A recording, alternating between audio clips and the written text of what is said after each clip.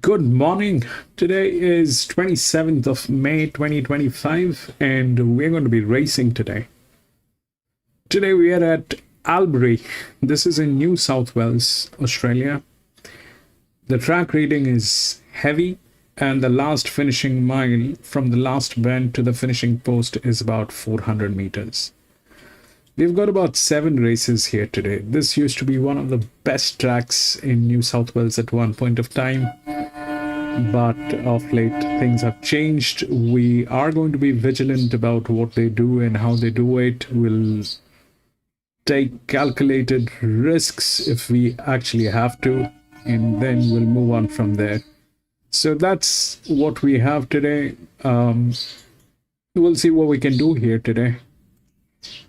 Welcome to Grandstand, and we do horse racing 5 days a week, and we do that in 2 steps. First, we try and identify the best horses through physics, mathematics, a little bit of understanding of horse racing. And once we have identified the best horses, that's when we take a look at the horses at the paddock when we get the live stream from the paddock or the gates. If we find that all the horses that we have chosen are looking good and good to go with, we stick to our picks and place our bets. But if we find that there are circumstantial changes or there are better horses at the paddock, we often step out or we make changes with our bets. It's horse racing, so we need to be vigilant. We need to be making decisions that are worthy and in favor of us. And that's exactly what we try and do. I've got 3 tabs opened in front of me. The first one is where we get to see the races. The second one is racenet.com, where we refer to the odds and the number of scratchings. And the third one is Palmerbet, where we take a look at the official winning numbers when the official numbers are published. So that's all that I have, and we'll see what's going on with the feed.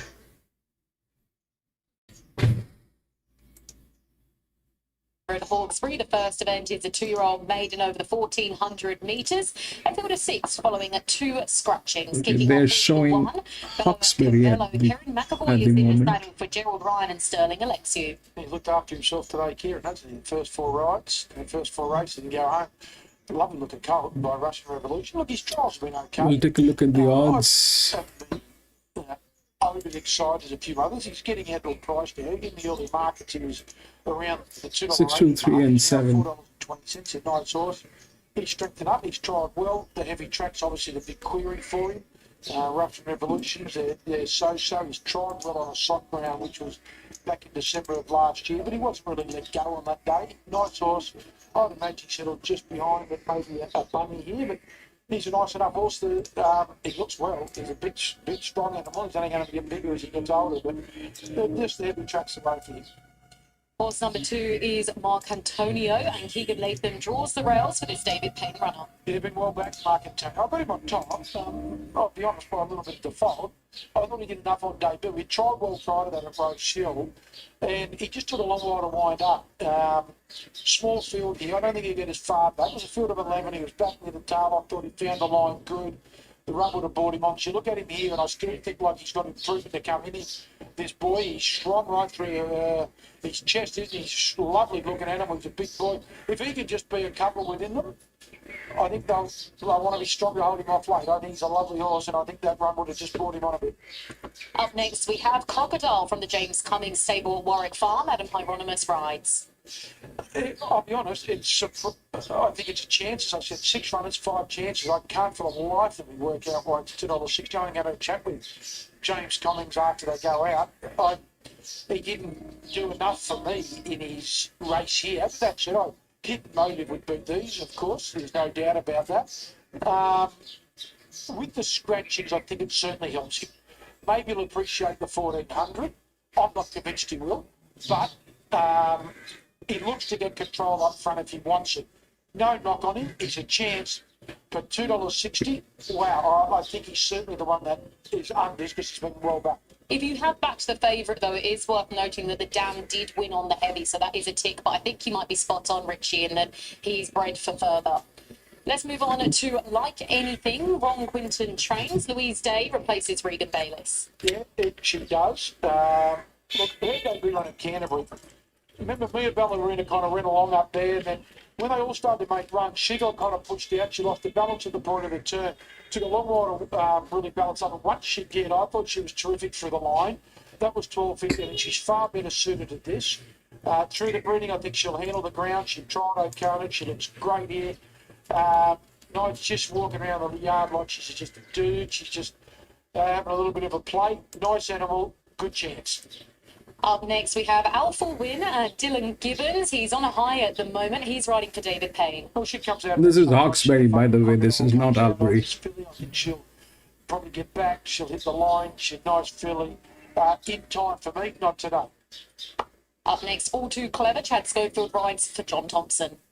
Well, she's had the 3 starts, and she's had the 2 of them this time in, and both have been on heavy tracks. Has she looked comfortable? I don't know. She's got through it, but I'm not convinced that she's comfortable. I think she was aided the other day by an absolute walking race, and the time suited her in that regard that she got a nice sitting behind her. She's got the natural early speed to put herself there right there with her. She did. I think she wanted to sit off Crocodile, but she's a chance. I'm worried about the real heavy track for her. Alex Nan joins me now from the John Thompson stable. Alex, you have All Too Clever here. She's a gorgeous filly. We were just commenting on how calmly she's parading. Is she like that at home? She is, yeah. She the start of her prep, she was fit. But she's definitely settled down, and today's probably the best she's paraded and handled race day, which is good to see. She looks really impressive in the yard. She's a beautiful build. She was 4th last start at Kensington. Are we expecting she'll find this a bit easier? Hopefully, yeah. We're questioning the track a little bit. She hasn't run on anything this heavy before, but if she handles that, then she should be running really well. I did dig into the breeding. I saw the dam handled the heavy, so I have everything crossed for you. And with the distance, breeding-wise, it looks like the 1400 suits. So she set up well today. Yeah, no, the 1100 just wasn't far. The 14 last was much better, and based on last start, she should be improving again. Did she struggle to pull up from that heavy 8? Did it take much out of her, or was she okay? No, she was okay. She pulled up, bounced back pretty well, back into her work, which was good, yeah. Set up perfectly for today. Thank you. Thank you. There's Alex. I've got James Cummings alongside me. Big fella, come over here. Great to see James here, mate. How are you? Good, thanks, Rich. How are you? Good, mate. First of all, we'll talk about this galloper, Crocodile. The scratchings, I suppose, the race, he might end up just being the bunny. Yeah, I think straight to 1400 with the pace that he showed in his second trial and in his first start, only over 5.5 furlongs. You could easily see him in the first two in this race. But that might be okay because he might be more comfortable being closer to the pace rather than restrained back there, particularly on a very testing heavy track. You think he'll handle the ground? Look, he's out of a mare by the name of Monogram. She's won Medallia d'Oro. She won on a heavy track at Randwick over 7 furlongs.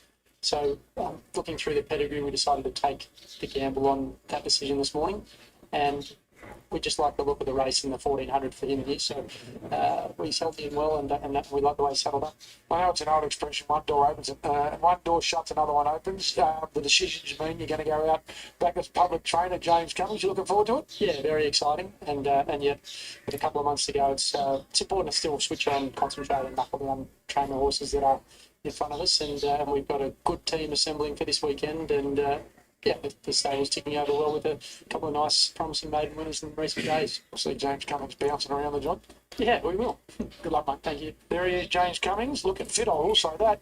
And he's got Crocodile here in the first. He absolutely does, and he's firmed in the market, Richie, $4.20 to $2.50. Obviously, the scratchings did help a little bit with that, but even then, it was just a nibble. He was always the firm favourite, obviously, with that soft draw. Mark Antonio, this was your on-top selection, and I tell you what, punters have well and truly listened. $5 into $4.80 this morning, now $3.80.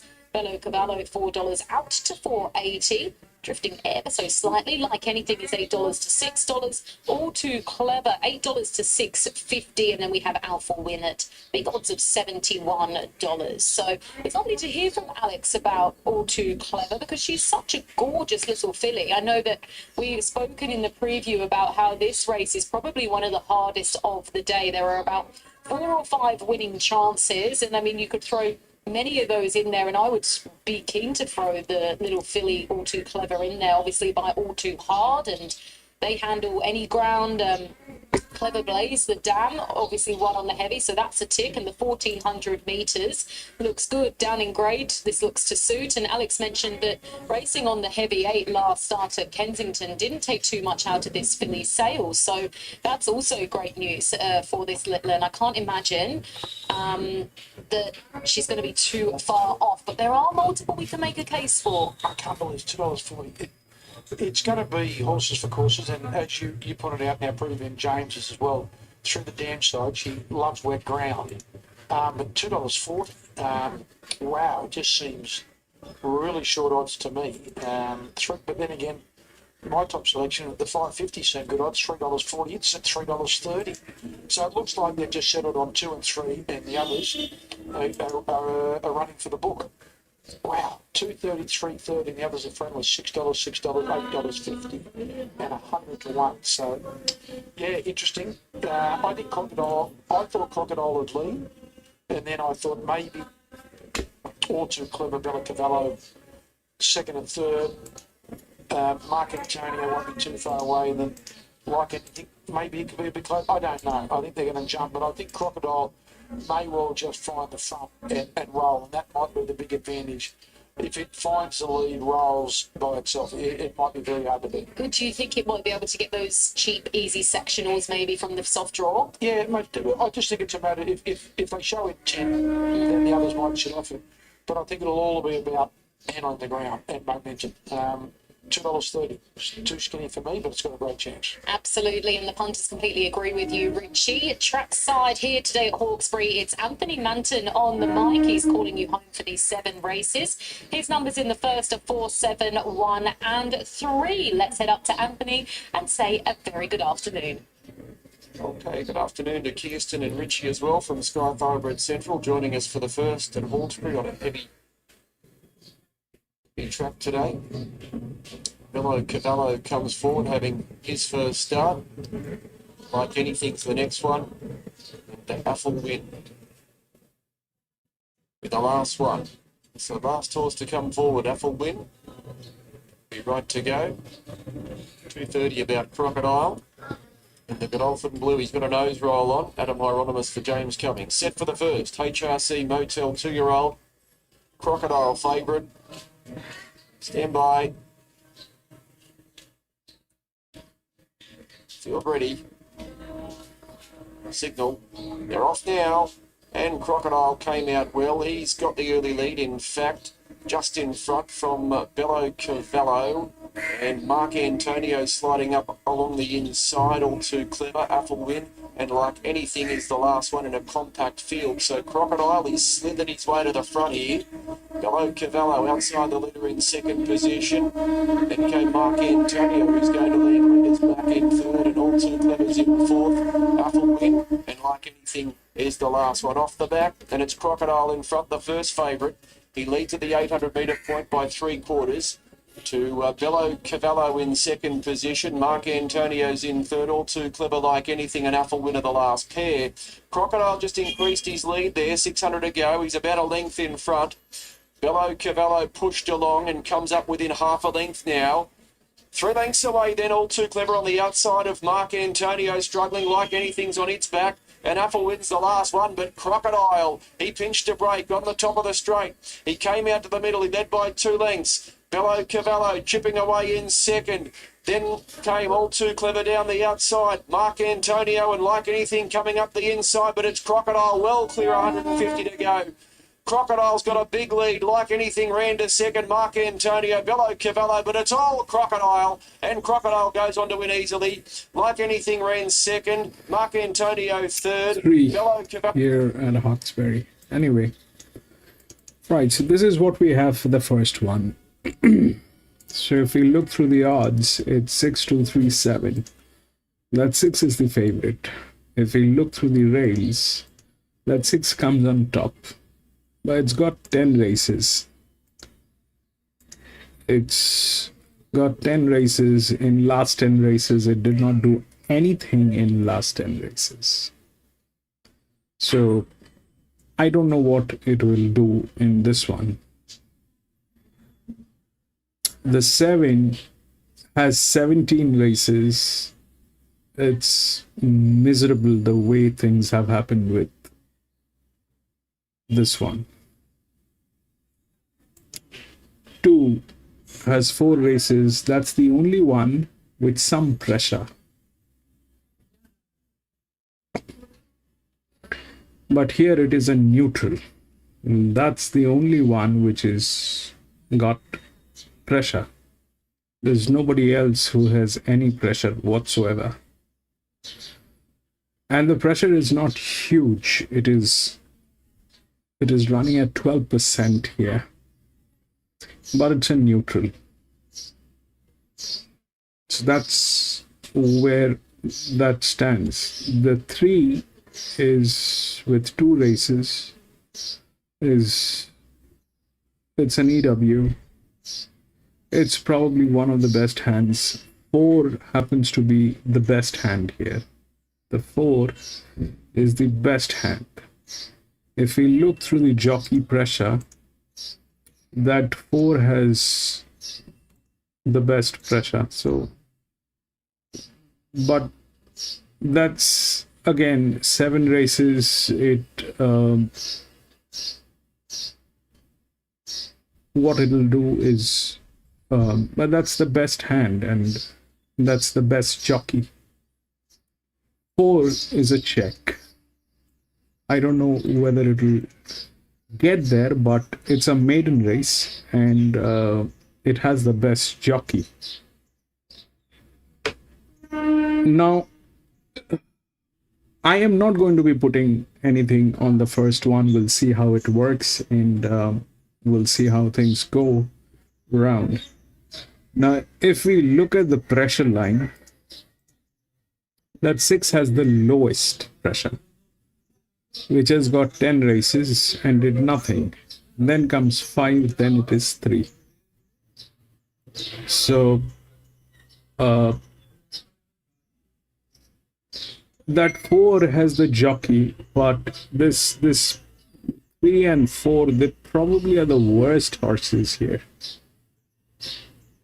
That 5 is the second one in line with advantage with the pressure. So if we look through the rails, it lies here. All right. Technically speaking, they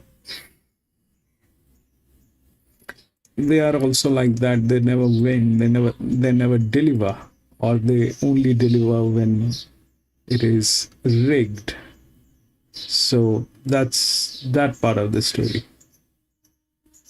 4 has a lot of arrangement today. It is one of the drifts, so it doesn't need the rail. It doesn't need the rails because it is a drift. It has a lot of arrangement. It has the lowest jockey pressure, the best jockey here, everywhere. That's the best jock here.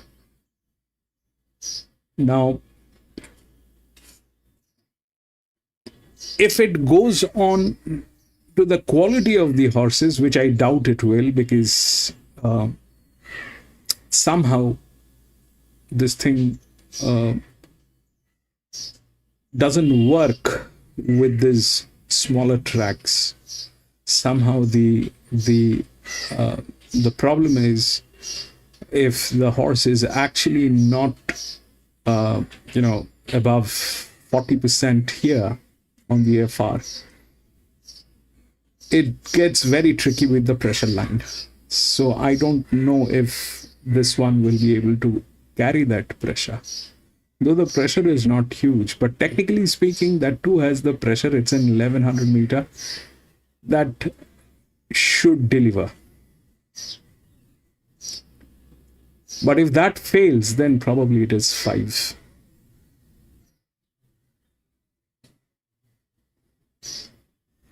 If that fails, then it is probably 5. It all depends on if this thing can handle the pressure. The 2. The 2 has a lot of issues. It is the second most worst team. They don't deliver. They have been doing races, but it looks like their finances are kind of stuck somewhere. The same is with 5, and it's a rural track, so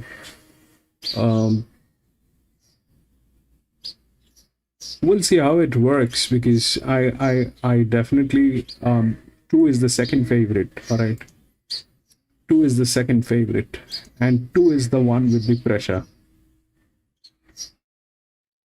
That's got some numbers going on. It is good here, everywhere it is good, but the problem is this, that it's a neutral. They're like that. That's what it is. And 4 has not done anything much, but it has the arrangement. It is the best hand here.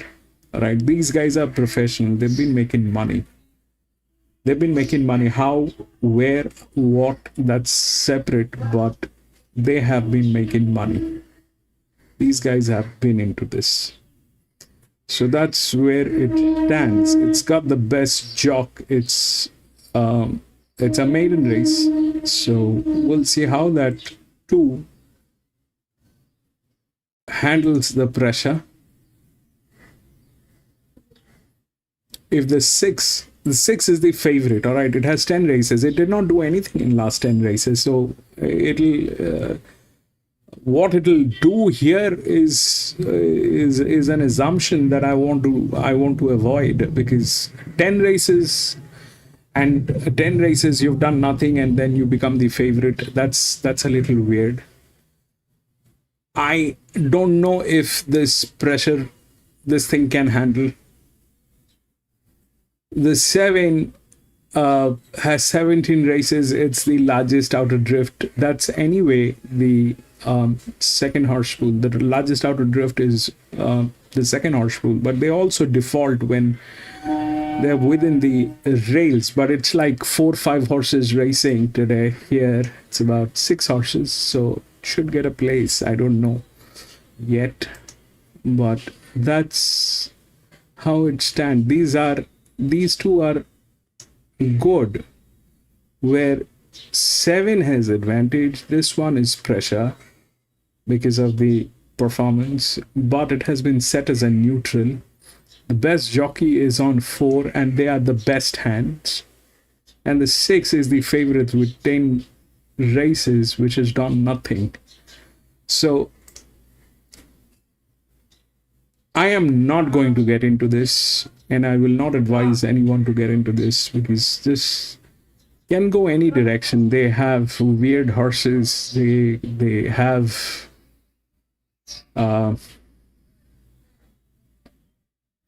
absolutely disastrous kind of a situation going on everywhere. The 3 is good, but that's one of the worst horses.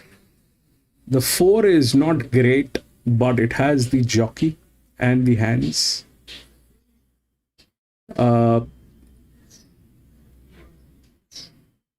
The 5 has the largest advantage after the 6.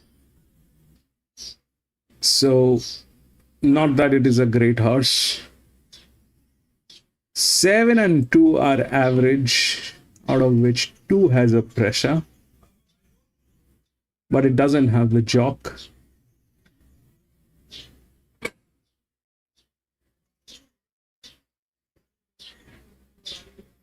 So that's where it stands. So best chances, if I mean, a maiden race is definitely about jocks. So that 4 is a possibility. That 4 is a possibility. But we will see how it works, because if the advantages kicks in, then these 2 have more advantage, but this is a bad horse. This is a slightly better with that, but they don't deliver. We'll see how it works. That is Albury. Sharing conditions here for this 7-race program today. We're on a heavy 8, but just with this rain, just light at the moment. Expect a few changes as we work our way through this program. We've got a few scratchings out of the first, but our favourite is right down near the bottom here, Miss Papilla. Having an 11th start. She hasn't been placed yet, but her last few runs have been quite good. She's in a 260 and our favourite, one of two runners, Michael Travers here. But we start the parade with number 2, Reef Road. Kerry Weir's runner. Been okay in recent starts, out to 340. Gets the blinkers first time in Nick Hay. Yeah, I think he's knocking on the door. He's holding his condition well for a horse that's had the 4 starts in his first racing preparation. I like the way he keeps finding the line. I'd just like to see him jump into the bridle a little bit better. He's been doing that, but I suppose he's in the 6-horse field, so he won't be too far back. But if he gets through this heavy track, he's got to be one of the main contenders. 3 is 7 Hay, inside draw Jason Lyon, Ronnie Stubbs, into 460 from 550, and only been lightly raced so far, and finds the same track. Looks okay. Yeah, it does. I thought the first up run was better than what it reads. They took it down to Wangaratta where he started 30 to 1 and he travelled about midfield and he copped a check mid-race, which saw him get shuffled right back. But he kept whacking away down the straight, so he looks a little bit one pace, but this heavy track might help. 4 is Collarette. Blake McDougall, our favourite in the Jockey Challenge, will ride us. Third up from a spell for Kevin Hanley. It's got to be a bit of a chance, and since Marcus opened this morning, she's seen a bit of support. She's third up. I thought it was an improved run, second up at Albury over the 11.75 where she got up on the speed and she sort of held up at the top of the straight, but she battled well once clear. Now, I thought her best 2 runs were the first 2 starts, both on heavy tracks, so I think this heavy ground, being an on-speed runner, brings her right into this. 5 is Iconic Rose, $13 chance Jake Duffy, and you can tell us more about the trainer Doug Gorrell. I've never seen anything like it today, Kayla. I'm absolutely shocked. And he lives, how far away is Mulgrove from Auburn? An hour and a half. An hour and a half. I can't imagine it was that much warmer there, but he's turned up in shorts today. Unbelievable. Silly. Yeah, she's certainly not overset here. 3 starts, she's ran 8th in all of them. She's quite a nice type of horse, a lean thing, but she looks really well. I think she's been running on well from back in the field. She comes back to the 11.75 from the last start when over 1400, which she may find this a touch sharp, but with good fitness on the side, that's going to help her on the track. The 6 is the great Mr. Pia, a great horse on a great day, they say. Michael Travers trained our favourites in the 260. I thought it was really good last start, getting up the inside to run 450. I agree, and they ran her a little bit quieter there. 2 months prior to that, she's right up with speed. And she wasn't finishing off quite as well, but off the back of that quiet ride, she attacked the line. Now, she has had one start on a heavy track in the previous preparation where she was beaten under 3 lengths at Sandown, so I think that suggests she gets through it well enough to be winning here. The stablemate is Santalini. Rebecca Bronick Prag rides this one, a $6.50 Oh, chance. gee, she looks well, doesn't she, this horse? Just right up on her toes. This bet got aboard. She's a horse that's never finished all that far away. She has ridden some really good races in tougher maidens, but she's at start 18 today. My late male, the favourite, although she's on the drift slightly, the 6, Miss Papilla. I think from a gate in the small field, they'll get the chance just to cover her up, but she won't be far away from the speed here. And as I said, I think she gets through the heavy well enough. From the 2, Reef Road, if he gets through the heavy track, he's going to be a real danger here. Aim for third, I put the 4, Collarette, one with heavy track form. Her best run, as I said, was second at Newcastle early in her career. And in for 4th, I put the 3, Savahay, giving a chance in a race with a lot of depth. Yeah, you need a fit horse, and Miss Papilla is certainly that. She raced here about 11 days or so ago. It is our 270 favourite. It is the one I like. From the 2, Reef Road, Blinker's first time, pretty good in a couple of starts for a race like this. The 7, Santalini goes in, and the 3 as well, which is Savahay. Runners on their way around to the barriers for the first. And they're around at the barriers right now, about 3 minutes off a start. Reef Road's just drifted out from $2.30 to $3. It's one of the main dangers to Miss Papilla, who's our favourite, $2.90 to $2.70. Not really too much support for anything else. Savahay's $5.50, $4.85, and Sandalini is $6 and steady at that price. Most Spirit was a scratching in Slay Queen. We had a lot of scratchings today. Multiple runners for a few trainers. And James Tate, our caller today, is with Miss Papilla, as Kayla is, and so am I. It's the horse you can see on the screen there. Unusually, we get a horse that's been unplaced in 10 starts as our $2.80 favourite, Brittany Butt, who rides this horse. Won the maiden here the first race last meeting on American Russ, who took 38 starts to win a race. So there's hope for Miss Papilla. That's exactly right. Be interesting to see what they do with her here. As I said, the previous 2 runs prior to last start, she showed great speed to lead, and she's pretty quick out of the gates, but she wasn't finishing off her races as well as what she did off a quiet ride last start. So you would expect them to try and cover her up, but in a 6-horse race with not a lot of early speed around her, she could just very well land in front, which I probably prefer to see a box seat, especially with this cutaway today. They're all going to get their chance as long as they get through the wet ground. But it'll be interesting to see side of that a bit of speed. I think they'll try and ride Sabahay a bit closer. So I think from a good draw first up at Wangaratta, he did try to hold a spot, then he just copped a check, which is what saw him get back. But from barrier 1, he looks a bit one pace. So Jason Lyon could be a bit positive on him, which would see him roll forward. And Colorette is the other one that's got a good early speed. She set up outside the leader, or behind the leader, last start. And it was an improved effort, I thought, second up, being just under 4 lengths. So if she rolls forward, fit, third up, and gets through the wet, she could be the main danger. So the rail out 3.5 metres from the 1,200 metres to the 350, then the cutaway applies. Blake McDougall, our favourite in the Jockey Challenge, will ride Colorette. $2.90 our favourite, the 6-year Miss Papilla. It's had the 3 runs from Michael Travis. It's 4 for him today, and the 11th of its career and yet to be placed. It's our favourite ahead of the 2, Reef Road. Blinker's first time, Kerry Weir's runner. A couple of its runs have been okay. It's got form around Christmas Star, who we mentioned in the preview, won again at Canberra the other day. So it's 2.30 up to 3.10. And then we go down to the 3, Savahay for the locals. Draws the inside. It is a $5 chance. And Iconic Rose is $12 to $11. Raced by the Rosengreens, of course, over there in Wagga. And Doug Gorrell, the trainer of Iconic Rose, bred by the Rosengreens as well, out of their mare Jesse's Miss, and by Prized Icon, who's had plenty of winners in recent times, stands out there at Kringle Stud. So Miss Papilla, our favourite, about to load up. Reef Road's there as well, and James Tate's going to call all the action. Here he is for race 1. Only beat 1.4 lengths here last start 11 days ago, Miss Pepper behind Heavenly Kiss. And it's going up riderless there now. Ricky Butt is the rider. Sandalini, Reef Road, Colorette, over 3 away from the line. Iconic Rose has gone in. And now Reef Road, place 2 from 4, comes in now. Thanks very much, Andrew. Sky Racing joining us for race 1. Albury, the border bound ag country boosted maiden plate. 11.75 the trip. Colorette to complete the line. Goes up to barrier number 6. And Blake McDougall in the saddle. Miss Pepper is the favourite here. Tuna, welcome back, Tuna. Stand by. They're set. Ready? Away they go. They broke in a great line and Colorette came out running. Takes the early lead. And they're going up on the pace also is Reef Road with Miss Pepper. So a line of 3 early on in proceedings as they go past the 1,000 metre mark.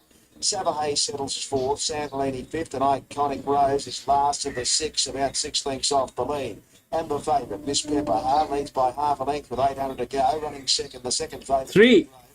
2 next to Colorette, who goes around Savahay, a length and a half Sandalini, and Iconic Rose the last one. 6.50 to run, Miss Pepper is the leader by 3 parts of a length to Reef Road. 2 lengths to Colorette, Savahay pushed along 4th, the inside from Iconic Rose. And Sandalini the last one as they straighten up. 4.20 to go. Miss Pepper is the leader from Reef Road. Savahay goes for an inside run. Then Colorette. Sandalini the widest runner. It's Miss Pepper in front of Reef Road. Savahay's running a race along the inside. So too Iconic Rose and Sandalini's coming down the outside. Savahay takes the lead here from Iconic Rose. And then Reef Road boxing on okay, but Savahay in front of Iconic Rose. Savahay nicely clear in the 3, 5. Savahay goes on to beat Iconic Rose. Reef Road. Brilliant, Adaman. And last in the 6 was Colorette. So Savahay takes it out from. There you go, horse number 3, the local hope. Savahay for Jason Lyon and Ronnie Stubbs has been able to win at the 3rd start of the 3-year-old's careers by Yes, Yes, Yes. So very well named. Part owned by, there's 4 owners in it actually, and Mrs. Stubbs is in it as well, and some regular owners there, and hadn't really set the world on fire before this in a couple of stars, but it has paid $5.60. Iconic Rose, best run of its career, well done to the Rose and Greens there, much improved performance, unplaced in its previous 3. It has run second and pretty close for the mine, there's not much between a few there. Our favourite, Miss Pepper led and weakened on the line. It looked like Reef Road was able to get up and run second. So our winner pays $5.60. $4.50 for Iconic Race. Roof Race battled on okay, but I don't think we'll take a lot out of that one. No, I agree. But that was a good effort. Good ride too by Jason Lyon there. They actually went quite quick, and there's a few 5, 2 and 7. speed there, which saw him box seat. I thought he was a gelding that looked like he was a little bit one pace. Yeah, Tuna, the first one. Congratulations. Win quite comfortably, as he said. The fight was much improved. So what happened? The 3 went through as an EW.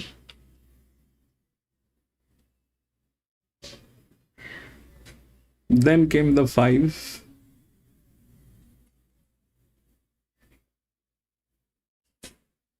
Then the 2. Then the 7.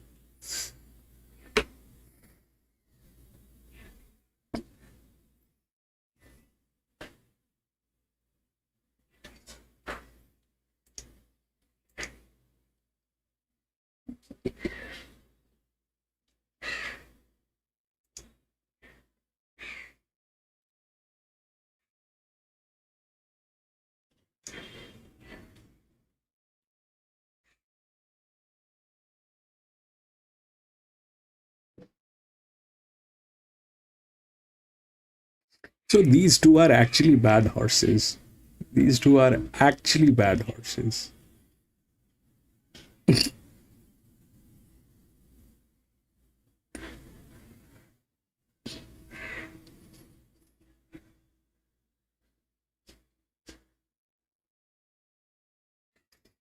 We'll go to the next. We'll see what's going on with the next.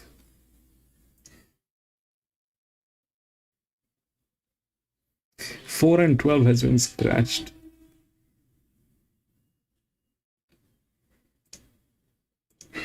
Two, 8, 1, 11.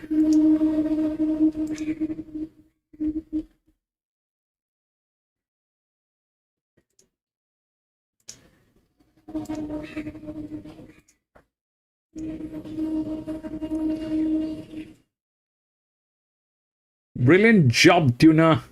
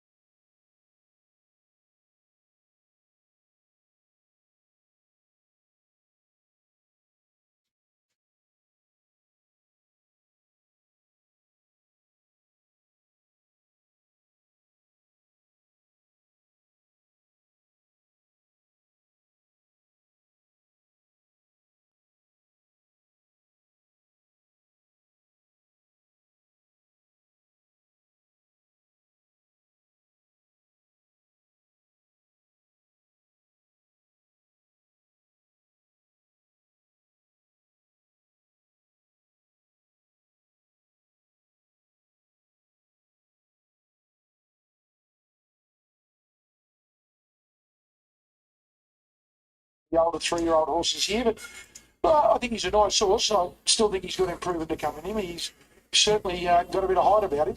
And last but not least, we have Our Queen B. Kylie Gavenlock is training. Molly Fitzgerald claims too. She's only had the couple of starts. Obviously, she gets the 2 kilos off for Molly. Nice filly. She's had 2 runs in weaker grade than what she meets here this afternoon. This looks a tough ask. The heavy track might bring the others back to her. I like 2135. I'm keen on Harry's Evidence. I've got it on top. The big danger's Columbia Blue. The betting suggests one of those 2 will win. Third pick, number 3, Namara, and 5, Missy Lee. I'll tell you what, we might try to. I did an interview just pull the mounting up with Joe Pride. Off the back of that, Kirsten will have Sterling Alexio alongside. Here's what Joe Pride thought. Next chance, Columbia Blue. Columbia Blue, Joe Pride alongside. We've got Hippo on board. He broke the first winner. Yeah, it's a great jockey in the Adam. I really like using him. He's been one of my better jockeys for the past sort of 6 to 12 months. So. He's certainly got I think a lot of trainers are really coming around to Hippo. Yeah, no, a strong rider, and always puts horses in a forward position where he can. And I think that's a big advantage. What about this horse, Joe? Columbia Blue was good on debut. Yeah, he was. He's brave. He battled on well. He trialled well on a wet track prior to that, so I'd say the ground won't be a problem for him. Positive out of the gates. Yes, yeah, we'll try and be right there. I mean, taking a small field, but we'll try and be right there. Nice enough horse. Yeah, I think he is. Yeah, it's the right race for him. Good luck, mate. Thank you. Well, Sterling Alexio joins me now. He's got Harry's Evidence here. Sterling, just the one trial at Rose Hill that we really want to focus on here because, my word, Kerrin asked this gelding to quicken a little bit and he quickened. Yeah, he's always had his good ability. It's taken me a fair while to get to the races. But he's had a good grounding.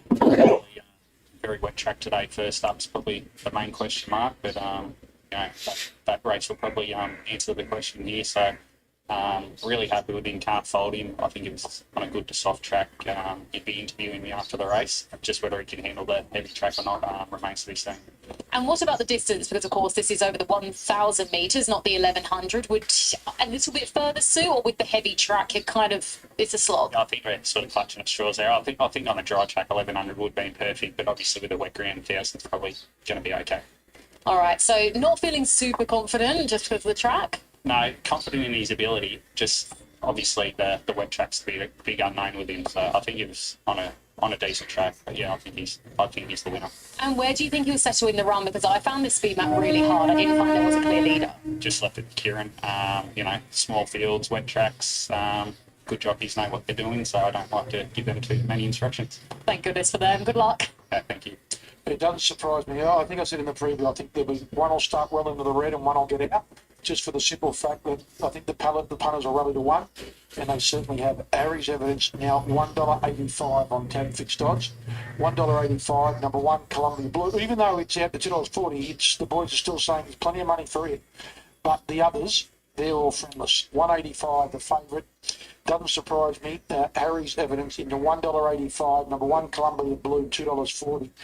Yeah, I wouldn't imagine Kieran on Harry's Evidence will want to be giving the top one too big a start. I think Columbia Blue will be positive. They're the two from 1. The rest of the bookies are cheering the other 4 runners. I'm in the corner of number 2. And I think, what is funny, I think Sterling said exactly what I thought. I think you're only betting on whether it handles the track, because I really think this horse is a real nice horse. A real nice horse. I loved it, what he did in his trial. He just looks, he's got that bit of presence about him. He's now just got to be able to do it on this very wet track. I'm hoping he can. I bet accordingly, and I'm hoping so. Well, that is the question, isn't it? The track. I tried to have a deep dive into the breeding of this horse to see if it suggests that he will. The dam did win on the soft, but she was untried on the heavy.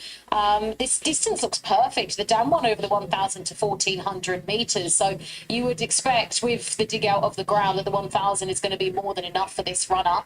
If we were to take these top 2 out the market, is there a roughie that you like? Well, I think 3 and 5 the next big, that you're not being clever. I didn't think the 2-year-old would try well enough for 7. But and look, the breeding, $1.80 now, $1.80 now, number 2, Harry's Evidence. Oh, like the old saying that Dawn Fraser's sister couldn't swim, and my little brother Steve's professor of game theory, I can't add up. So breeding, and we're full brothers. So it helps. It gives you a great guide, but it's not foolproof. 185, 240. They're the 2. Look, and don't forget, the 2 did a super job on debut at Kembla Grange. They beat the third horse comfortably. They were strong. It's just that I'd have to say that obviously Gerald and Sterling with number 2 here back into $1.80. So they got to 80 from 185. And yes, I got the text message, boys. As soon as they did, they just rolled back in again to 180 when a few bets came rolling through for Harry's Evidence. So 180 and $2.40. Both have been well back. And it's only been dribs and drabs, not even nothing to mention. You could buy a hamburger with what's on the other four. That is so true. Just before we head up to Anthony Manton, my question for you is, when you're backing a horse on a heavy track, would you prefer them to already have that race fitness? Does it put you off when they're fresh up?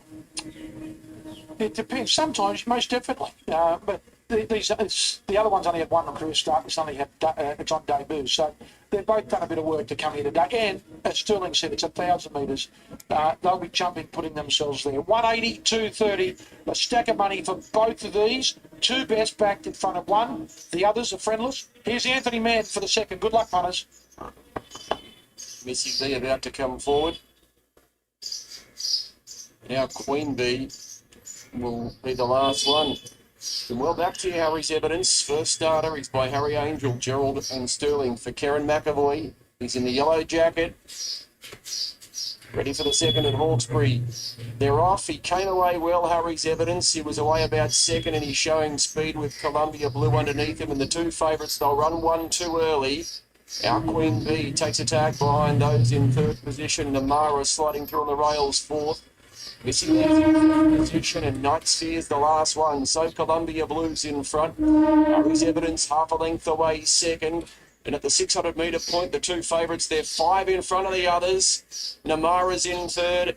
Our Queen Bee, Missy Lee and Night Sphere tailed off up to the turn. The two favourites, they lock horns here. Columbia Blue and Harry's Evidence, they're well clear of the others. Harry's Evidence ran up to Columbia Blue and he's hit the front now, Harry. Harry's Evidence at the 200. He's in front from Columbia Blue. They're well clear. Harry's Evidence, Columbia Blue. Columbia Blue fighting back here. Harry's Evidence is wayward and Columbia Blue's regained the lead. And Columbia Blue goes on to beat Harry's Evidence. He didn't get it right there on debut, Harry's Evidence. He was all over the shop down the straight. Missy Lee's run third. Namara's run fourth. Night Sphere and our Queen Bee. 1, 2, and 5, the numbers there. All right, this is the second one at Albury. If we look through the odds, it's 2, 8, 1, and 11. 2 is the favorite. If we look through the rails, that 2 stays there. The 6 was there, but 6 had 10 races. It did nothing. Here, this is where it stands, but it is a drift. It's a drift. So now the thing is, if this is a drift, it's definitely there, but how?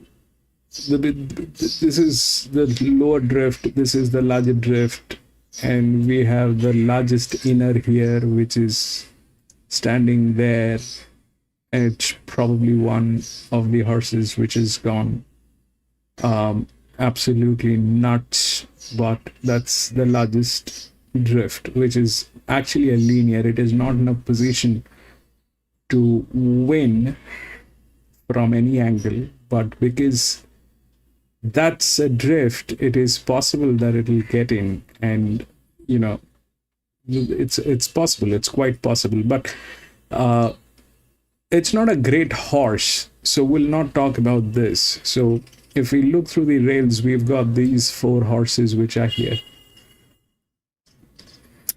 Now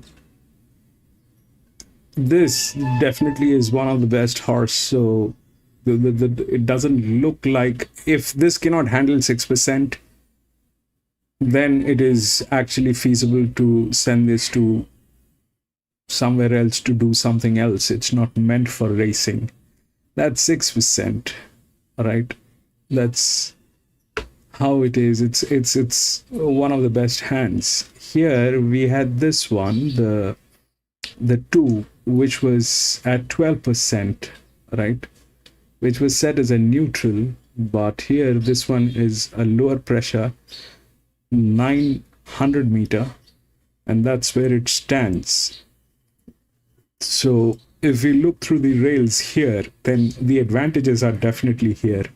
The rest are possibilities that might get in, might not get in. If we look through the gate numbers, it's 7, 6, 8, and 9, 6, 7, 8, 9. So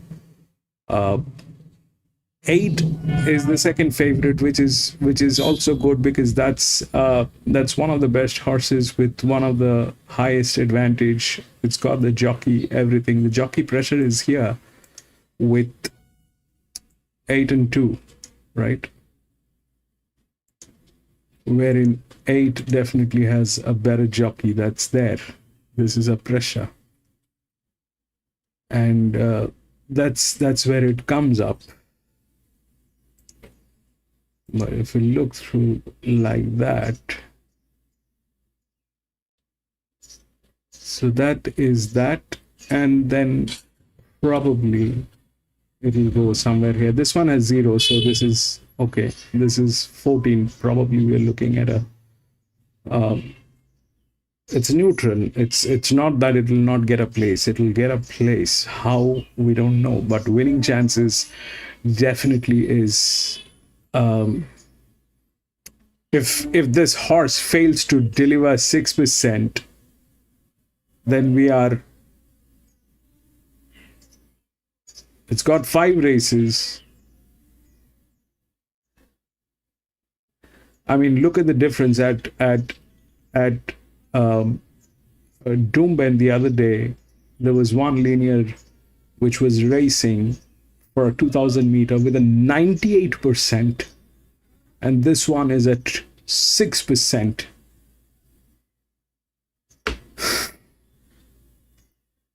And that 98% actually won.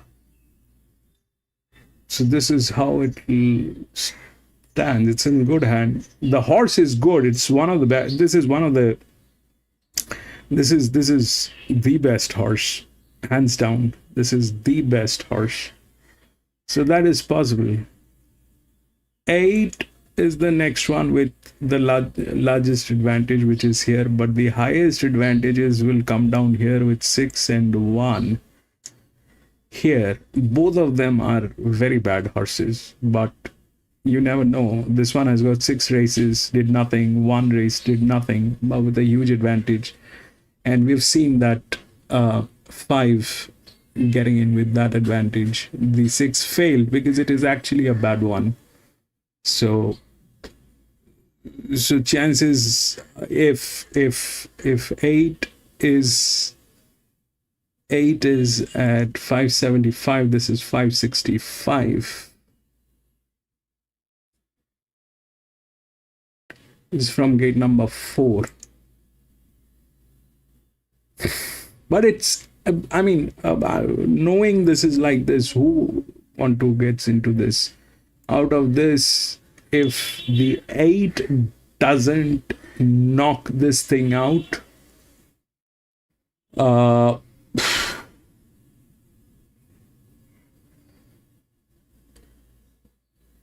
so 2 came in third, all right. 2 came in third in its previous race.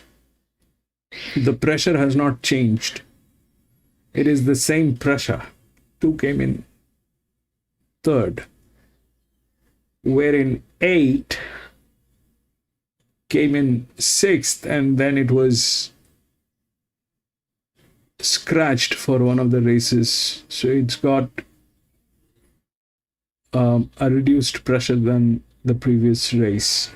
So but it came in 6th and then it got scratched. The other possibilities that might work is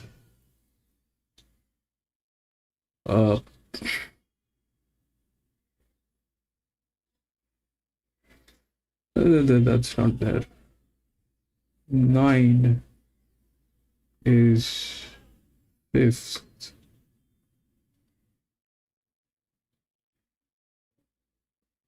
Will not get there, will not complicate things, but more or less the game is here. So either that 2 wins or that 8 wins. I'm going to go with the 2. If this thing cannot handle 6%, this one should be sent to draw cards. Horse cards. This cannot be it.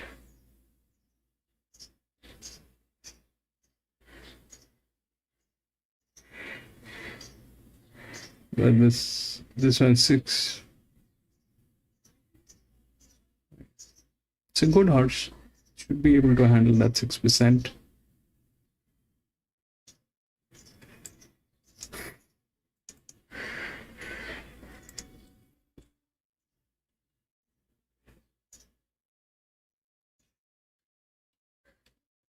One and 3. Hey, it's a maiden, Tuna.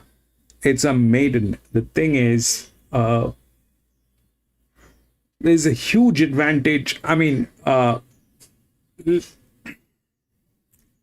so if you look what's going on, 2 has 6%. All right, it's a promising horse. It's a promising horse. It's got 5 races.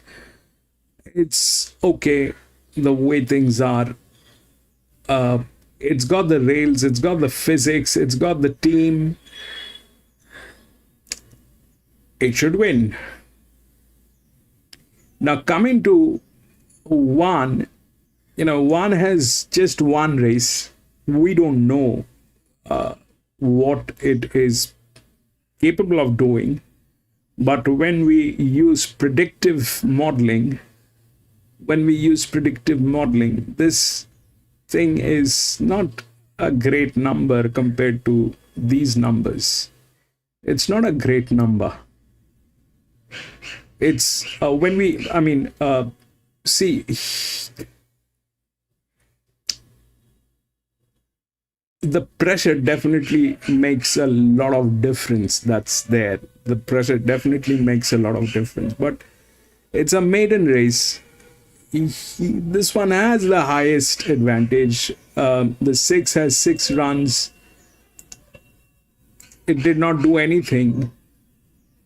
The 1 has 1 run, and it has that advantage which is there.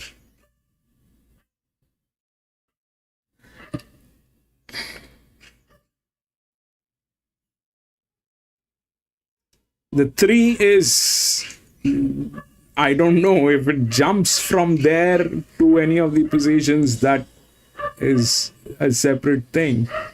But is it possible?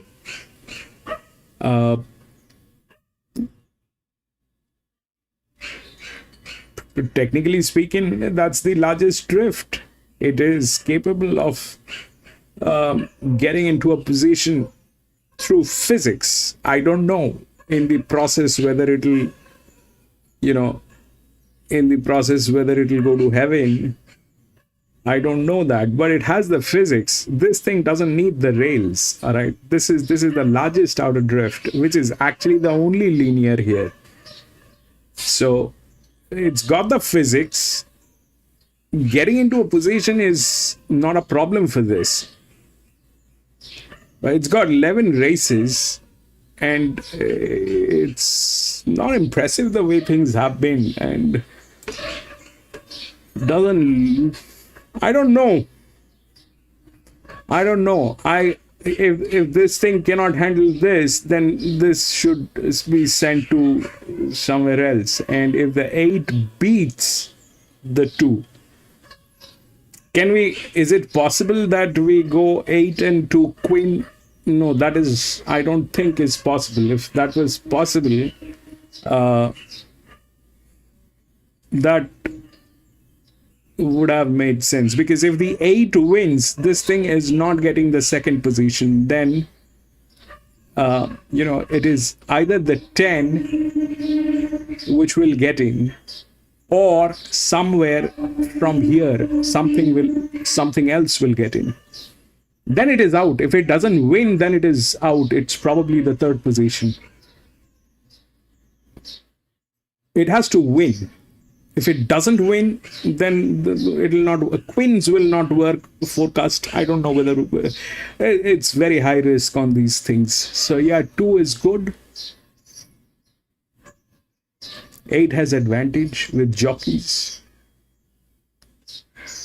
and that's more or less how it looks like. 7 is like 76% down, so they don't deliver.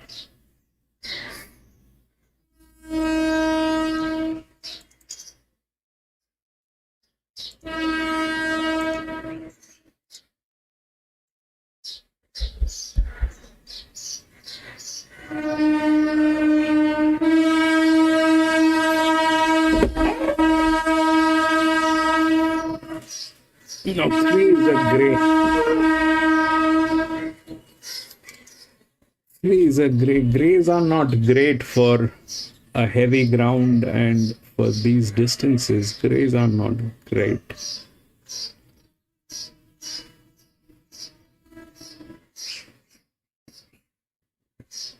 Lee, welcome back. We are back doing the things, the silly things that we do.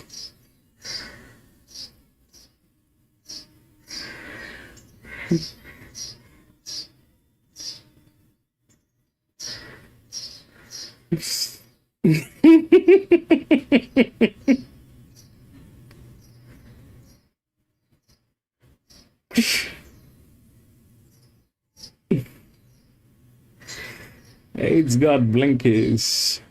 Man.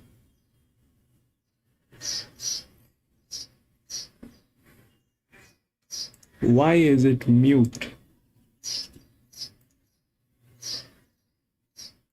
Not me, it's them.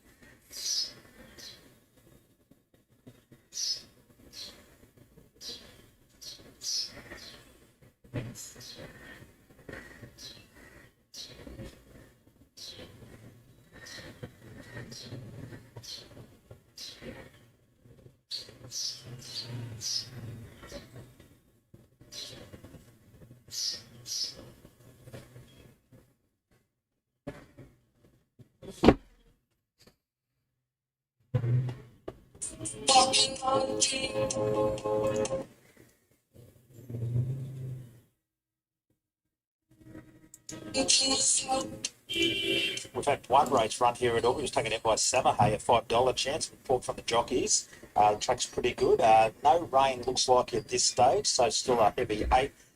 About 10 minutes or so off a start for this 900 metre Albury Plumbing Maiden. Top one here, barbecue sauce, $7 chance, second start for the Haystack.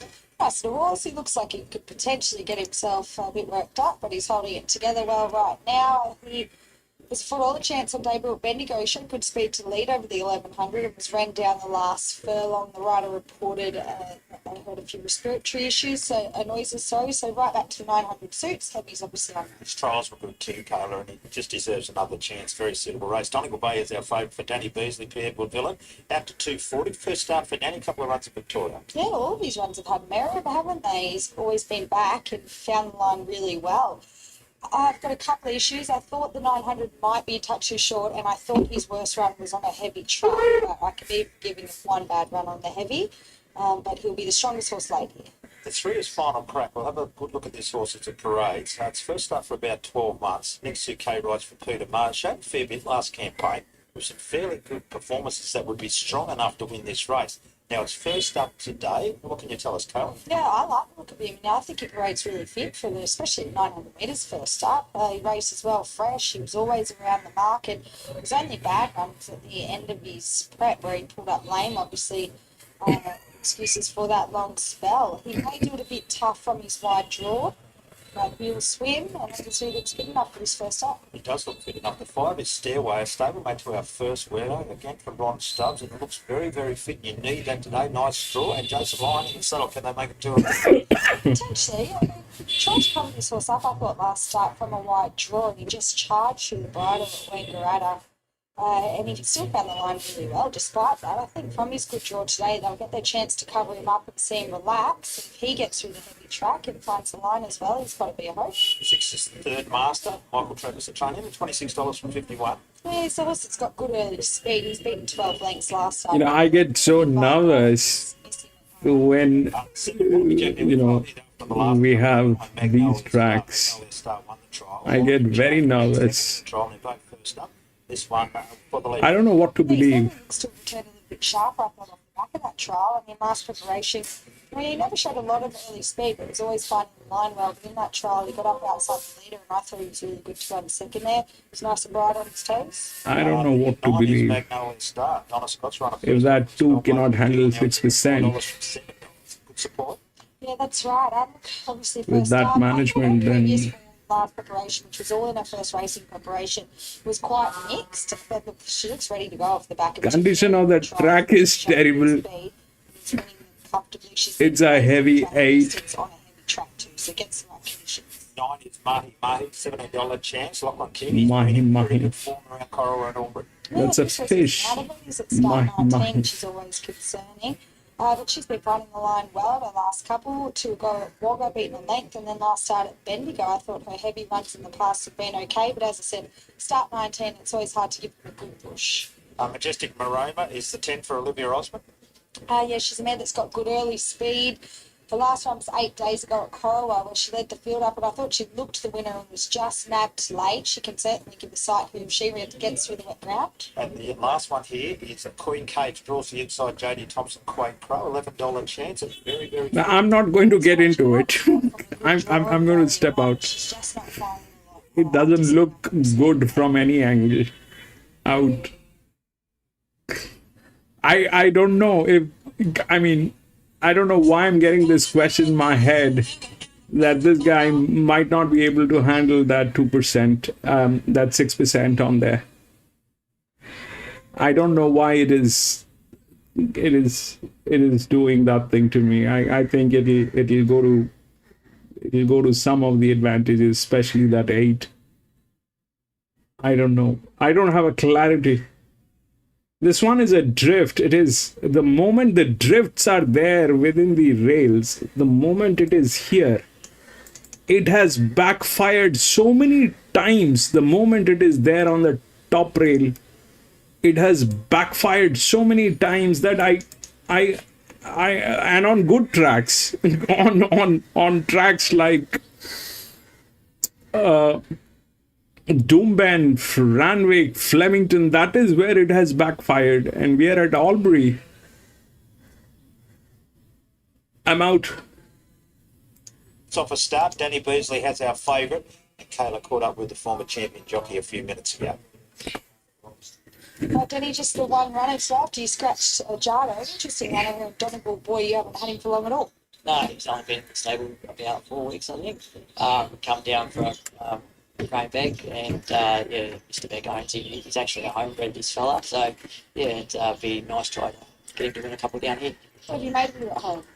It's a pretty interesting horse. He's a lovely temperament horse, beautiful, big, quiet fella.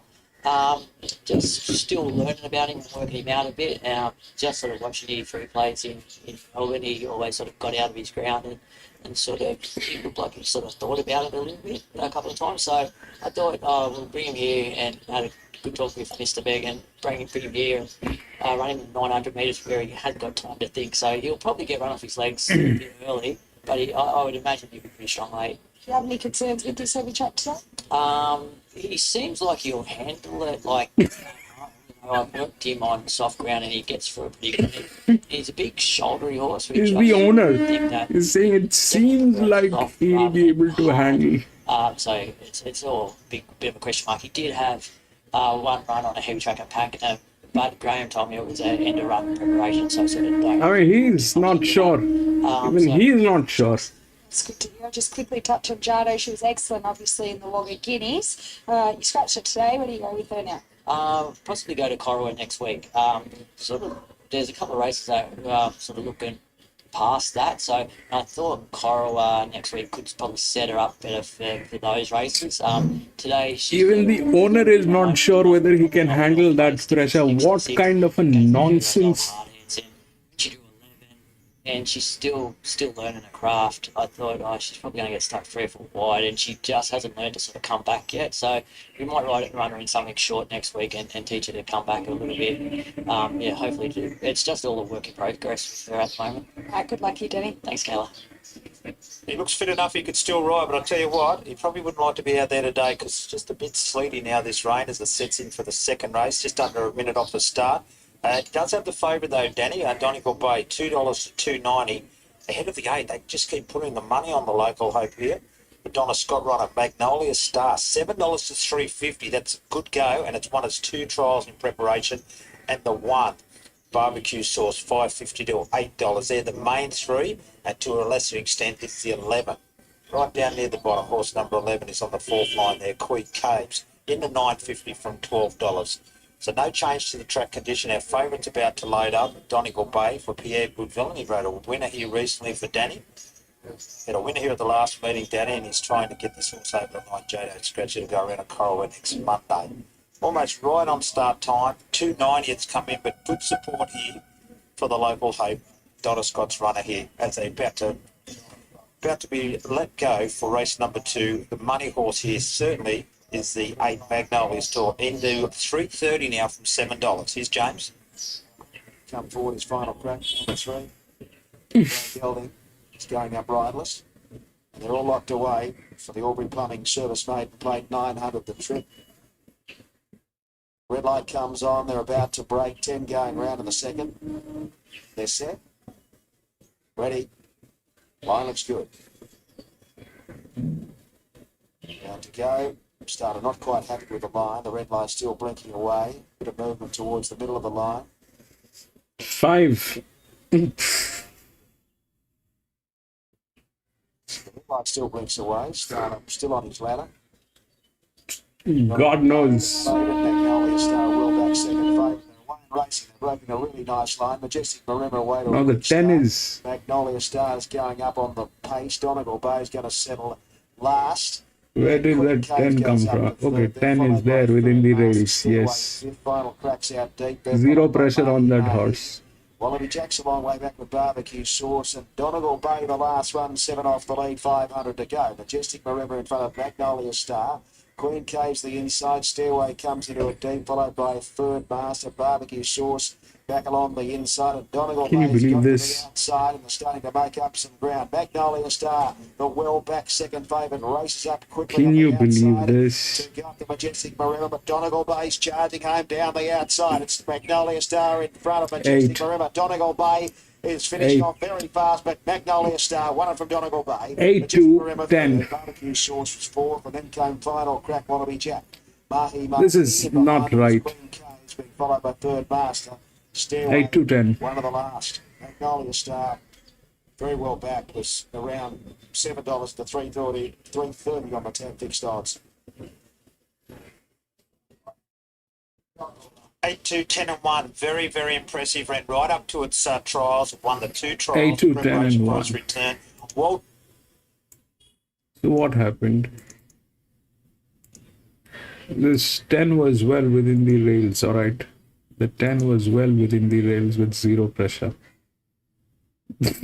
This is what happened. That cannot be a queen. We spoke, but it became a queen. Because that 10 is even worse. 8 and 2. And 8 came in. And then 1.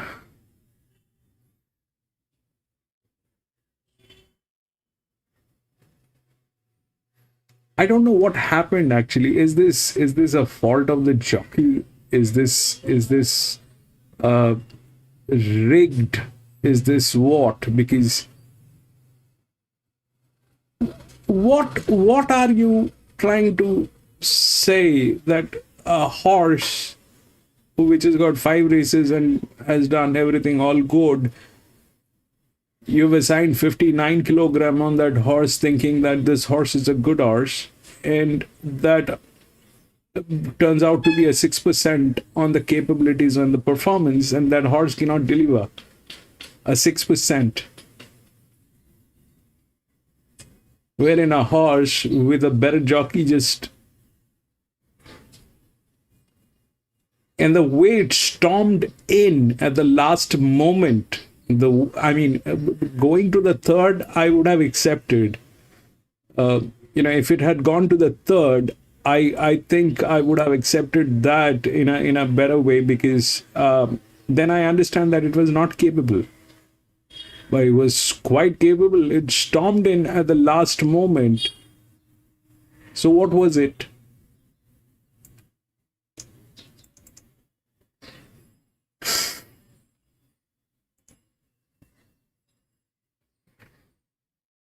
Three, 5, 9 has been scratched. 8, 2, 4, and 7.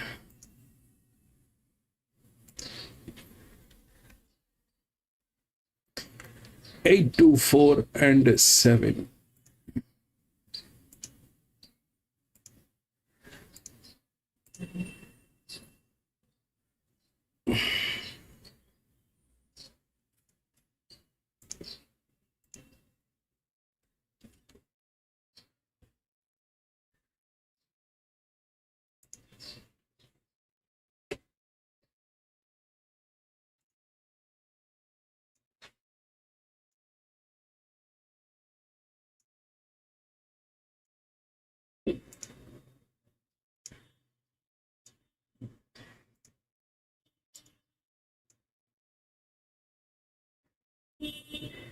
Big plays, he's probably getting out the nice odds. In the saddle for this Rodney Bailey runner is Jenny Duggan. It's the 3, reins it paws.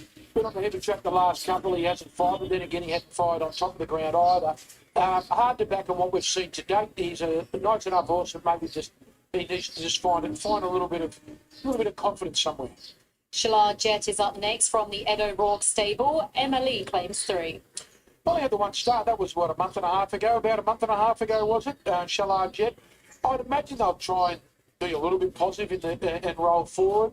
That first up run, set on top of the speed, was under pressure a long way from home and stopped. It was at the mile, at the 1500. I know that he probably wants a little bit of trip, but I just thought maybe he might come back and trip, but instead he's gone up 100 metres. I don't want to back him yet. Traveller up next for Mitch and Desiree Kearney, and Winona Costin rides. Good people, Mitch and Desiree Kearney. Blinkers have come off. There's only had 2 runs since joining their stable. Been comfortably beaten in weaker grades. I reckon this is a home track. The type of horse that I've seen them get so often. There's a few runs, and then when it's ready to go, they'll find the target outside of town. This looks a tough ask. Number 7 is at Diamond Show. Karen McAvoy, Brad Witter. Clearly the one to beat this village. Karen's had 2 good chances. Nothing wrong with the horse. They've run 4 second. She was good. Okay. She was okay first up at the short trip over 12.50. Maori Chief made the form look good. Gun River ran second runs tomorrow. Charaloy, well, he was beaten when he went off that door. It didn't run off the track. Went out looking for better ground the other day on the Kenzo track. And then she went straight to the mile. I think the winner gave good Bellamont tenor. She was good beating them. I think she'll love that run under her belt. She strips a lot fitter here on her home track. Off her last run, she's clearly the one to beat. But she won't be in front, but she won't be too far away. Taking the reins on Juliet's balcony is Chad Lever for Karen Altrim. Yeah, I like Karen. She's a lovely lady, does a good job with her horses. Just Philly probably hasn't shown enough as yet, but that said, she's by Castelvecchio. She's now getting up to a trip that she might just appreciate. So let's hope she can do something. Murphilly, number 9, Mitch Bell and Kylie Gabenlock. Well, the one thing about Murphilly is that you know that she's going to handle the track. But now I was just talking, I want to do is I look at the times, and I'm just going to check.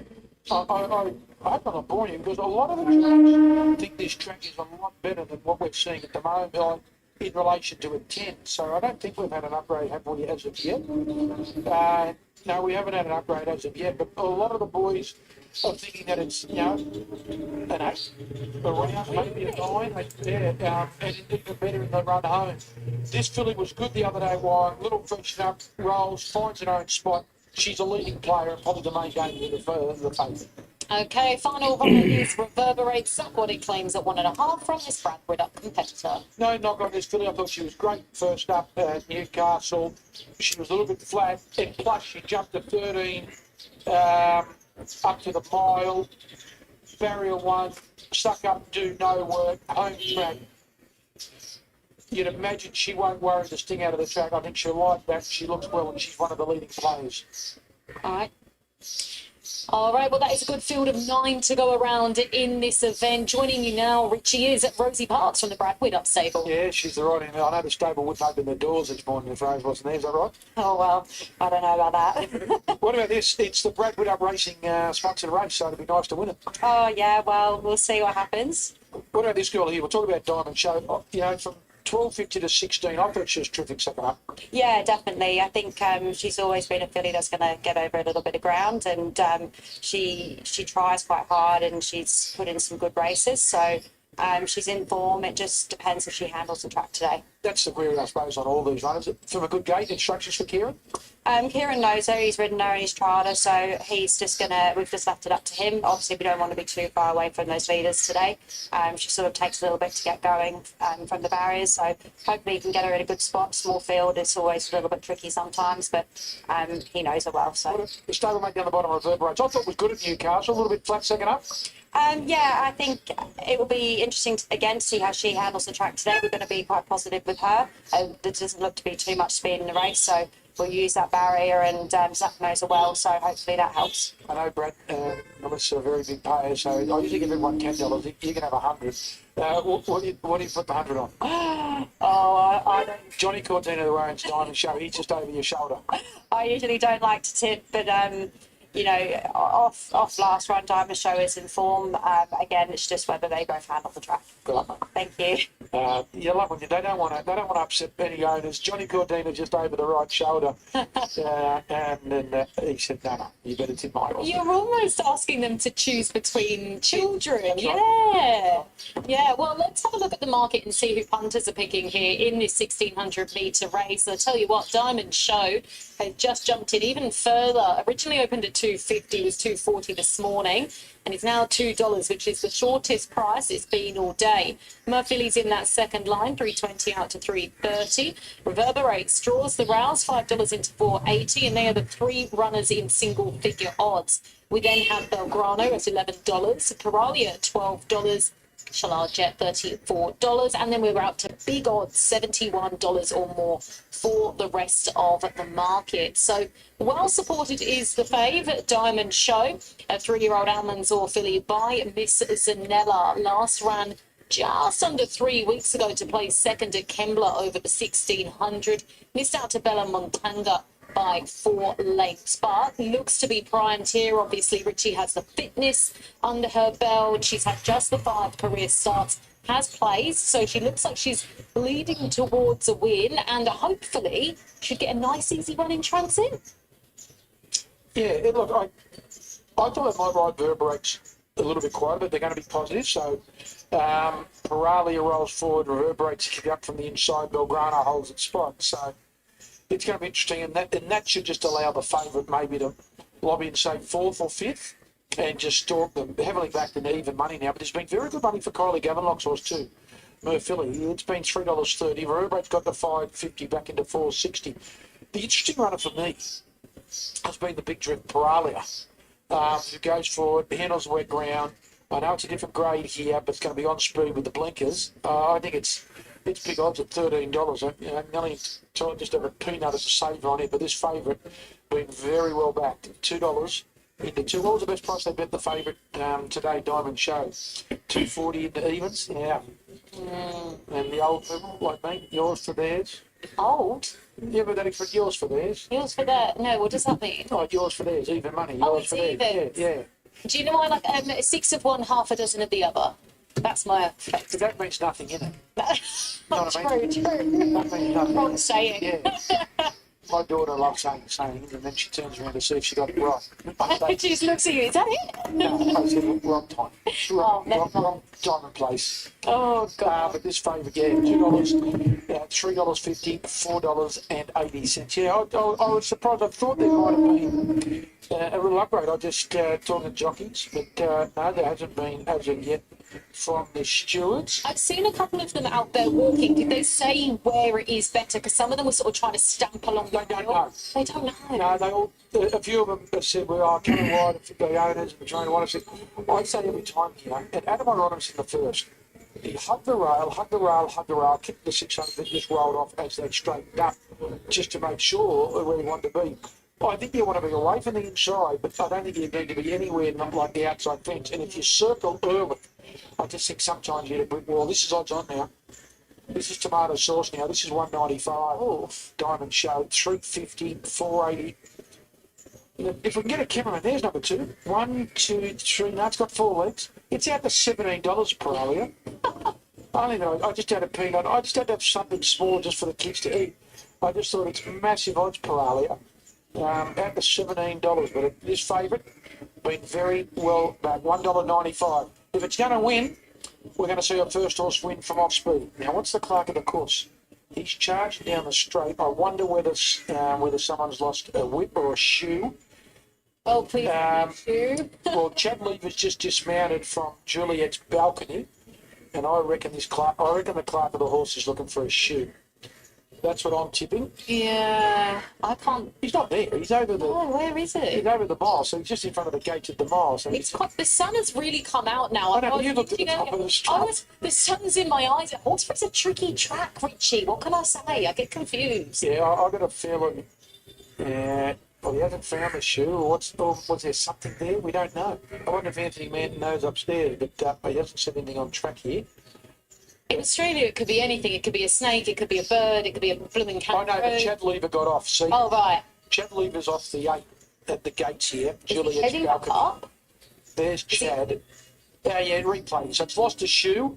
I'd hesitate to say that it's lost its shoe, and the clerk of the course was down trying to find the shoe. Like Cinderella. Yes. But he'll have plenty of Oh, spare but it's called shoes. Juliet. There you go. Not Cinderella. Yes, Juliet's what? Balcony. Like Romeo and Juliet.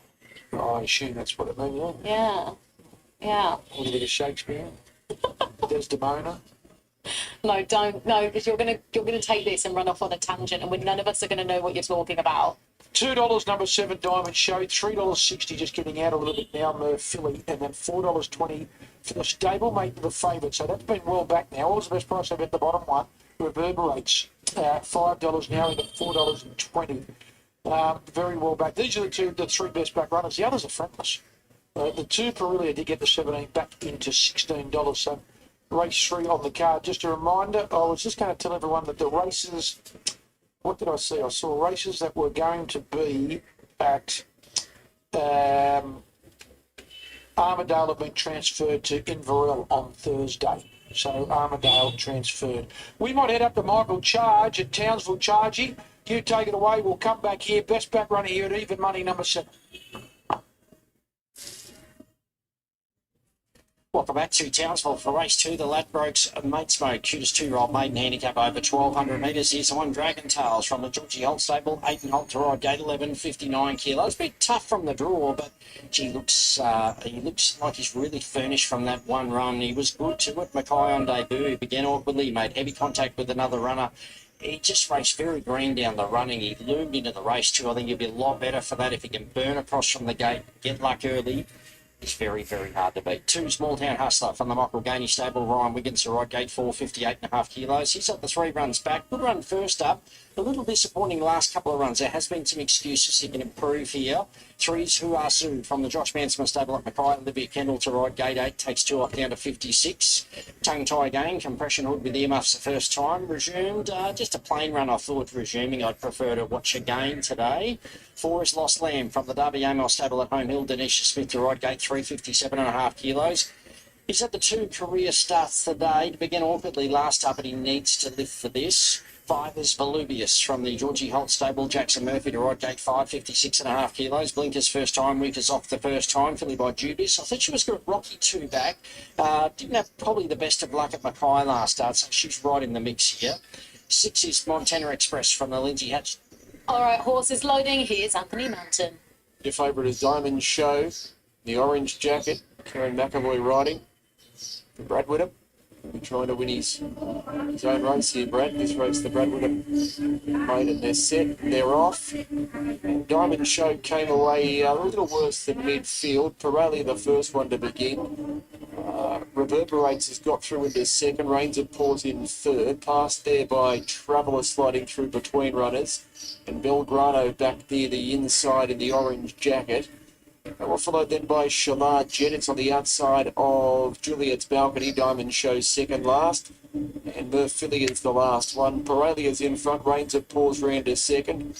Reverberates lands in third and Traveller's in fourth. Juliet's Balcony fifth. Belgrano sixth and Shalard Jet seventh and 3 wide. Diamond Show second last and Murphilia's the last one. So Pirelli, 800 metres left to go. 3/4 in front. Reigns of Paws second. Reverberates in third, Travellers in fourth, and Shalard Jet fifth and 3 wide around Juliet's Balcony, Belgrano, Diamond Show, and Murphilly is the last one. Coming to the 600 and Paralia increased the lead. He is out by 3 lengths, tries to pinch a break here. Reigns of Paws in second. Reverberates about to pass that runner. Shalard Jet hanging in there from Traveller. Juliet's Balcony sneaking round the rails. Then Belgrano just held up for the moment. Diamond Show, the favourite, a long way back on the rails once they turn. 400 to go. Pirelli is a big leader. Reverberates giving chase. Diamond Show's come up the inside. Down the outside, Shalard Jet and Belgrano's the deepest runner. Diamond Show slipped up the inside with Reverberates. Hit the front, 150 to go. They got away from Paralia. Diamond Show's in front though, getting away now, really opening up the shoulders. And Diamond Show races away to wins. Come from near enough to last. Reverberates ran second. Shalard Jet, a good run for third. All right, this is the third one, which is a 2,000 meter benchmark. 58. If we look through the odds, it's 8 to 4 and 7. 8 is the favorite. Okay. Now, that's the largest inner. It's not the linear. It's exposed.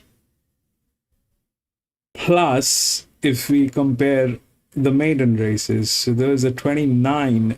So this number is that we have for the predictive modeling is based on all the horses that are racing here today with the ground condition and what the track plays and the pressure implemented on the horses. So this considers a lot of factors here. So now here, that 8 is the favorite. And the 8 is running at a 22%. Here, the 29 with a 6% came in second. This is at a 22% over 2,000 meters. This is as good as this, which came in second. The difference is this one came in second with a 6%, and this one is the favorite with a 22%. Not sure where it is going. The 7 is an 8-year-old mare, which is there. Then we have a 9-year-old gelding here, and all that is happening. Now, if ideally this 10, the 2 is the largest drift here. That's the largest inner. This is the largest outer. So ideally, this plays the second horse pool in any of the cases, but they also default whenever they're within the rails. So they're not in a winning position, but they kind of generally get into places. So that's good. That's a 22 with a 8 again here. A 29 with a 6 did nothing. That 21 with a negative 13 actually with the jockey came in. So the negative pressures are here and here, which is with 10, which is a good horse. I mean, whatever horses we have out of that, this is an okay one. It's in good hands. It doesn't need the rails, but it's at -6. And then we have the 11, which has got this one. The 12 has 9 races. It did nothing. Okay. And this one has 2 races, so there's still hope with this one, because there's a this is an 8 with 16. Here this was a 9 with 18, which came in third. I think so. No, fourth. So that's there. So you know, honestly speaking, this one is, the 8 is tricky. The 8 is tricky. 8 probably, if it can deliver from that gate number 1, but it doesn't have the weight that is required from gate number 1. Still, it is at 2000 meters. So, but I don't believe that this pressure is going to work on this horse. This is something that I don't believe. Now the question is whether it is 2 or 10. The question is whether these are 6% on these horses. They are. It is still in a better position. It's got a good team as well. It's a 6-year-old gelding. These are 5-4 with the 8.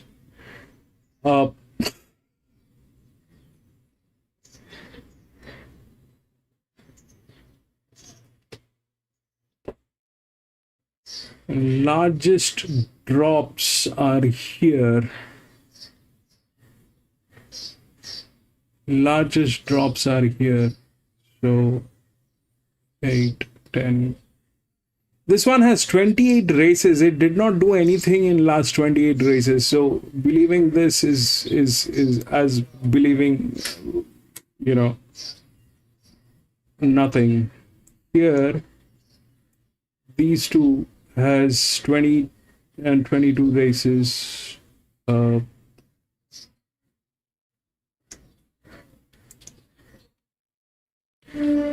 It's got the physics. It's well within this stuff. The pressure is okay. 135.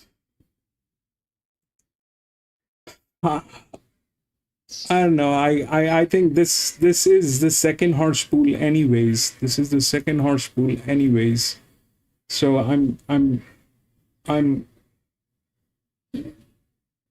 he's got the best jockey with the best pressure on this thing. This one worked here with the best jockey with the pressure. Is this the same guy? Is that the question? Because if that's the same guy, then 39, 37.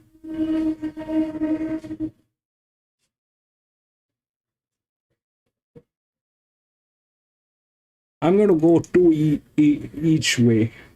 I don't know if this one is going to win, but 2 probably is the second horse pool here. And it's well within the rails. The only one which can actually do some disaster to this one is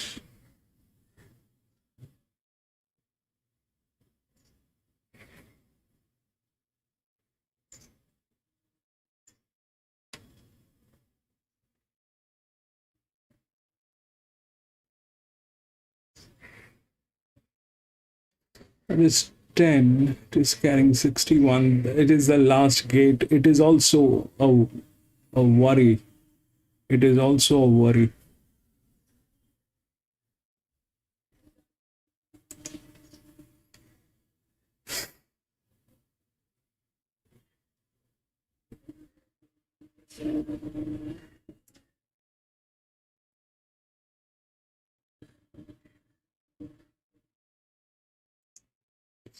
There's a hope this might work. It's, I mean, the condition is such, it's a maiden horse. It has made up to benchmark 58 without any wins. It's a maiden one, this one. It's a maiden horse. The 11 is a check. It's got that. This is weird. That is a possibility. This is probably okay.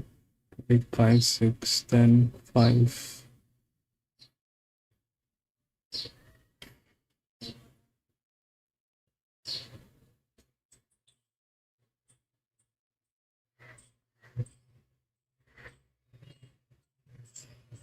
We'll see how that 11 looks like at the paddock and see. I don't know the 8. I honestly have no clue about the 8 because we've seen a 29 with a 6% failing. So I don't know what to say actually. Exactly. Look, she's definitely the horse with the most upside here. I'm just surprised to see her come up that short. As you said, she was good breaking her maiden. That was at Wangaratta over the 1590. She showed a bit of a turn of speed to get over the top of them there, and she was good through the line. But she comes to the 2,000 metres for the first time and gets onto rain-affected ground for the first time. So I think she's a big risk at the short quote. A few things though. It's into 210 now, so short up even more. The filly goes to 10. Brendan Ward rides. Was racing fair and easy. I thought he had every chance last start. Was beat 19 lengths at Corowa, but he does like the heavy. And Jodie Thompson has the last 2 runners here. Brett Vale will ride the 11, Rockini.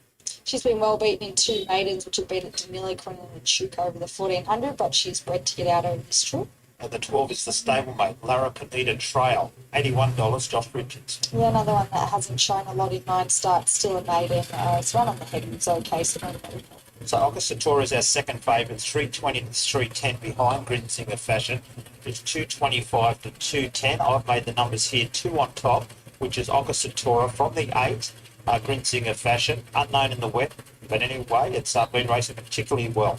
The 1 goes in, Dandruff as well, way back in distance, but needs it. And the 7, which is Dancing Duck. So I've made it 2, 8, 1 and 7. Yeah, I'm sitting along with the 2 as well. As you said, a super consistent horse. I think the heavy track won't be an issue the way that he's placed on a soft track. From the 7, Dancing Dark horse that we know gets through this ground. I think she can get back here, and in the small field she's capable of getting over the top of them.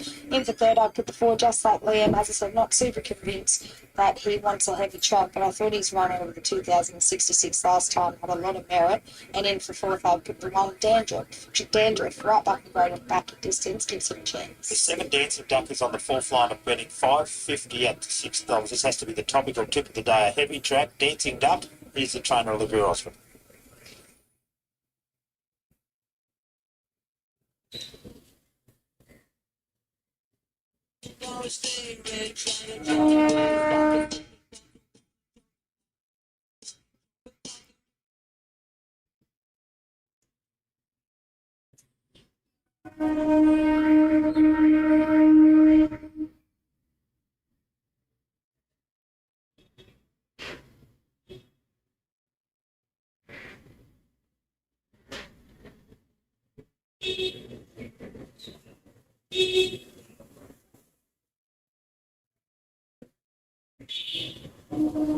Starts here at Albury for 3rd, so hopefully we can be there in the finish. A couple of other runners as well.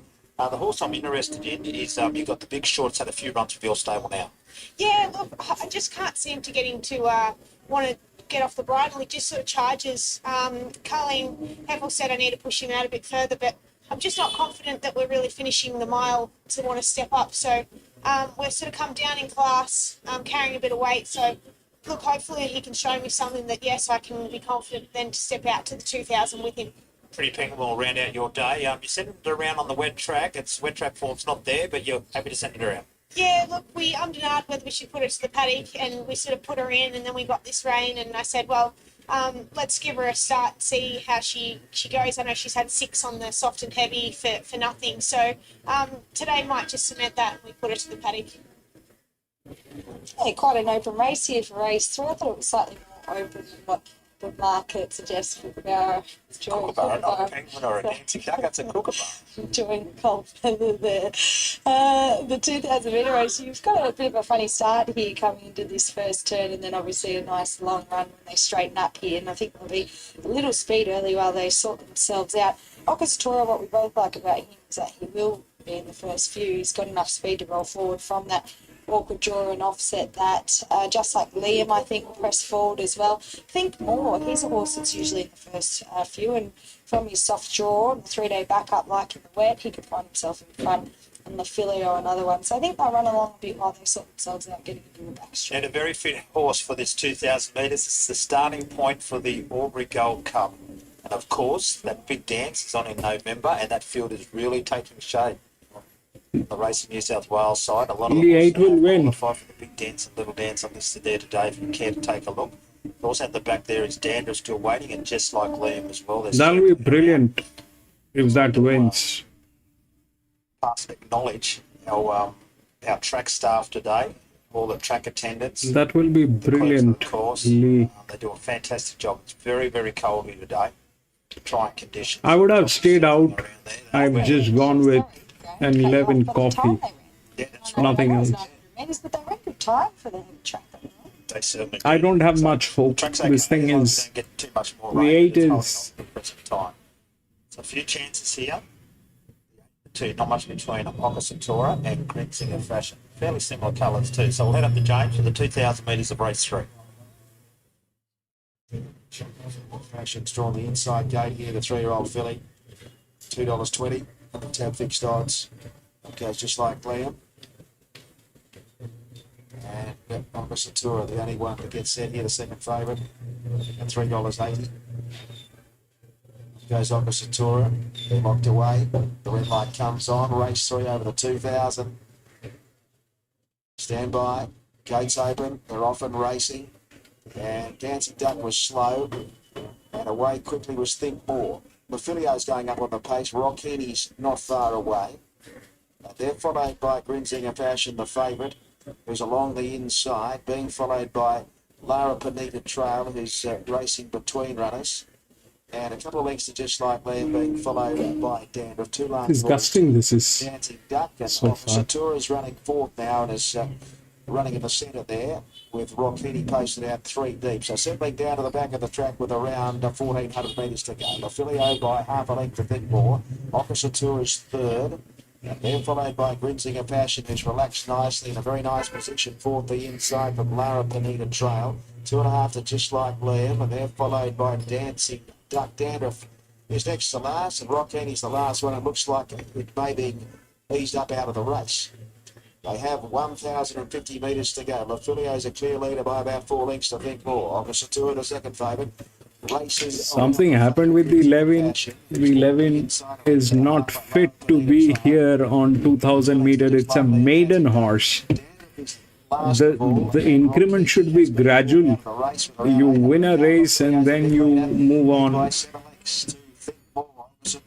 But that 10 is going to look at that 10. That 10 is a 22 with a -6. Like Liam Dancing Duck, and towards the tail is Dandruff. They've got 500 to go. Filio still. But this one is raved very badly. The 6-year-old gelding has been raved very badly. It is so tired. Comes to the outside now. They're followed by Just Like Liam. 300 to go. Filio in front. Okasatura. Thigbora coming with their runs. The 3-year-old filly. Grinsinger Fashion's trying to pick them up. Dandruff's coming through in the centre. Just Like Liam's the widest runner. Thigbora in front of Okasatura. Dandruff the inside. Then Grinsinger Fashion. It's Dandruff along the inside from Thigbora and Okasatura. And Dandruff One. goes on to win it. Dandruff has won it Or from 1-1. Thigbora and Okasatura. Falls a photo. Grinsinger Fashion. 1. Dancing Duck, and then came Just Like Liam Lafilio and Lara Panita Trail. And That is some win. Dandruff for Yes, of Tucky course, Lake, some Jake win. Duffy, 62 kilos, wet track, 63 kilos, wet track, pays $15.10. Some training effort. Won at Ararat over 2,200 metres. Had a little bit of a break, had a trial, then ran a over 2,400 metres at Sandown, ran second last, and ran last at Sandown over 3,000 metres. Brings it back, after 6 weeks, and wins over 2,000 metres, pays $15.10. Terrific effort. Just got to make mention there of Rock Ernie was pulled out of the race after running wide. The minors are pretty close, but it looks like one on top from Thinkmore.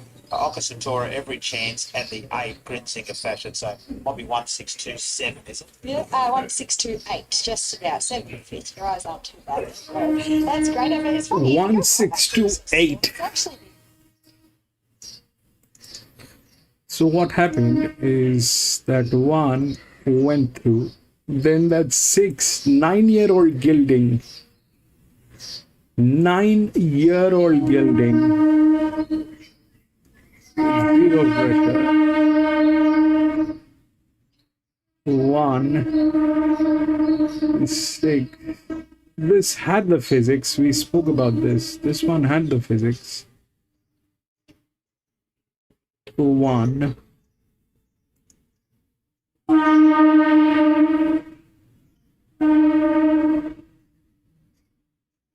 6. Then 2 was anyway getting tailed, and this is a I don't know what happens to them when they're here. And then finally the 8 with 22%.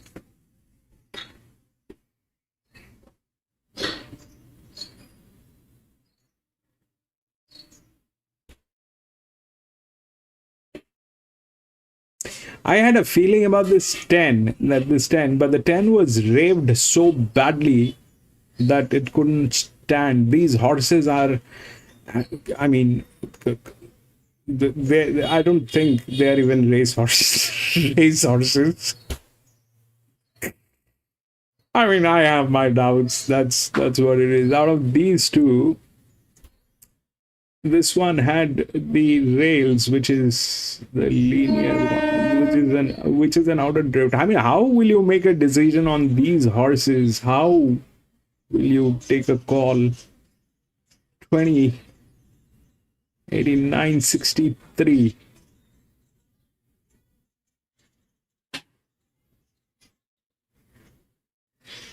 So this played the weight. This thing played the wet track. This thing played the wet track. That is what happened. 1621 was that 6 here, and then 2, and then 8. I can't believe, man, these people.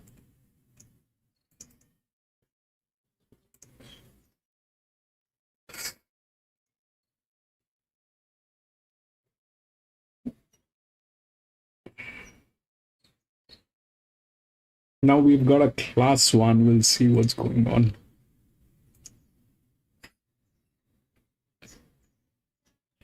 Three, 4, 7, 11 scratched.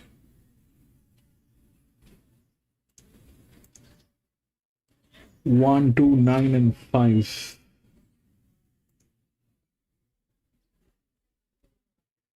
One, 2, 9, and 5.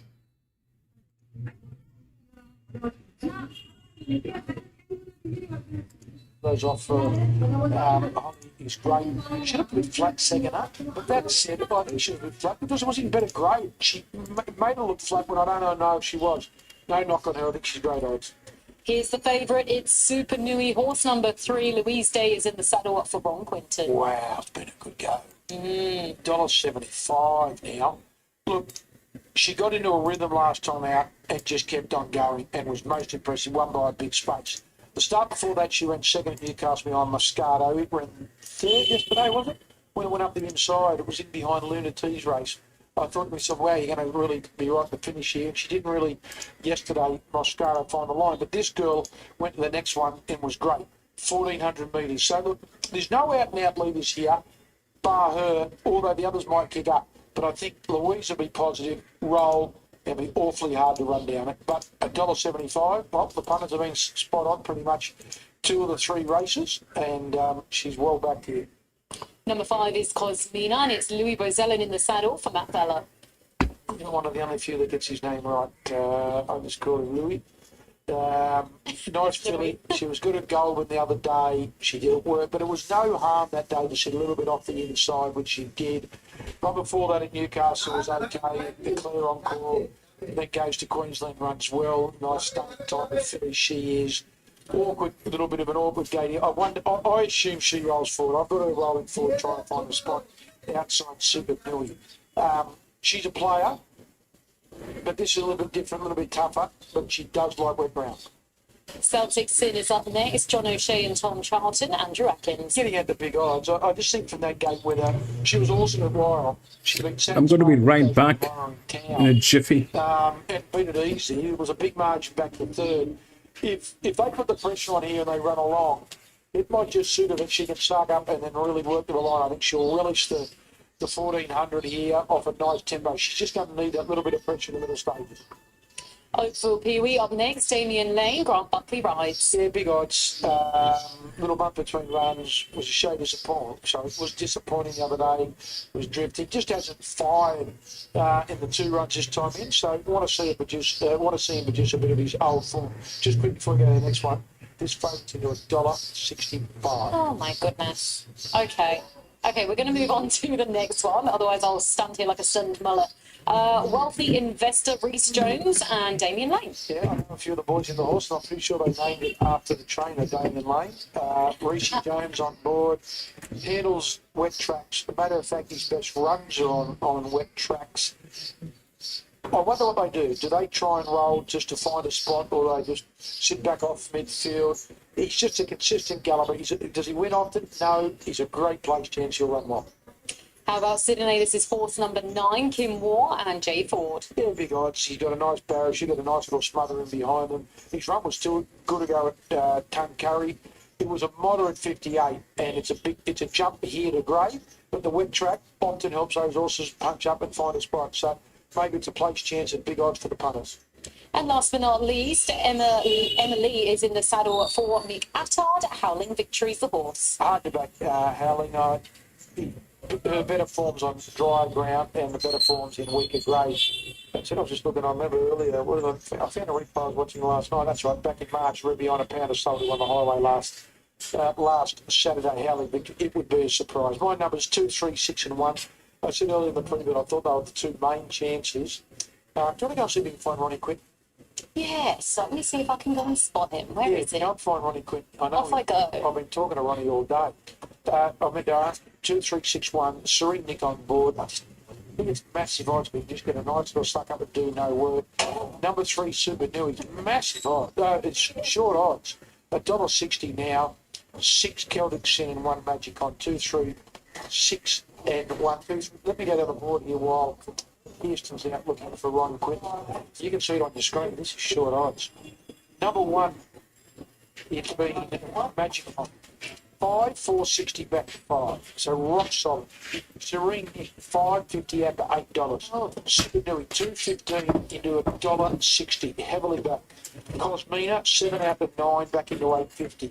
Celtic Sin 7 out to $10. Oakville Peewee out to $71. Wealthy 7 out to $23. Sydney out to $51. Howling Victory $151.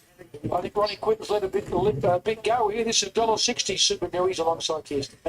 Well, Ronnie, I mean, you look great. We don't have to worry about the weather, do we? Because you're worried about it blocking your hair. Speaking about the weather, bit of a heavy track out there around some of the bends. Obviously, Super Nui proved itself on the heavy 9 last start, so we're not too worried. No, we're not worried about the heavy ground. That shouldn't be a concern to her. I'm just a little bit concerned that she won by a big space the other day, but invariably that can happen on heavy tracks. And the handicappers obviously were very impressed because they put her up 6 points, which I was a bit critical of that because they weren't a super bunch behind her. And as I say, on wet tracks, that can serve up big margins. With the heavy tracks, sometimes it can really take it out of them. So how did she manage to pull up? Yeah, no, it did take something out of her. Yes, she did. But I give her 3 really quiet days after, and she seemed to bounce back pretty good. So we can't afford her in the stable. But in saying that, she's been in work a long time. She's had a lot of runs. So one day, it's going to be the one that breaks the camel's back, as they say. Or the straw that breaks the camel's back. Is that's what they say? I reckon that's the saying. I'm close enough. When you say you give them a quiet day, does that mean literally they're just out and about walking, paddock? What does that mean? Yeah, no, she just walked. She just walked for 3 days. And, she sort of seemed to bounce back pretty well after that. So hopefully she's still 100%. And what's the plan to ride her here? Well, it all depends on how she starts. But, like, she can lead all the way, and then she can come from behind as well. So Louise knows her backwards because she's ridden her nearly all the time. So she knows her backwards. So I just leave it up to her. Well, good luck. Thanks. Ta. Thank you. He didn't exactly fill you with a lot of comments, but the punters don't care, Ronnie. They're all over. $1.65 Super Millie. The interesting one is that all the others have had drifts. Number one, Magic Con, rock solid, hasn't budged. But the boys in the office say that this is just massive go Super Nui from $2.15 this morning into $1.65. Magic Con has been rock solid, 5.465, but has had plenty of support. Serene, they go. I counted the legs. I thought she looked great. It's just $8. Now, this is the first leg of the quadrilla, punters. The first leg of the quadrilla. So if you want to take a quadrilla, you've got to jump to it. This is the first leg of the quadrilla. Races 4, 5, 6, 7, and 7. I think the 4 runners. We've got a slight delay here. Yeah. That's not the track manager. That's the photographer, Steve Hart. So we've had one of the signs blow over. Oh, no. The track staff are making their way out. So they'll move this board. I don't think it'll cost a Lucky that happened when they weren't running. Very much so. My goodness. Very much so. Not to think negatively there, but that was just the first thought that entered my mind. My God. Have a look at my last text message. You got to have a laugh. Ben Dunn, the chief handicap ratio of Wales. He said, there we go, another train having a go at the poor handicappers. Oh. Look, it is hard, isn't it? It's a fine line because you go ever take the side of the handicap. No, I wasn't. I was going to back Ronnie because when you have a horse that performs well, and to you, like your horse, you want the very best for them. You want everything to go in their favour then when you place them next because you want them to set them up to perform to the best of their ability. No, so what you've got to understand is when we're just going from maidens to class ones, we want very limited benchmark point ratings. Yeah. If we're trying to squeeze into a listed or a group race, we need the handicapper to be hard so we can get into a race and not battle it out. Oh. So it's a fine art to balance the trainer's wants and needs. Ben and rocking a hard place. Ben, Damien and Sam and all the boys, they do a great job in there in the office. It's you can't win, I can tell you. Yeah. It's like taking a lotto ticket. They can't win no matter what they do. You got more chance of winning a lotto than the handicappers pleasing my trainers across the whole board. Have you ever won the lottery? I did. I married my wife 25 years ago. Oh, Richie, that was good. Yeah, I thought it was myself. Well done. That was really quick. Good job. Okay, I hope she's listening, and then you get extra money. Well, there's more hope. There's more hope. There's a lot of things happening than my wife listening. What about winning the lottery then? More over Oh, that. look at them. So we're sweet. They'll be loading. They're just going to move that banner out of the way. So hang on, I'm just getting a text message from the op. Yeah. So the money's continued here for 1 and 3. That's the only 3 they want. Only 2 they want. 1 and 3. $9, $9. The others are all getting out. $11 Celtic's in. So number 3 is being $2.15 into $1.60. Heavily back. $2.15 into $1.60 Super Nui. Wow, it's been a big go. And the other one being Magic On, 465 rock solid, hasn't budged. They're just waiting for a call at the gates from Dippy Nuttall. There he is there, the track manager, done a super job. He hasn't been here long. Brett Kavanagh used to just tell me how good he was up at Scone, the young man. He was at Rose, I'm pretty sure he was at Rosehill Dippy, then he went to Scone and then came here. And he'll be some of the industry that we want to hold on for a long time. We might head to Chargy. This favourite's $1.60. We'll go to Townsville. We'll be back here very shortly. Here's Chargy for the next. Welcome back to Townsville for race 3, the Mitre Class 1 handicap over 1,400 metres. And one is Ready Tiger from the Tony Comerford stable. Graham Cleese to ride gate 10, 60 kilos. Thought he was good on debut in North Queensland last start over 1,200. He over-raced mid-stages, bumped heavily in the 300, but he did want to chime into the race. This will suit him better.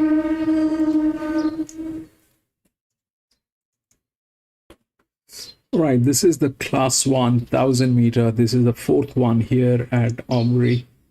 The odds are 1, 2, 9, and 5.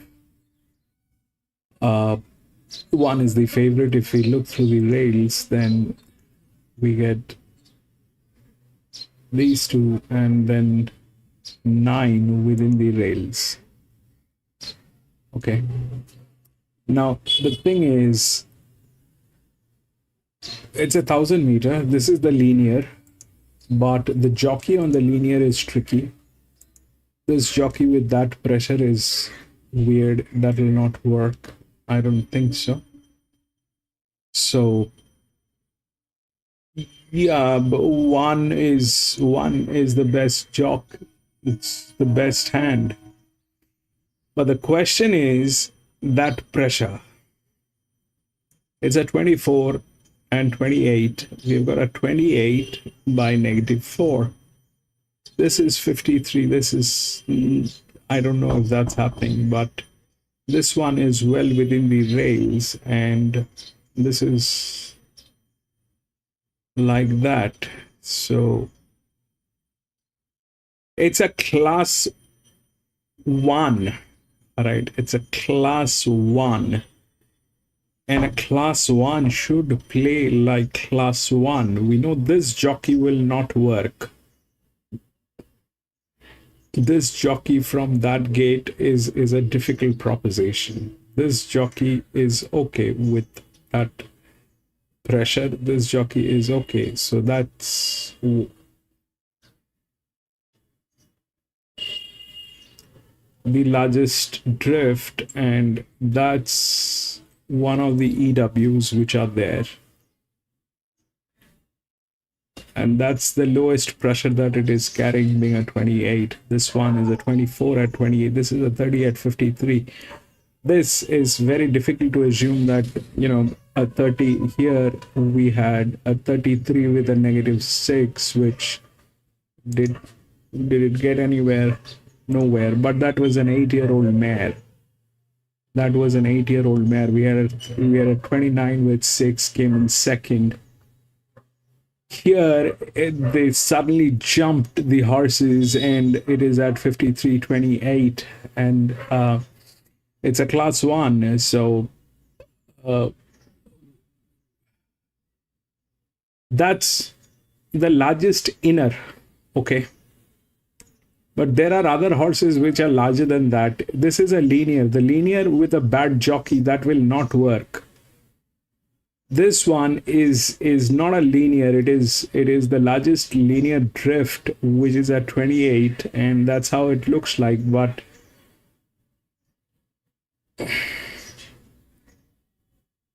the other one which is here is this one, which is -4.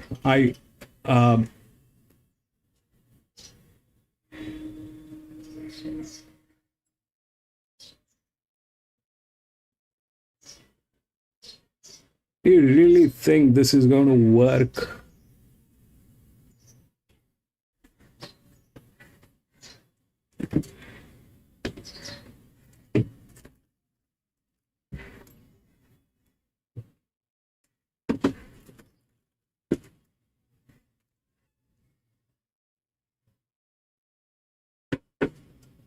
I don't know, we'll check the horses. I definitely like the 9. It has got the physics. It's well within the rails. Everything is about the physics here. That 1 got through. It was with the physics and one of the lowest pressure.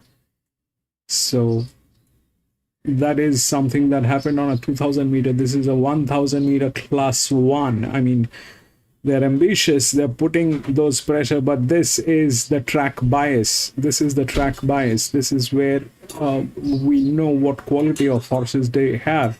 So from the first one, the things did not work. It always went with the lower pressure. We'll see how this 9 looks. That 9 is the only one within the rails which is looking like with the lowest pressure. That's a 30 at 53, 24 at 28. This is 28 at 6, which is the largest drift. This one is an EW, again, at a class 1. So we'll see how it works.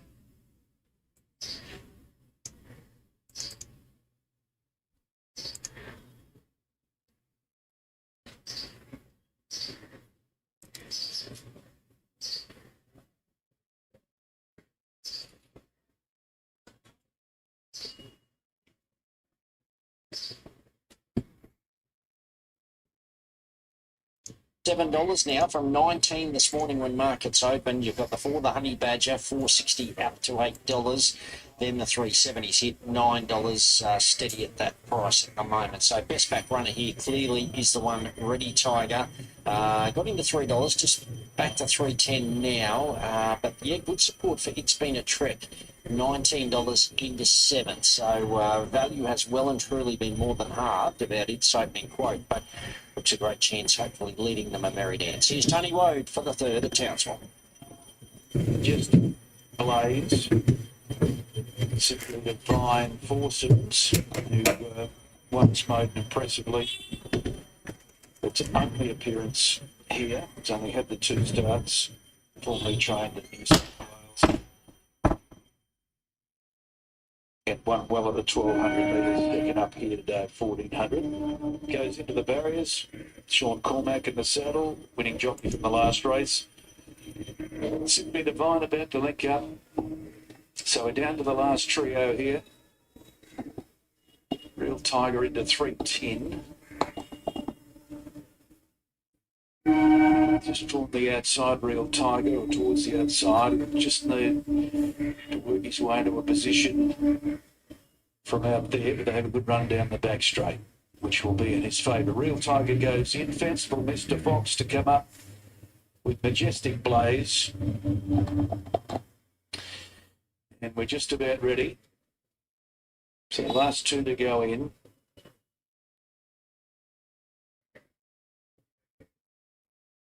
Not sure what the hold-up is there, but Majestic Blaze now about to come up.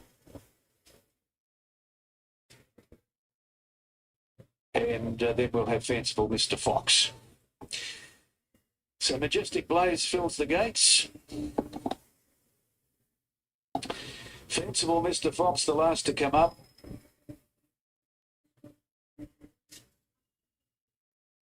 All in and ready. Signal through. Couple bobbing about. Lines better. Racing. And near the inside, looming one jump quickly. It's Been a Trek is being ridden hard to look for the lead. 70s hit out very quickly and going fast. Set the sails, might take it up. They were followed by Foursomes a little bit wide on the outside, and then came the Seeker. Further back in the field, Fanciful Mr. Fox. Real Tigers going back from that wide gate. Over on the inside, then came the Honey Badger, followed by Simply Divine as well back, and Majestic Blaze drops out to the tail. Coming off the back straight, set the sails, sets up the tempo, and leads by a half length to 70s hit. A length and a half away third was Foursomes facing the breeze. On the inside, looming one, then It's Been a Trek, and they were followed by Fanciful Mr. Fox, the Honey Badger.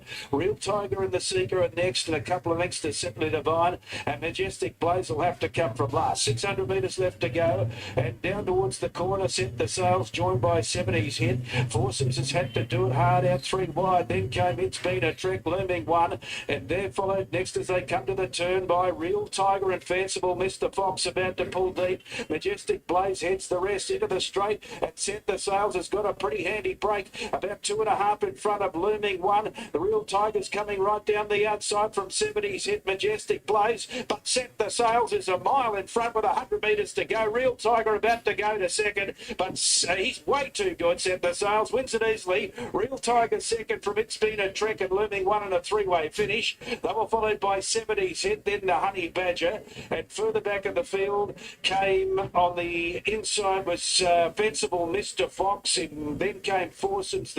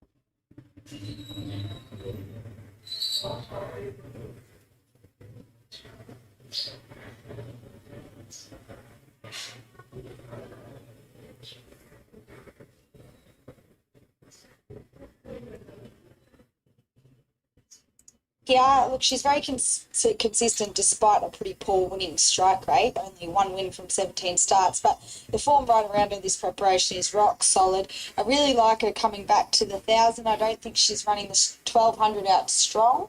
Heavy's a query and she has to lug a big weight, but she gets the blinkers again and could be too fast. Yes, 7 seconds, but today might be the day. 2 is Magnum Mac having its first half of Wayne Carroll. Went out a winner. And I like what I see in the parade. Nice type, young Alan McGurk claims through. Yeah, it's formerly with Philip Stokes. So obviously brings form across the border. Only unplaced run was at Sandown, but it was good breaking through at the end of last preparation at Cranbourne. Has placed on a soft 7 as a speed to roll forward. I agree with to like. 5 is Kozowski, trained by Nadine Cameron. A $9 chance. Some of its recent runs have been fair. Nadine with a few runners today and 2 in this. Yeah, I give this horse a bit of a hope on this heavy track. I thought last start he was running into the race and he copped a bad check the last 100 where the rider actually stood up on him. And he was still only beaten 4 lengths, so I think he should have finished closer. As I said, his heavy form's good. 2 starts for a win in the third. I think that gives him a good chance. 6 is a Gustav. Just had the one run for Jim Scobie, and I thought it was okay. Brad Vale to ride, and Brad's all good. He was able to pull that horse out of the race there when they took control of him. Jim Scobie trains this one. He's on the inside barrier this time. Yeah, he doesn't have a lot of early speed, but that may see him hold a slightly closer spot. I agree. I thought he was good at the track and distance last start. My only query might be looking for a touch further at this stage of his prep. Impending Love is the 8. It was on a soft track. Ross Purcell, the trainer, I think was okay last start. Yeah, I thought she had a chance. It beat just under 3 lengths. She needs to find a little bit more coming back to the 1,000 metres. I'm Airborne's the second and Dean's runner, and probably it's better chance at $5 Hope with Josh Richards to ride. His last 2 runs have been quite good. Overall, his form's mixed, but he has strung 2 nice runs together. I thought last start he chased very hard to be beaten a length and has placed in the heavy 2. That's getting tailed. Okay, over here for Kevin Henley, the local trust. She broke her maiden at Holbrook at the end of her last preparation, but all of her runs around that, including her first up effort at Albury, have all been very fair. Getting colder here at Albury for this first leg of the quaddie, but the Mine is getting tailed. the best supported runner here is the top one, Santasia. $3.30, $1.85, $1.75. Yet to win a race for Daryl Burnett in a few starts, and but a heap of seconds before that, including one behind One Hard Lady, who would absolutely annihilate this field. But you can tell us a little bit more after this last run, Daryl. I suppose just send her around and see how she performs today. Yeah, I was been very happy with her. Even her last run was only a touch disappointing because her previous form was very consistent. Just not sure. She got taken on at Parks, and I thought it would work in our favour. Whether it just worked against us, not sure. So we've dropped it back to 1,000. It's country boosted, so I had a little hope on that 9, slightly less pressure. Blinkers on, but now it is gone. Before. It's getting tailed. Yeah, I can't go with a tailed horse. Richard and Christine, who And 1 is the favorite. So putting 1 as an EW doesn't make sense. 2 I know is in trouble. But you never know, that's the linear. 2 is the linear.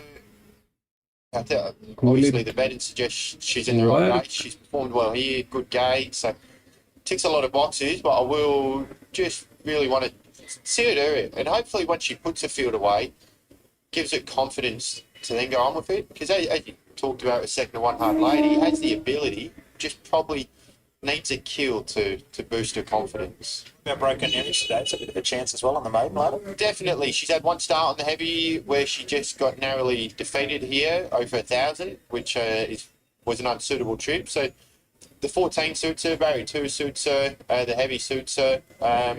Yeah, I think she's definitely each way chance.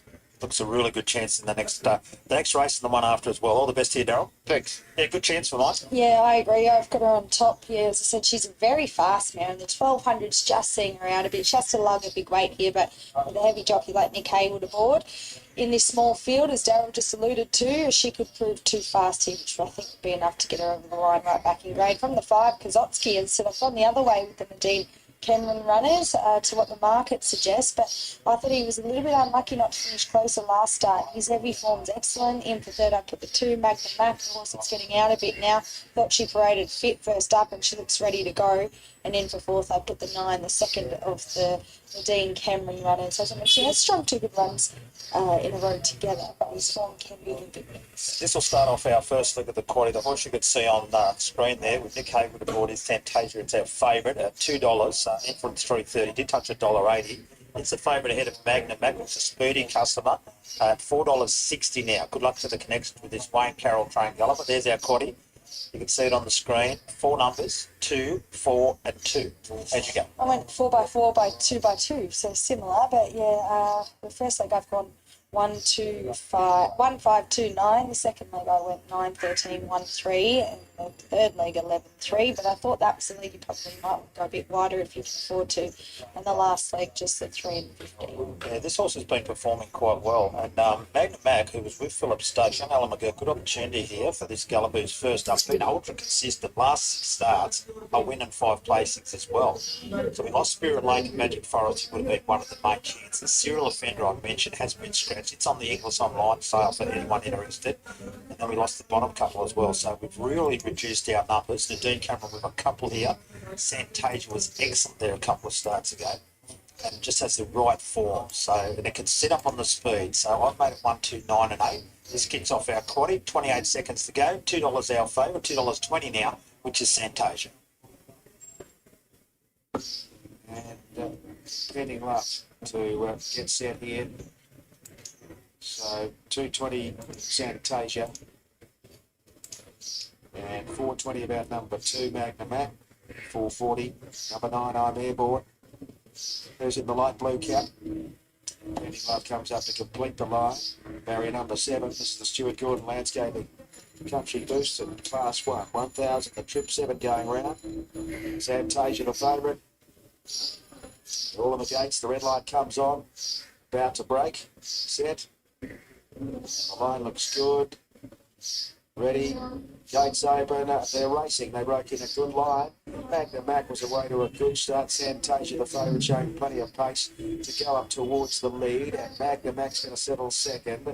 Gustav drives up along the inside to be in a proper position. And they're followed by I'm Airborne running fourth from Kozowski. Mogow drifts back in the race in Penny Love, the last one. 600 metres to go. Santasia, the favourite, lead by length and a quarter to Magnum Mac. Gustav is up running third, 2.5 to I'm Airborne. And then Kozowski, Mogow and Pending Love, the last one. They've got 420 to go. They straighten up. And Santasia, the favourite, going well by 2 lengths to Magnum Mac. Gustav's running third. And they're followed by Kozowski. And I'm Airborne starting to launch a claim through in the centre. But it's Santasia in front of Gustav, Magnum Mac. I'm Airborne still coming, and then Kozowski and Santasia in front here of Gustav. I'm Airborne's finishing well along the inside. Santasia clinging on, but driving on the inside and getting up to win it was I'm Airborne. I'm Airborne has won.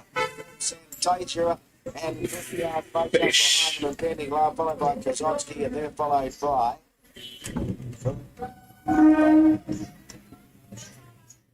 Santasia. Oh, what a heartbreaker. She looked home for all money. Nick Haywood nursing her, but she's ran second again for the 8th time. Frustrating, but let's focus on the winner here. Great to see for Nadine Cameron able to win. And thoroughly deserved. 2 6 was a good run too after racing on the speed. Good step. So I'm Airborne, who's been working up to that win. Nadine Cameron with the 2 runners. She'll be delighted with that. She hasn't been training for a long time, Nadine. She trains here at Albury. And Josh Richards, the winning jockey, and made up a lot of ground the last little bit. But Santasia, I don't know what we'll do. $4.90 a winner, $1.60 Santasia, Gustav, no third dividend, and Kozowski running fourth. So 9, 1, 6 and 5, Taylor. Yeah, her horses seem to really thrive on the heavy track and at their home track, don't they, Nadine?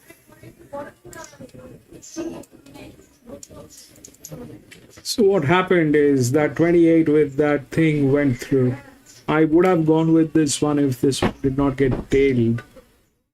It got tailed at the last moment, so I lost that hope, and that's what happened. The result is 9, 1, 6 and 5, 9, then 1, 6 and 5. The 2 definitely with that pressure and with that jockey was not the greatest idea. 2 was not there in the picture. 1 had a good jockey, but that pressure can be chased by anyone, and that was chased. I always get a little wiser after the races are over. But here I wanted to go with that 9, but unfortunately it started getting tailed, and I don't want to go with a tailed horse, knowing that it is resilient to racing at this point of time. That's something that's just a personal thought.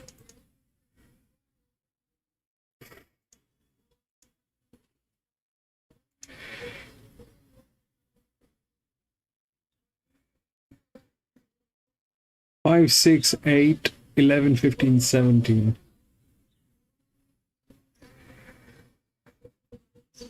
Scratched. 1, 3, 12, and 9.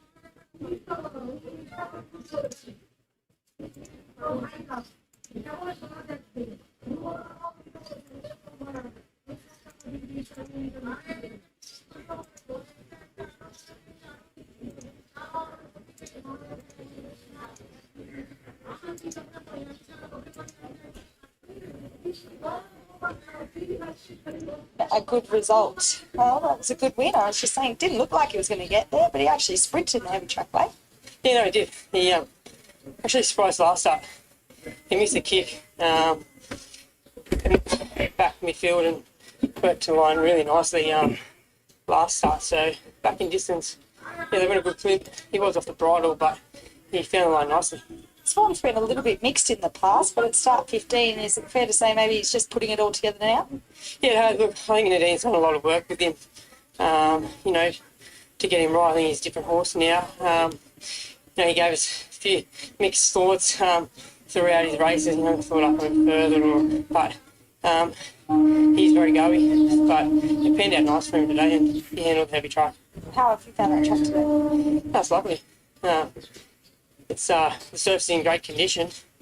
Not sure how much rain they had, but it's holding up really well. Kickback's minimal, so it's racing really well. Good to hear. Well done, Josh. Thank you. Fantastic performance there by that horse to win. First win in about 10 or so starts, but hasn't been with the stable for too long. Our 5th race due to go here at 3:25. Blazing Sword will be our favourite, having its first run for Tim Fitzsimmons when we return.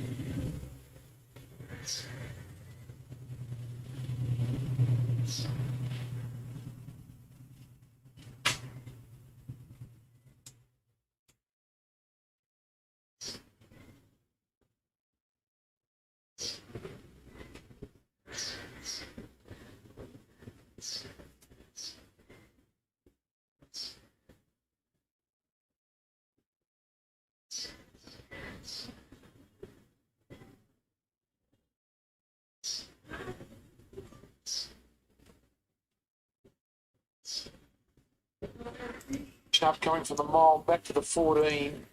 If they go back, does it make the task that bit too impossible? I just wonder. That's the query I've got. Like, he's best when he gets to settle. It's anyone one from 13. This is an ideal race for him. Sting out of the track. Moderate class 1. He's well in on his good form. He looks well enough. The worry for me is from that gate how much start he gives if they go back. But he's one of the players, there's no doubt. The $1.50 favourite is up next. It's the $1.45 continues to firm. Wee for Jason Attard and Tom Sherry. It does look silly odds, doesn't it now? But the first up win at Kemmler was outstanding. And then the run here the other day, in a far superior grade, we're talking about the Hawkesbury Guineas, to get only beat just on 4 lengths and then kept dropping back to a class 1. I know it goes up only 3 kilos. All being equal, she gets luck, she handles the ground, she wins. She's a nice filly, no doubt about that. She's still got maturing to come. But Jason's done a super job with her. I've loved what we've seen this time back in. All being equal, she can just roll up in behind. She might be just too good for this. And wow, Rock hard fit. $1.45. Okay, 4 up next. Exo Thrill, Chad Lever, Peter Green. Well, if you go back a couple, it comes through that race, that Impusa that we'll talk about in a moment with Impusa. Then it went to one last start. It was Jesus good ride, Chad Lever. Just sucked up, say, ground. Didn't want to get into the fight early. She comes back to her home. He comes back to her home track here. He hasn't fired here previously. Looks great. Pete's got him looking great. Off his last run, you say, look out. You know he's going to handle the ground. You do no work. Place chance here.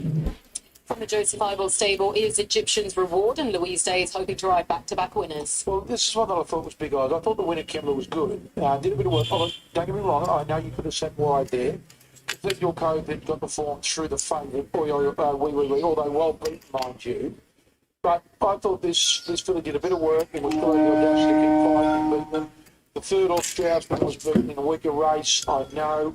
But I'm not talking about winning the race, but I'm talking about running well. And I think this filly's got to run well. She just nice in her up. She was the first one that walked in the yard here, just put the head down on her chest and just going about her business. The extra 100's perfect. Impusa, horse number 6, Nathan Doyle trains, Ash Morgan rides. Well, was ordinary last start. Was ordinary. Got the money here at Hawkes with 2 starts ago. The worry is, was that form no good? Got the job done in a moderate race. She handles the ground. She gets the blinkers on. That's what you can only do because she just gave up easily last time out. She drops from a mile back to the 14 and gets the blinkers on. So she's got a couple of positives. And outside of the favourite, it's an even or moderate class 1. We have a couple of scratchings, so we're skipping on to the 10. Aranese Mandy Turner trains, Molly Fitzgerald claims 2. We did a bit of work at Goulburn last time out behind Cosmina. We just saw Cosmina charge home. It was actually not a bad run coming well back. Soft draw here, do no work. He's not easy to catch, like trying to catch a ball in the dark. He's won 1 from 17. Never the easiest one to catch, but a soft draw. No weight with the claim from Oliver Stewart, 53 on the back. I bet him as a great chance to run a drum, racking behind and doing no work. Well, this next gelding is getting a little bit up on his toes now. Jenny Duggan is swinging her leg over. It is a different road, and Rodney Bailey trains. Yeah, he's hard to catch. His best form's on top of the ground. A lot of the breeds that same way, soft draw. His 2 runs this time, he hasn't set the world on fire. I'd say he can find a bit of form. Dance Mania, Emily claims at 3 for Wayne Austin. This was the horse I tipped that day. Kathy O'Hara might have rode it when, you know that advertisement they put for the black bookers, or the tape 2s? Oh, yes. I reckon this is the only time I've ever appeared in the promotional one. I reckon it was the only one I ever appeared. It's only won 1 from 16. That was the day Kathy O'Hara rode it. One day. It was $13 in the 7. Needed the run the other day. You'll need this run again today. And last but not least, more voltage. Winona Costin is taking the reins for Mitchell and Desiree Kearney. You're looking for one at massive odds that can run a little cheeky race to throw in your numbers and add a bit of value to the exotics, maybe more voltage from that soft draw. I'll do my numbers, you jump out. Jason Addard's there. My number's 256.4. This is very well bagged. Hard to go against it. 2 2 on top. To beat number 5 Egyptians Reward, 6 Impusa and 4 Exo Thrill. 2, 5, 6 and 4. She looks like she's got plenty of value. I want you to ask, do you think she'll handle the wet ground, Kirsten? That's what I want you to ask him. Do you think she'll handle the heavy ground? Because if she will, she does. Oh, well, she is really lovely. And third up, she's obviously got the fitness under her belt. That helps. Yeah, for sure. She's come through her last run great. She's eating well. She's working well. Hope she can handle the conditions. Well, fingers crossed for you. We're cheering you home. Perfect. Thank you. Cheers. And I just got corrected. Mitch Carney, he's down there. He heard straight away. He said, no. It wasn't the Dance Mania. Jabali Bell was the horse. He's spot on the mark too. He's spot on. It was Jabali Bell that got my only one ever appearance into the promotional video. Jabali Bell it was for Wayne Austin. Don't miss a treat. Don't miss a treat. Right, so number 1 on Iceman. What was it? Val Kilmer played Iceman, the late Val Kilmer. Great movie. What was it? The Top Gun one? Yeah. Great movie. Yeah, Tom Cruise might have been in it. Might have heard of it. Iceman was 7 out 850, back into 750 now. It doesn't surprise me. It's just the gate that's the worry for it. 2 $1.65 into $1.40. Very well done. 4 Exo Thrill, 11 to 13. 5 Egyptians Reward, 11 to 18. 6 Impusa, 857 back to 850. Aaron Eads, hello.com.au. 17 was best earlier this morning. But when I got into 30, I said, now into 9. 11 different road for different strokes, out to 151. Dance Mania 101 and more voltage 41.34. So the money in this race, according to the team in the trading office, 2 clearly off the bat, we. Iceman rock solid, and the one at odds, Aaron East. But the favourite, $1.40, you're diving in? Oh, gosh, they are short odds, aren't they? You know what actually just made me almost more confident in this filly is, it's going to sound ridiculous, but how nervous Jason was. I always think when a trainer is a little bit, not unsure about promoting the horse, but it just makes me think that when they're worried that they've got something to prove or something to lose, that means that they have really high opinion of it. And now I'm just really hoping that this filly can get the job done. I think she's absolutely divine. She paraded beautifully. There were a couple that were getting a little bit up and about on their toes, the 11 being one of them. That did raise my eyebrow, but I mean, some triple figure odds, so that shouldn't be too much of a worry to punters. And there were a couple on the pony which the ponies very much doing their job, aren't they? They're worth their weight in gold. But all honours to Wee. She paraded so well. And to hear that she did pull up well off the back of that really tough effort in the Hawkesbury Guineas, obviously that was a Group 3. And she's now stepping back down in grade. The question mark being the track. But punters, we have had a track upgrade in the last hour. It is now a heavy 9 rather than a heavy 10. I was speaking to our track manager here at Hawkesbury, Digby, earlier on, and I said to him, Digby, when are we getting the track upgrade? And he said, look, it's hard. Down in the home straight, it's definitely a heavy 8, but more around sort of the 1,200, 1,300 metre mark, and even the 1,600 metre mark. It's a little bit wet out there. There's a bit of a dip in the track. It's $1.35. Oh, stop, gosh. Poor Jason, he's going to have an absolute kittens, isn't he? He was nervous before. I hope he's not looking at the market. If you ever go out for dinner, but Jason Nato wants to come, make sure you're not picking up the bill. He can eat. I sat with him, he had a kilo steak one night. Did he? That's impressive. Yeah, it was just a thumbnail. I've never seen a bloke destroy it like he destroyed it. And just bang, and rare too. Oh, I said, at least take the lead off.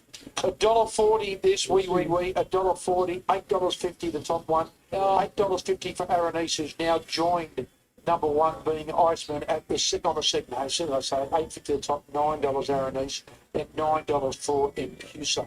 Just come back in that half point. But it's all about the favourite here, number one, we. They're getting set. This is race 5 punters. All the very best of luck. The punters have been on song here this afternoon. Can they keep it going? Let's hope so. Here's Anthony Mann for the fifth. About to be led forward by Winona Costin. Dance Mania with the next one. They've got a blindfold on Iceman. He'll be the last one to come forward. Nice lead now, $1.40. Iceman comes forward. Expect the load out the first attempt. I'll try him again. Now, the 4X Gold Midway Class 1. Wee, nice and short pink jacket. Tom Sherry for local trainer Jason Addard. Set to go. Running close this favourite, Wee. Signal. They're off. She came away midfield, Wee, but she'll muster speed from the inside gate. In fact, Goldman joined the leader, Aranese, early. And Mbusa's right up there as well, and More Voltage cutting them all off. So More Voltage is going to run to the top here. Aranese in second. Wee settles down in third, and Mbusa's in fourth position. Egyptian's Rewards in fifth. And then came Different Road, Exo, Thrill Dance Mania, and Iceman is the last one off the back. 900 to go. More Voltage in front. Aranese second. Wee's in third, and Mbusa's in fourth. And then came Egyptian's Reward. It's in fifth position, racing on its own. Being followed by Different Road, Dance Mania, Iceman, and Exo Thrills back there as well. So it's More Voltage in front, coming to the 700 metre point, and it led here by about 2.5 lengths, trying to pinch a break. More Voltage from Aranese, Wee, and Mbusa, Egyptian's Reward, Different Road, Iceman, Exo Thrill, Dance Mania last. On the turn, More Voltage in front, Wee, gets off its back, and then came Aranese from Egyptian's Reward and Mbusa, Wee, ran to More Voltage, Aranese still there, Wee, at the front from More Voltage, Aranese, Wee in front from Aranese, More Voltage, Wee, 100 to go, getting away now from Aranese second, More Voltage, then Iceman from the back, but it's Wee, too good, Wee, beat Aranese, Iceman, More Voltage, and then came Egyptian Reward. They're followed then by Exo Thrill, Mbusa, Dance Mania. Right, this is the fifth one. It's a maiden race here at Albury. The odds are 1, 3, 12, and 9. If we look through the rails, that 1 do come up on top. Now, that's one of the spell horses. It's got the best jockey. There's nothing much to talk about all this. The 12 is from a very wide gate, but that thing, if there was a linear, this would have been the linear, but it is not helping the situation because it's from a very wide gate. Within the rails, we have got this one is not within the rails because there's a data loss on this one. So we've got these three horses where this is one of the drifts. The largest drift is here, which is here. But that's one of the worst horses, probably. We'll not talk about that. But we've got that 13, which is within the rails, okay? And that pressure with that jockey is okay. So 13 is a check. 3 is the pressure line. Okay, 3 is a neutral, and it's a 23 by 14. That is very weird to think of. I don't know what it will do, but that's the pressure line. It's in the best hands, but that's the pressure line. The best horses cannot handle 6%, that's at 14%. So that's that. Out of these horses which are there, if we ignore the 12, which is from gate number 12, it's the best, but it is coming from gate number 12. I mean, the best as in like the circumstances. It may not be the best horse, but that's got one of the highest advantage in this race. So that's the spell, that's the advantage. This is through the rails with one of the best jockeys. This is the best jockey. And that's how it works here. So I just hope it delivers. I just hope it delivers, because that's what the circumstances are. It should be able to deliver, because this one, which is with a greater advantage, is from gate number 12. So that probably is not the case. 9 is with zero pressure, which probably is a third position. One of the larger advantages will get in. Which one will get in is difficult to understand.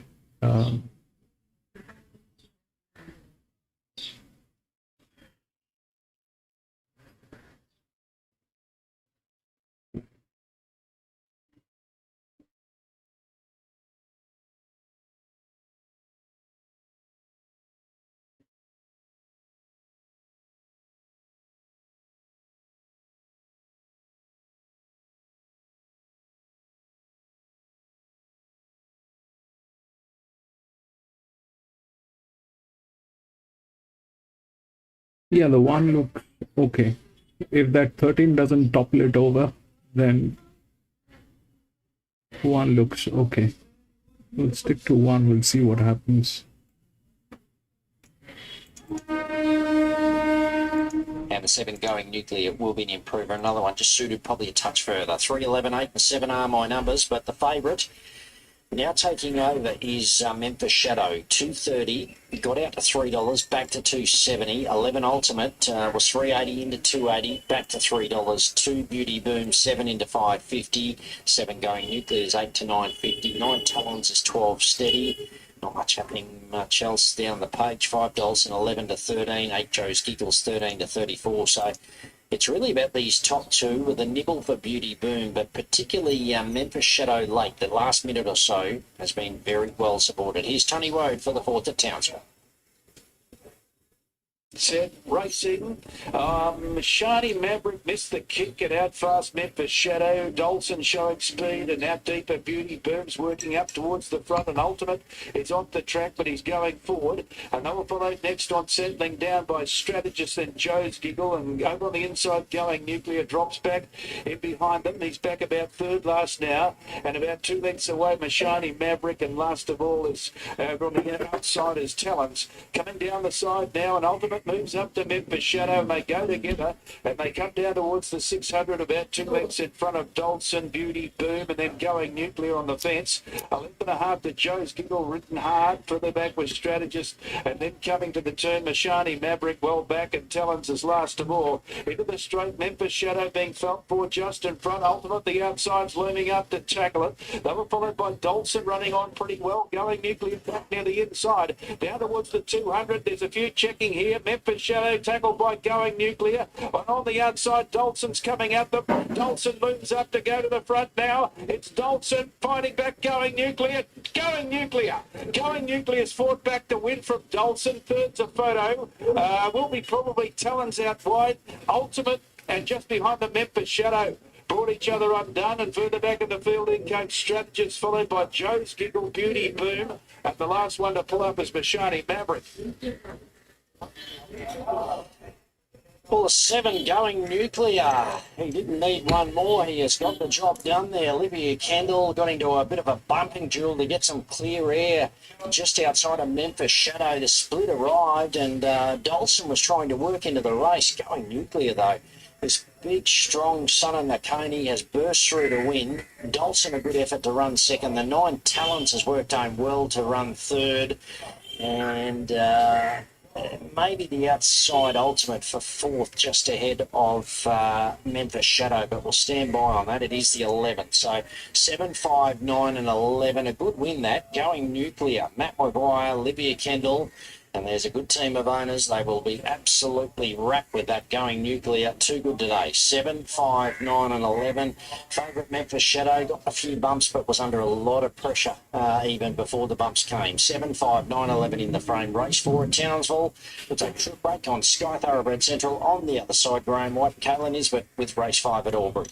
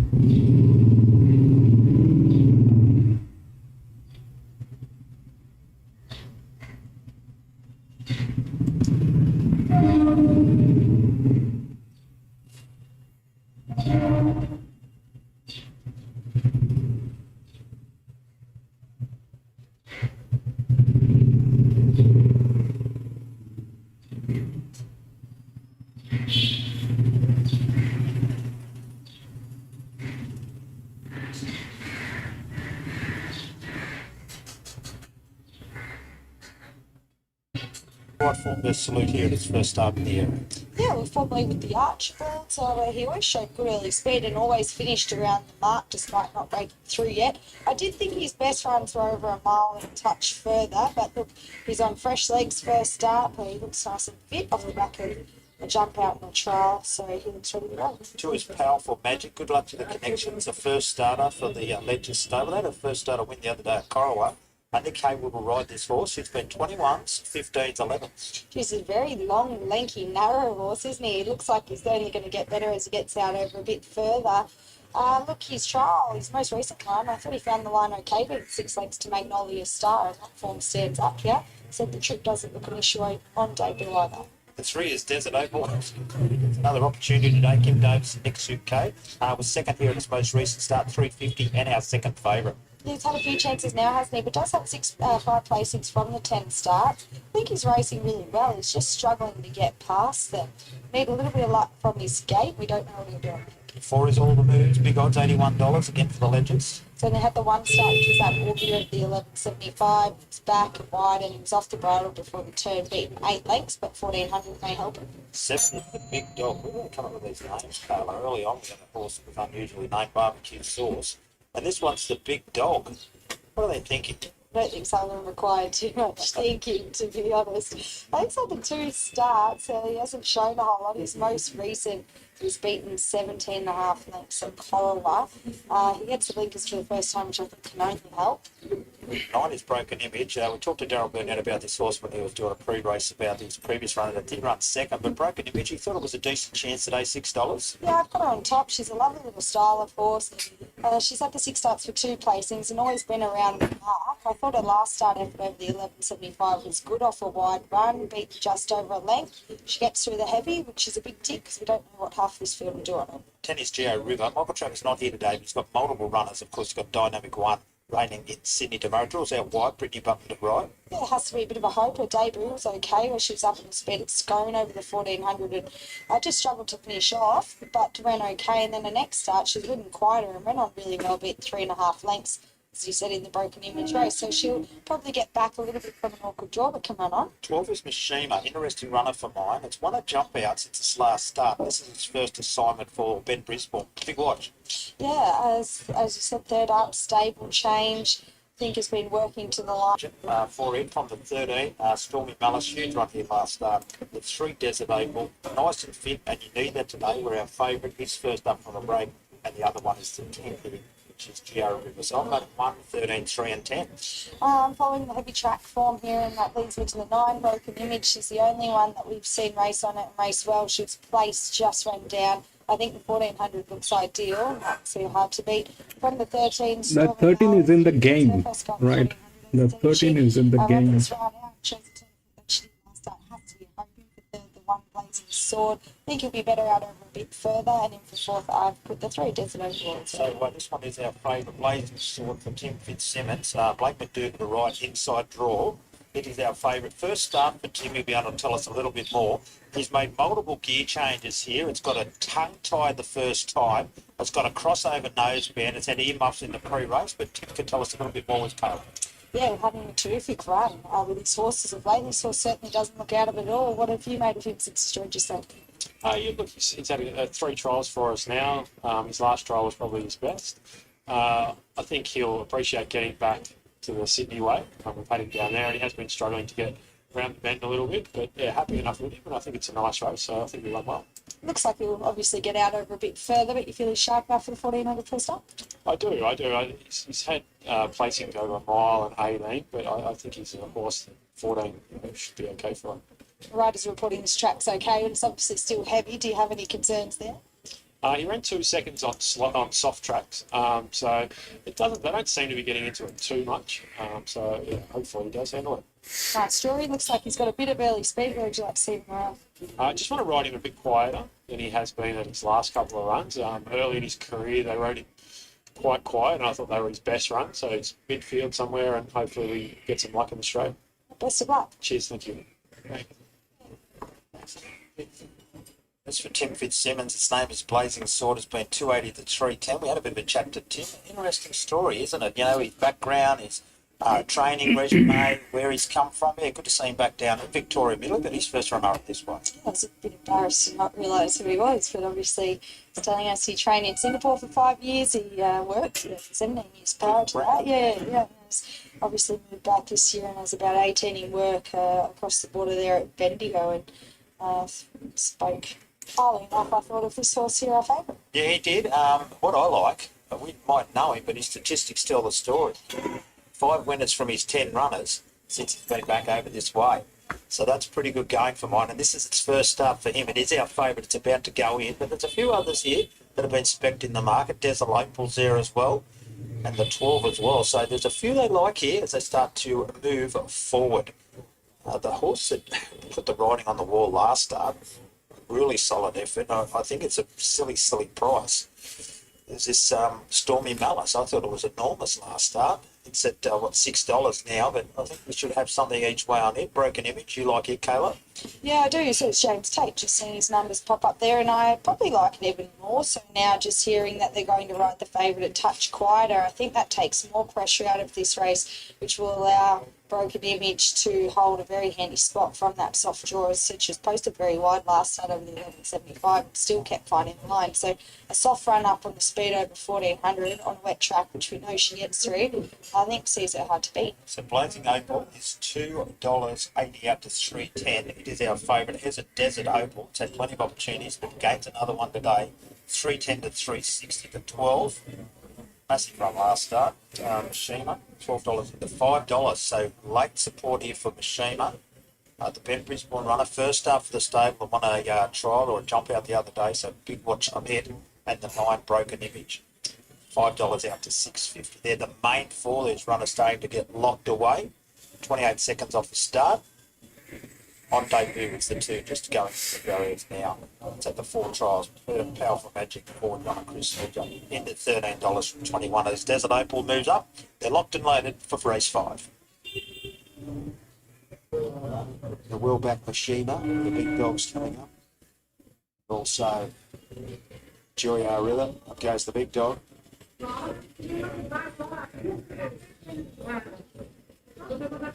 And now Mashima about to join the line. Getting well back, Mashima. 12s into 5s. Mashima on the tab fixed odds. Julia River goes up to complete the line. Blazing Sword's the favourite, drawn the inside gate. The red light's on, away they go. And Blazing Sword got away to a flyer off the inside. Run, Great baby. Images going forward. Powerful Magic showing plenty Lee, of toe. Desert Open 13 not far away. is 13 is there in the game, Lee. Then Surreal Grace, the big dog, is in the second half of the field. And they're followed by All the Moves, being followed by Defying. And drifting back now, Stormy Mountain. 13 is in the game. Mashima. Joya River dropped down to Unless last. So Powerful Magic, the first starter, showing plenty of toe. Leads by 2.5 to Broken Image. I think going to quarter to Desert Opal. that happens, which is happening right now. Dog and Surreal Grace, a length and a half to All the Moves on the outside of Defy. 2 lengths further back to Mashima, racing with Stormy Malice, and 3 last of all to Joya River. Powerful Magic, 6.50 to go, has the lead by 2 to Broken Image. Desert Opal runs third. Blazing Sword, the favourites, travelling nicely fourth. They're followed by Surreal Grace, the big dog under pressure from Stormy Malice, and then comes All the Moves to find Machine. All right, 13 is there. 3.50 to go. Now run. Image goes up on the outside to take the lead. Run, baby. Run, baby. Sword is winding up nicely up the middle of the track. Shit. And so too Stormy Malice right down the outside, followed by All the Moves. Broken Image in front. Blazing Sword, the big danger on the outside with Desert Opal. It's Broken Image, Desert Opal, and Blazing Sword. Desert Opal takes the lead, and Desert Opal won it from Broken Image. Third, Blazing Sword, and fourth was Mashima. They're followed by All the Moves, Powerful Magic. In behind them, Joya River, Stormy Malice, Surreal Grace. Defying. The last one home was the big dog.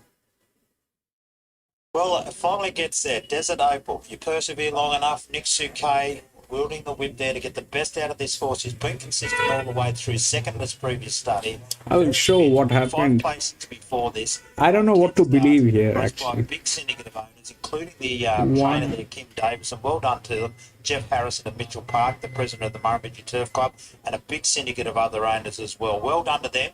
It'll win a few more and really relish the conditions today. Pretty close. The other one there, our favoured runner, was running on okay, Blazing Sword. And the 12 was running home okay, the money horse Mashima as well. Good finish. Yeah, it'll be 3, 9, 1 and 12 there over the line. It was a good finish. I mean, this horse has always threatened to win a race quite quickly, hasn't he? The ability's always been there, but it's been The 3 from gate number 9 was the pressure line. You've seen that. It's a 23 by 14. In a class 1, a 24 by 28 did not work. But here in a maiden race, a 23 by 14 turns out to be the winner. So either these are rigged or this one is rigged. Which one is what, I have no clue. So far, there's nothing that has happened on the pressure line. All of a sudden, on a maiden race, this thing with a pressure line went through. And they happen to be one of the best hands.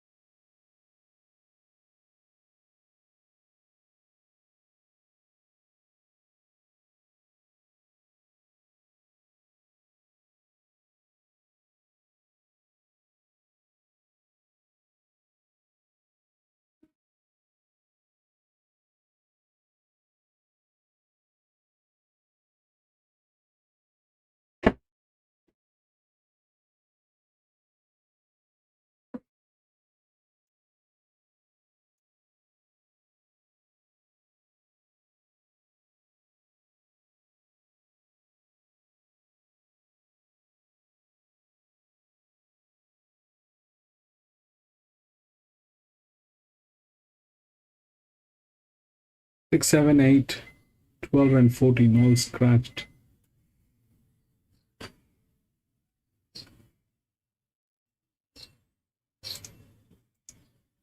3, 11, 9, 10.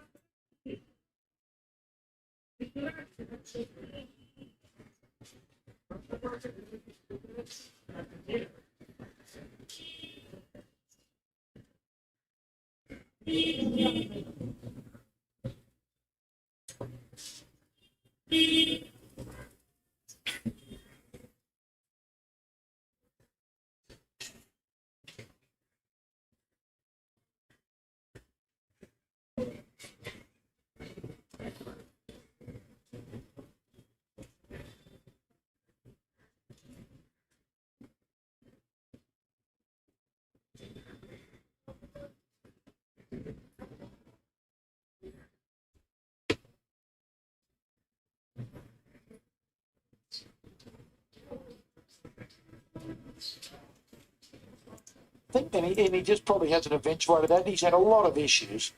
When you've had 12 starts as a 5-year-old, you've got issues. Having his first start for Fabio Martino, tried here at Hawkesbury back in February. I know that he's got the ability. He's not the easiest horse to catch. I went around him for that simple fact, thinking that he might just need, he will need to run. But we're talking about 1,000 metres. Big difference when you need a run and it's a mile to 1,000 metres. Riding quite happy on the pony here is 4-year-old mare, Russian Zarina. Winona Costin is riding. They draw well for Karen Altram. It was good effort here last time out. Winona got the biggies on it. It was big eyes. I know you're going to have a chat with Karen after they go out. Barrier 1. She probably jumps. She sucks up, does no work. She's won 3 times. She has one little sting out of the track. She's going to get the right run. I know it's hard when you say, well, I was 61 or about 20s last time out, was scratchings. It's hard to now take $5.50, but it's a different kettle of fish. It's a different race here. She's a knockout chance, soft draw. Clifton Springs, Yampania takes the reins for Mark Connors. Well, this is the one that she's won 4 times in her career. 3 of those have been at 1,000 metres, so the 1,100 back to 1,000 won't worry her. She had a little 3-week freshen up since the run at Wyre when she just kind of, she half lost her action as when they all started to fan. She kind of went off the track, and you can half look a bit gawky, a little bit awkward getting around the home turn. She straightened up. She's unbeaten a half length. The 1,000 metres, soft draw. Deanne Penu's a strong rider for Mark Connors. Mark's got him looking terrific. He's a 7-year-old now. You wouldn't know it. Yeah, on looks, I'm happy to be with him. Oh, here's an absolute war horse. It is Titan Star. Molly Burke claims 1.5 for Mike Van Gestel. Starts. He's had this on his... So this is the 6th one here, which is a 1,600 meter benchmark 66. If we look through the odds, it's 3, 11, 9, and 10. If we look through the rails, then we get that 3 is here, which is a drift.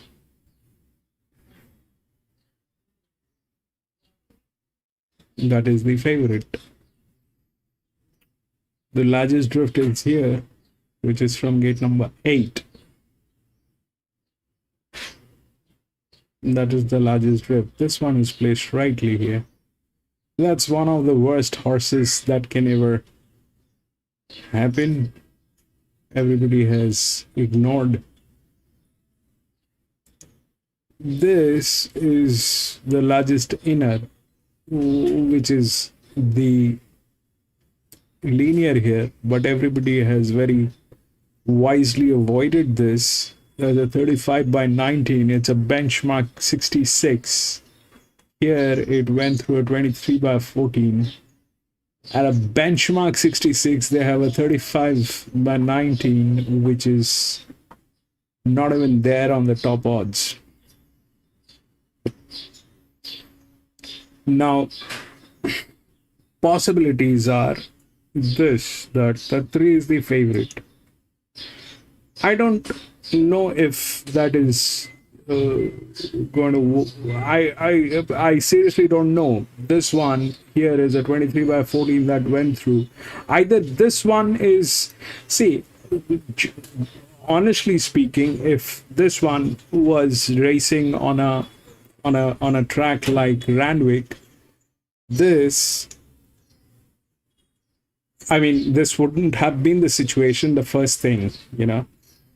But we would have gone with a pressure line. We would have gone with a pressure line on a 1400 meter. That's something that we would have gone with. But here, the pressure lines are not working. All of a sudden, on a maiden race, the pressure line worked. I don't know what to make of this. I don't know. I have no language. I have lost my words. But this thing went through. Here, this one is a favorite, which is because of a lot of hope, I think, that is there. But this is a drift, and this is not even the larger drift. The advantage is here with 9, which is there. The advantage is here with 9, which is a 33. And if we look at this drift, it comes from gate number 8. Those are connecting gates. So that's how they generally are placed. And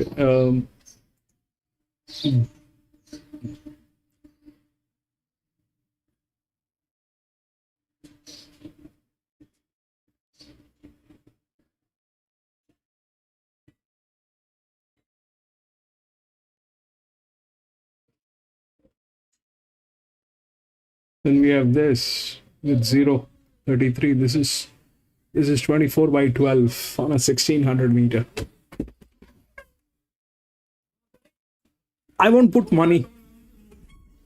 I am not able to understand what they're doing. This is both of them have a dedicated jockey. 9 and 3, both of them have a dedicated jockey. But the point is this, that the 9 has more advantage than this one. 9 is a better horse than this one. And that's how it looks like here. So far, nothing happened with any of the pressure lines. Even class 1, it did not work.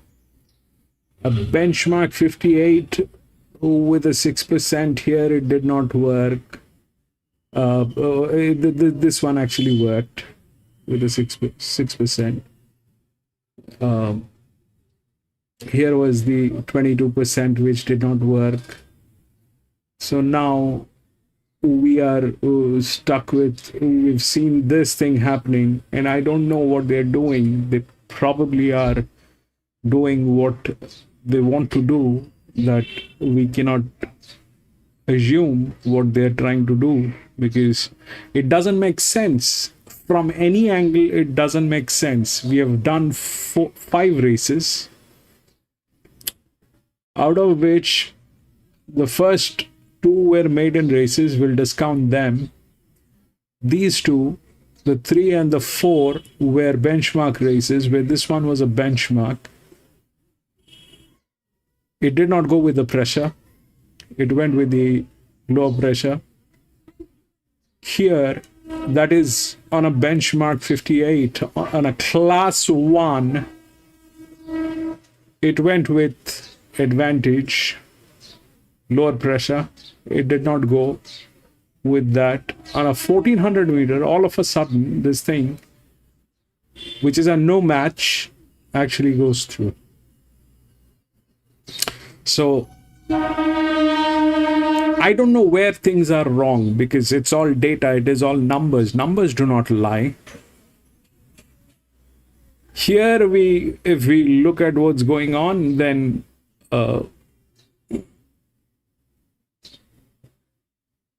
that is a very exposed one. This I would have not gone in any circumstances.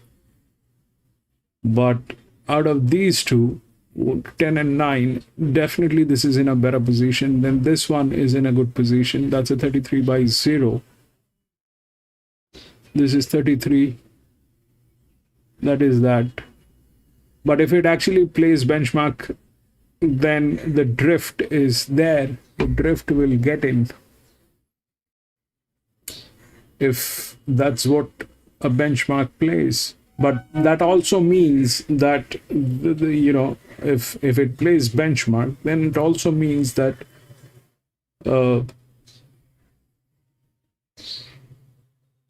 pressure will play. But it doesn't look like that.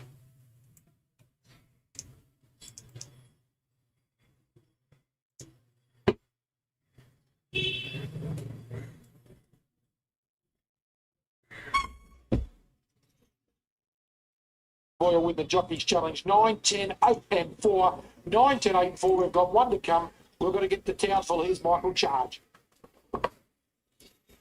Welcome back to Townsville for race 5, the penultimate, the High Gain Open. It's over 1,000 metres. Good little race. Let's have a look at the one, the Missile Thunder from the Fred Whelan stable at Cairns. Sean Cormack to ride, gate 7, 60.5 kilos.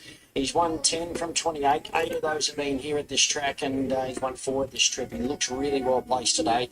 He just didn't handle that soft track at Cairns last start. He was disappointed for a run up the 200. He went to run into the race, but just couldn't pick himself up late. He's been beaten less than a length. I think he's really well placed behind a hot speed here. 2 is Northern Express from the Bill Canning stable at Townsville. Gabrielle Simmons to ride, gate 6, takes 2 off down to 58.5 kilos. Blinkers again, nasal strip off the first time. His first up is better than ready. Went around in a week with last start at Toowoomba. His fresh record's good. His record at the trip is very good too. No trials coming into this, but he does look well placed. 3's Armour Force from the Steve Massingham stable at Cairns. Nathan Thomas to ride, gate 155 kilos. He's back to the 1,000 loom. Second up last start into the race over 1,200 metres. Just couldn't quite finish it off. It was not beaten far. Back in trip was probably slightly against him, but a hot speed will help. 4 is Birmingham Lad from the Tracy Simmons stable at Mackay. Olivia Kendall to ride, gate 8, takes 2 off down to 53. He's going really well, this horse. He's won 3 of his last 5, placed on the other 2 occasions. He's got to step up to open grade the first time. That's a query, but he's racing well. 5 is You're Too Good from the John Mansell stable at Mackay. Leah Martin to ride, gate 2, takes 3 off down to 51 kilos. Nice Mare, who's had the 3 runs back from a break. Look, she's just not firing yet this preparation, so I'd wait for her to show something. 6 is Gossip Talk from the Matt Maguire stable at Townsville. Isabella Tay to ride, gate 3 on the minimum. She's got a lot of speed, this mare. She's got to sustain her against good grade today, but she's racing in good order. 7 is Gamboa from the Nathan Cove stable at Townsville. Chris Mann to ride, gate 4. He'll ride a kilo over at 55. Didn't show much first up. Look, hasn't won for a year, and that was at the non-tabs. I think he's probably just past his best at the moment. 8 is Flying Seamus from the Jenny Hatfield stable at Mackay. Jason Taylor to ride, gate 9 on the minimum.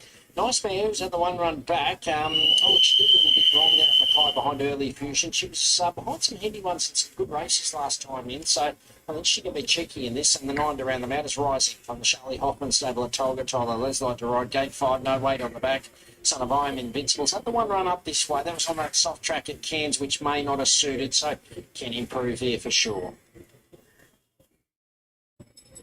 Favourite here is the 4 Booming Lad, $2 to $2.60. Good support coming for the 2 Northern Express, $6. Halved its price into 3. 1 Missile Thunder, $4.60 to $6. 6 Gossip Talk, 10 into $8. You've got the 3 Armour for 6 to 9. So best back runner here, the 2 Northern Express on debut for Bill Kenning, formerly with Michael Nolan. This is race 5 at Townsville. It's a high gain open over 1,000 metres.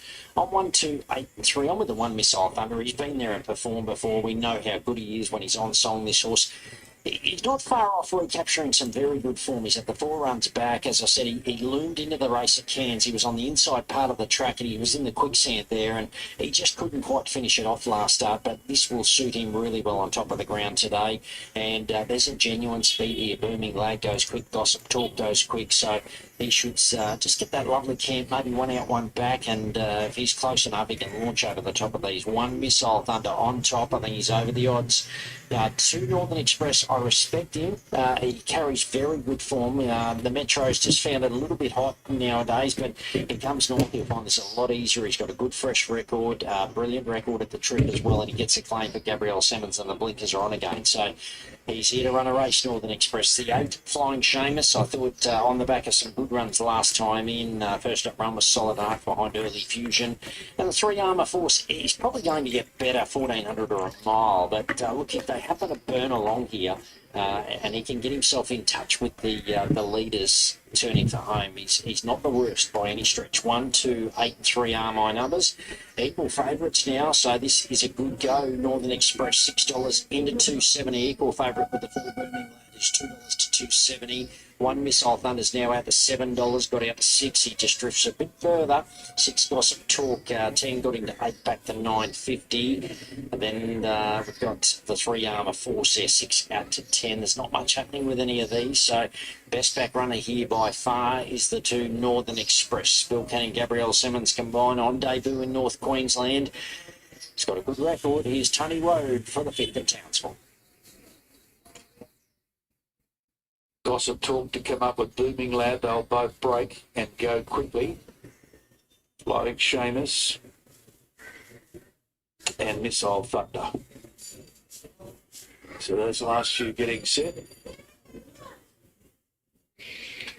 Race number 5, 5 of 6 this afternoon.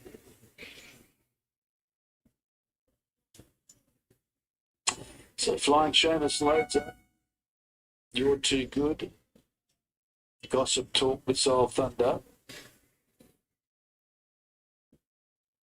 So Missile Thunder about to go in. The last 2 about to get set. So You're Too Good coming up. And Gossip Talk, the last to come up with Isabella Tay in the saddle. Just about ready. So Gossip Talk swings around. Comes up to the gate. Others standing patiently waiting for the start. Now we're ready. Signal through. Set to run. Bit of rocking and rolling going on the gates. Better line, they're racing now, came out in a good even line. Gossip Talk broke very quickly and going fast is Rising in the early stages. Booming Lad is right up there as well, and Northern Express is showing good speed but a little wide. They were followed just in behind them on settling by Gamboa. Then Missile Thunder. About a length further back was Flying Seamus from Armour Force, and 2 lengths to You're Too Good last of all. Down towards the turn, Gossip Talk just in front as they approach the bend from Rising. Northern Express has gone up to 3rd, and they were followed by Booming Lad, who's out a bit deep from Gamboa. Further back of the field, Missile Thunder, then came Armour Force searching for room, and well back was You're Too Good. 200 left to go. Gossip Talk just in front. On the outside now, Northern Express, Booming Lad joining in, and Missile Thunder's got the split, and he's coming through very fast. Missile Thunder and Booming Lad together. Booming Lad, Missile Thunder gets home to win by a half head to Booming Lad. Armour Force and Northern Express was 4th. Then Gamboa. They were followed next home by You're Too Good in company with Gossip Talk. Well back of the field was Rising, and the last one in Flying Seamus. Lovely ride. Sean Cormack on Missile Thunder. He just camped behind, watched it all unfold, got him into clear air, and he did the rest. I tell you what, Booming Lad's run was huge. Didn't have any luck at all from that gate, Booming Lad, and has only just missed out by a whisker. But in the end, Missile Thunder proved just too good for them. He was strong, and he's a very serious horse when he's on song. He's only going to get better. 1200, 1300 during the carnival, and that was a very good win. A really good run, Booming Lad. To his credit, as I said, he had a tough run in transit. 3 Armour Force made good ground to run third, and the 2 Northern Express might have just needed that one. He was there in striking distance, but couldn't sustain it. So numbers here, 1, 4, 3 and 2. And I'll tell you what, that is some sort of gallop. They have gone 55-44. So that is very, very slick. Missile Thunder, he's back to his better days, Missile Thunder, and he wins race 5 at Townsville. But a good effort, the second horse. Mark that down, Booming Lad. We'll take a short break on Sky Thoroughbred Central on the other side. Graham White, Kayla Nisbet with race 6 at Albury.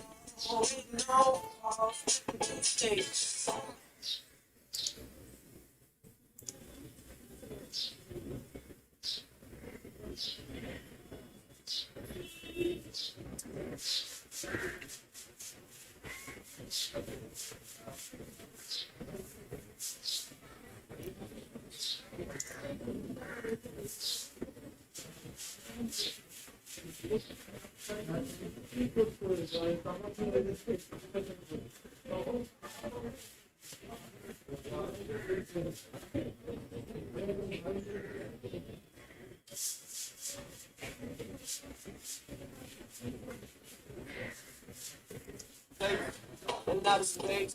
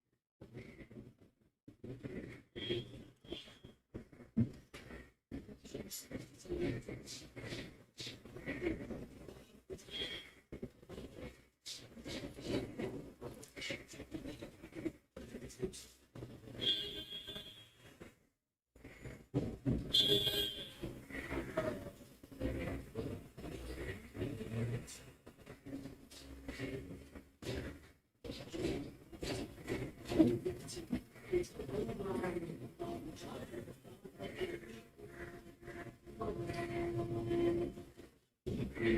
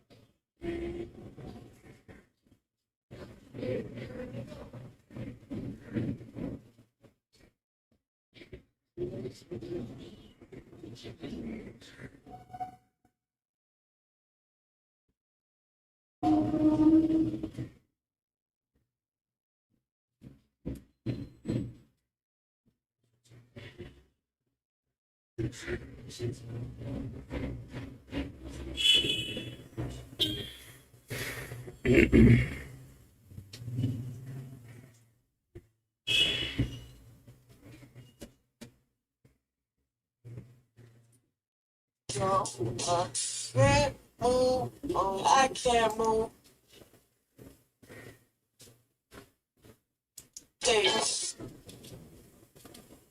Benchmark 66 is race number 6 here. It's over 1,600 metres. We've just missed the one who's late into the yard. The 2 here is Alchian for Jake Duffy. It's a $14 home. He's second up here. I thought his first run over the mile at Bendigo wasn't too bad. He got up on speed and battled okay, beaten about 2.5 lengths. He'll obviously have stripped fitter from that. I do think his best is getting out over a bit further, but he does look well placed here. 3 is in the market, exceedingly high. You'd love to own this for so consistent, impressive winning last start, but it does go up 3 lengths, Carla, at $4.20, but in the market. Yeah, he's racing super, isn't he? Bolted in at Queanbeyan last start over the mile in class 3. The heavy track's no concern, but as you said, he has to lug a big weight, and I'm not sure he's that much better than the rest of the field. Just flick back now if the guys on the cameras can just pick up horse number 1 here, the Big Short. It's a $71 chance, Olivia Button, and also Brittany Button. He's yet to actually win a race in Australia, former European galloper. That's where both his wins came, obviously, over the 1800 overseas. Struggling to find the line this preparation, but he does race well on a heavy track and gets a claim. So he gets his opportunity to find a bit more. Switch over now to the former Hayat. Third run in, did win first up, $10. Yeah, that was the token of the cup. And then his next start, he went to Bendigo over 1300. He just tied off a wide run there, but races well, third up and likes the heavy. The 5, that's enough. Well, it's another one that likes the wet tracks. Brendan Waldroyd, this galloper, he's had success on it in the past. I went back through its record. Last campaign, about this time last year, won a race about 6th up, and today it's 5th up. So a lot to like about it each way. I think it can do something. Yeah, no, you're right. Even last night in the Pucks Cup, he was worse than midfield, which usually is in the second half of the field, off the back of a quick speed, and he actually caught a heel on the corner and half knuckled, and despite that picked himself up and went on well. So his last start effort at Parks was better than what it reads, and I agree, he gets a lot in his favour today. The 9 is Slate Ripper. Well, we saw this horse at the last meeting and swapped him out wide. Yannick ran 3rd, Bellman ran 4th, and Opposing Tallulah was 5th. I have it on top. Yeah, there's a bit to like about him too. He showed a nice turn of foot there to get over the top of the field. He has placed on a soft 7. He'll obviously get back a little bit here again, but he certainly could replicate what he did last time. Now, there's been good support here for the 10 Bellman. What's $10 today? At $5.50, $6 now back to $5.50. So they like it a bit. Well, it wasn't much between all the runners that come out of that Slate Ripper race, and he was one of them.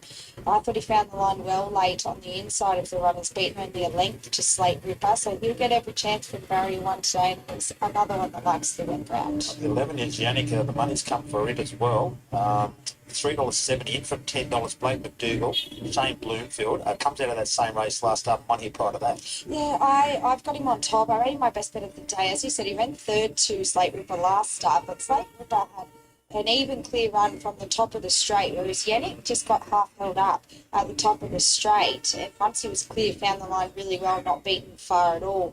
Importantly today, he gets through the heavy ground where he's had the 2 starts for a win and a 3rd. So he's another one that'll find himself back a little bit here, but I think he could turn the tables on Slate Ripper. And the last one is Imposing Tallulah. Can it make up a bit of ground after running 5th at its most recent start here? And that was behind Slate Ripper. Yeah, well, she could actually. I'll tell you what, she's nice and bright in the yard too, so she looks ready to go.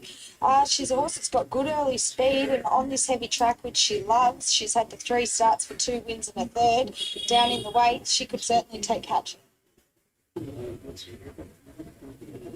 Nick for Blake McDougall and Shane Bloomfield. Shane's only trained his horse, I think, for 2 starts. So with Darryl Rolfe before, but talking to Darryl the other day, Carl, you're probably aware he's undergoing surgery. He's having a hip or knee done. So we wish you well with that, Darryl. And Yannick, your former galloper, has been in good form, and it's in at $3.70 from $10. Slate Ripper is $4.60 up to $4.80. They're the main 2 here, and exceedingly hot. If you've been following this horse, you're getting good odds again. The way it's been going, $2.90 to $5.50. It'll probably try and lead and be right there, but Yannick's our favourite. Yeah, especially under that big weight. There's 2 speed horses here, exceedingly hot and probably imposing Tallulah, but I don't think Karaya will be wanting to be outside of the first 2 here, carrying that 62 kilos. I think the value runner here is definitely horse number 5, and that's enough, $8 out to $10. But Yannick, the horse you can see on screen there, is our favourite. Karaya Keatings. A fantastic last 12 months or so, really improved with her riding. They've put her on this horse today, goes up 3 kilos, exceedingly hot, but dominated last time. It's out to 650. So we've been backing it. Keep putting more on, because winning form's good form, and it's certainly been doing that. Here's Karaya with Kayla. A couple of races to go, and you looked to have 2 nice chances. Obviously, you start here with exceedingly hot. He's racing super. He was excellent the other day. Obviously goes up a fair bit in weight, but what do you make of his chances? Yeah, look, he's hit a real consistent patch of form, and you know he looks like a nice horse going forward. He looked to get over the mile last start really nicely. Obviously carried a little bit more weight today, but the fields look pretty evenly weighted. There's a few other heavies in the field, so you know I think we're getting pretty even, and if he can turn his best foot, it'll be hard to beat. You've had to go out on this track too. It's obviously heavy, but all reports it's not too bad. He's placed on the heavy, so that shouldn't be too much of a concern. Yeah, look, I think he appreciates this track, and the heavy's no concern for him. In the last race, you ride Star Bling. Now, she's only been with Nico, who obviously you're apprenticed to, for a couple of runs, and I thought she's racing quite well. Yeah, definitely. I liked her first up run at Sapphire Coast. I thought it showed a lot of promise. She probably backed up not too long after at Bathurst. And they ran along a little bit quick for her, so we just freshened her up, and back on the heavy today. I think she'll appreciate that. Tomorrow you get to go back up to town. You must be excited this time of year. You're obviously starting to get a few opportunities, but you get to reunite with your first city winner in Toes in the Water. Yeah, definitely. Building a bit of momentum now in town, which is good, and obviously great to get back on my favourite little horse, Toes in the Water. She's going really good. First up run. The speed should be on, so she should be fighting out finish. All right, well, good luck today and there. Thank you. She's on exceedingly hot here. He's out to $7.50 now. Karaya Keatings had a fantastic, as I said, last 12 months. She's really developed her riding. She places the horse well. Probably no more improved apprentice, I think. Fair to say the first couple of years were quiet for her. But in recent years, she's more than held her own. In fact, come out on top.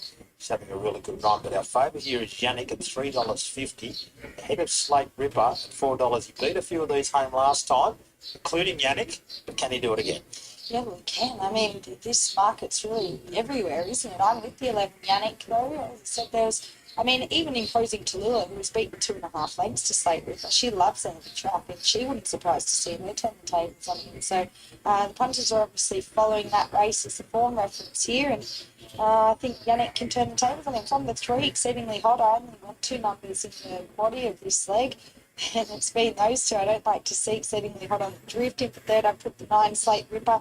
Zed could definitely get over the top of them again. And in for 4th and 2, who I thought was over the odds, another drifter here in Alchian, who I thought was good first up. But Bendigo can only be fitter from that. So Yannick, a good thing from Kayla, and my good thing for the day. The first of them is this one, Slate Ripper.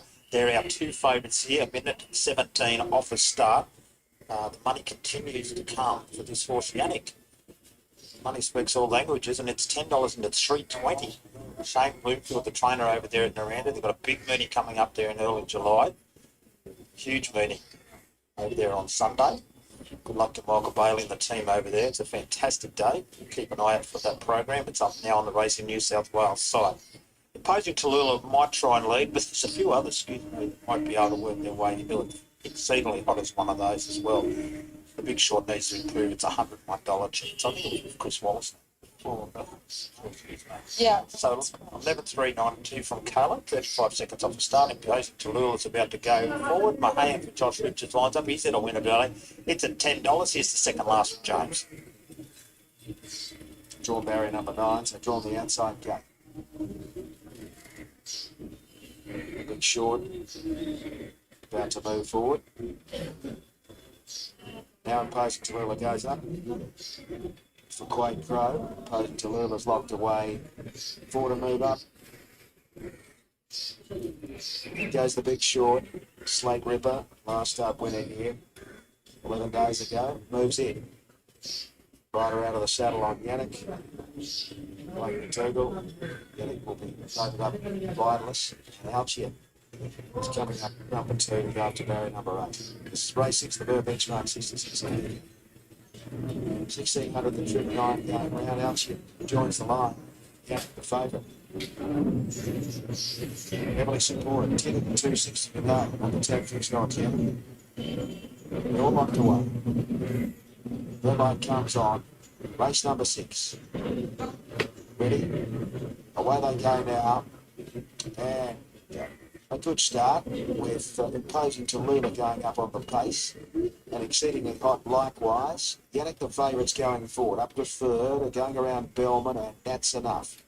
And they're followed by Alchin, who's caught out pretty deep. And further back in the race, then runs Mayan, the Big Shorts, towards the tail end with Slate Ripper. And Slate Ripper's last about 8 off the lead as they put the 1200 behind them. And imposing Tallulah leads by a length and a quarter to exceedingly hot. The favourite Yannick is up running third. And 2 lengths to Bellman, covered up by Nats enough. They're followed by Alchin on a wide run going around Mayan and the Big Short the inside. And the last one is Slate Ripper. Imposing Tallulah has the lead, 900 to go. By a length and a half to exceedingly hot. Yannick's relaxed beautifully in third placing, followed by Bellman, and then comes Nats enough, 2.5 further back to Alchin on the outside of Mayan. The Big Short is a long way back off the pace with Slate Ripper, with around 650 to go. Imposing Tallulah the leader from exceedingly hot. Yannick is running third from Bellman. Then Nats enough. Alchin to the outside. A fair way back is Mayan with the Big Short and Slate Ripper. The last one as they straighten up. 400 to go. Exceedingly hot is coming after imposing Tallulah. Yannick's cruising up and on the outside from Nats enough.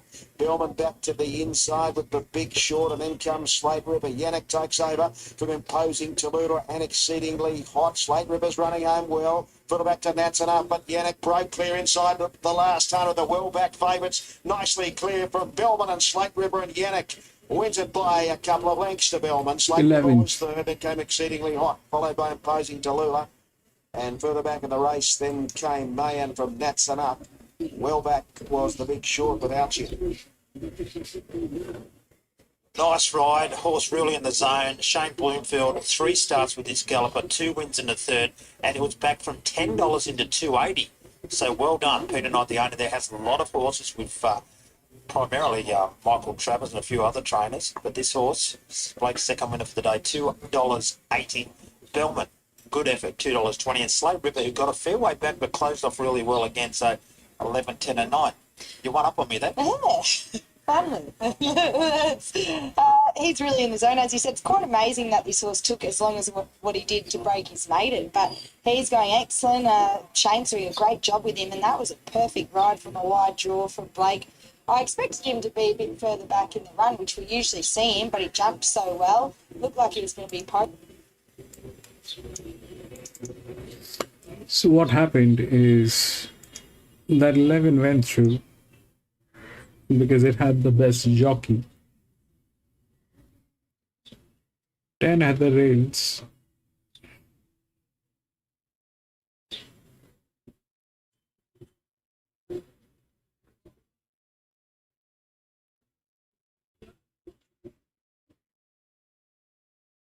And 9 came in third. 3 is fourth.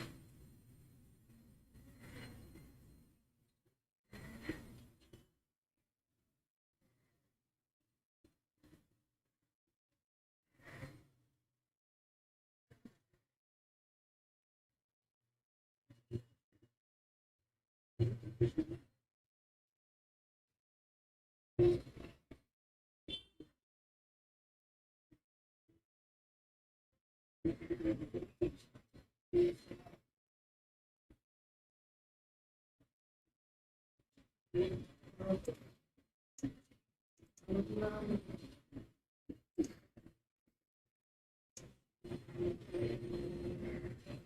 very difficult to understand what's going on because of two reasons. One is it's a very heavy ground, and the second is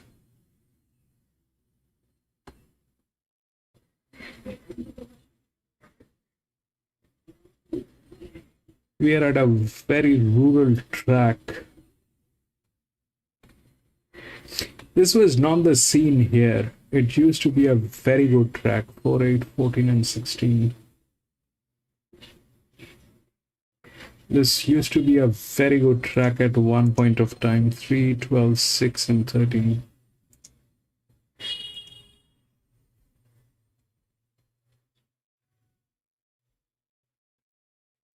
There's something wrong with them.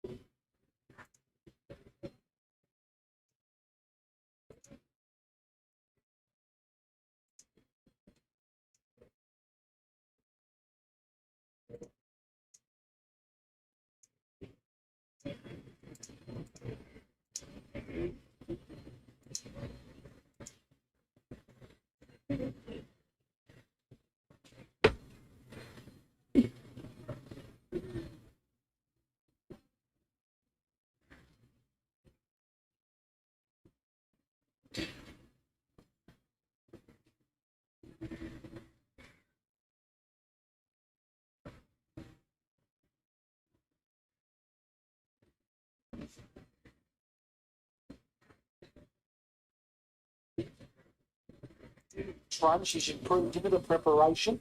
The miles, you know, she might be looking for say 1800, but because of the wet track, it brings her straight back into it. She's one of the players, and I think the drying of the track just a little bit has been a big advantage for her, because I think on the wrong side of a heavy tent, she wouldn't have really appreciated it. Drunken Sailor is trained by James Ponsonby in the hands of Winona Costin. $76. James and Winona have had a wonderful combination. Look, it was the run at Cowra. It's not the type of track that was always going to suit Drunken Sailor. When you get a long way back, it's very difficult. Cowra, they're often gone. But I thought the run at Queanbeyan was good, still beating 4 lengths. This is a lot tougher opposition today. Plays chance for mine.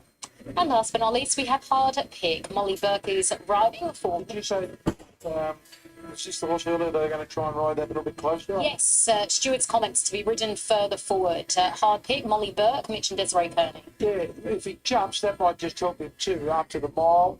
I think the mile distance will probably suit him. And I don't think the sting out of the track worries him too much by flying hardy, but he'd have to really pick up and go to that next level. But I think Molly Bird on board helps. My numbers in the last 7, 10, 1, 8, 7 on top, Rather, and Keen on it, 10 Ocean Diva, 1 Line of Fire, and 8 Space Ace.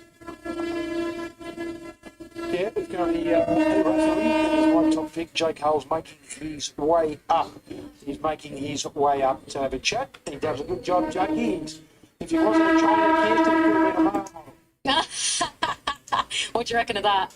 Oh, well, I'll take compliments where I can get them. I think we might as well. How many have you got in training at the moment? We're always sort of working between 30 and 40, so the numbers build up quite quickly, but I've got good clients behind me, so it makes it easier.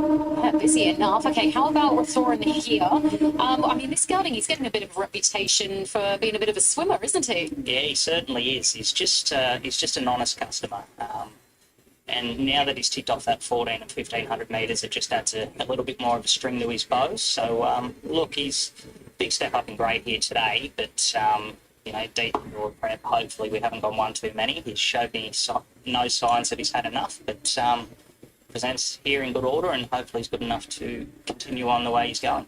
Obviously, he's had those 2 runs on the heavy most recently, and he relished those conditions. Did it take much out of him? He's just a tradesman, so he got home and he just licked the bin. He does that all the time, so he's kind of a hard horse to get a read on. But look, his work's still been great. He's eating everything. He's his normal self, but as I stated, it's a big jump up from 58 grade out the country to Hawkesbury today. And I must ask you, because Richie's mentioned in the preview that he can be a little bit slow out to the barriers. Do you know why? How do you train this out of him? I've tried everything and nothing's worked, so we've just conceded defeat.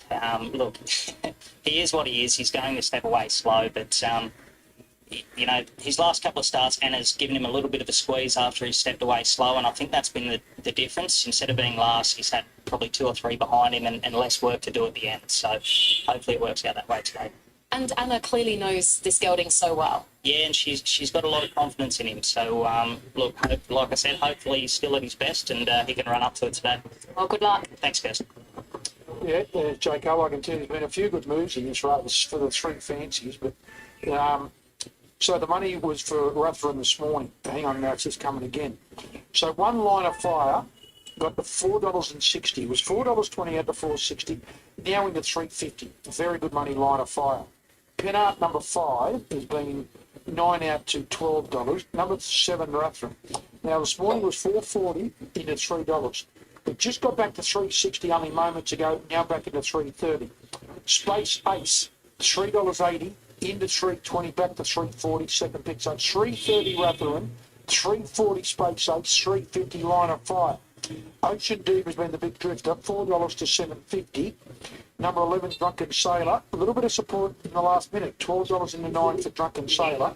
Hard Pick has been $34 right throughout.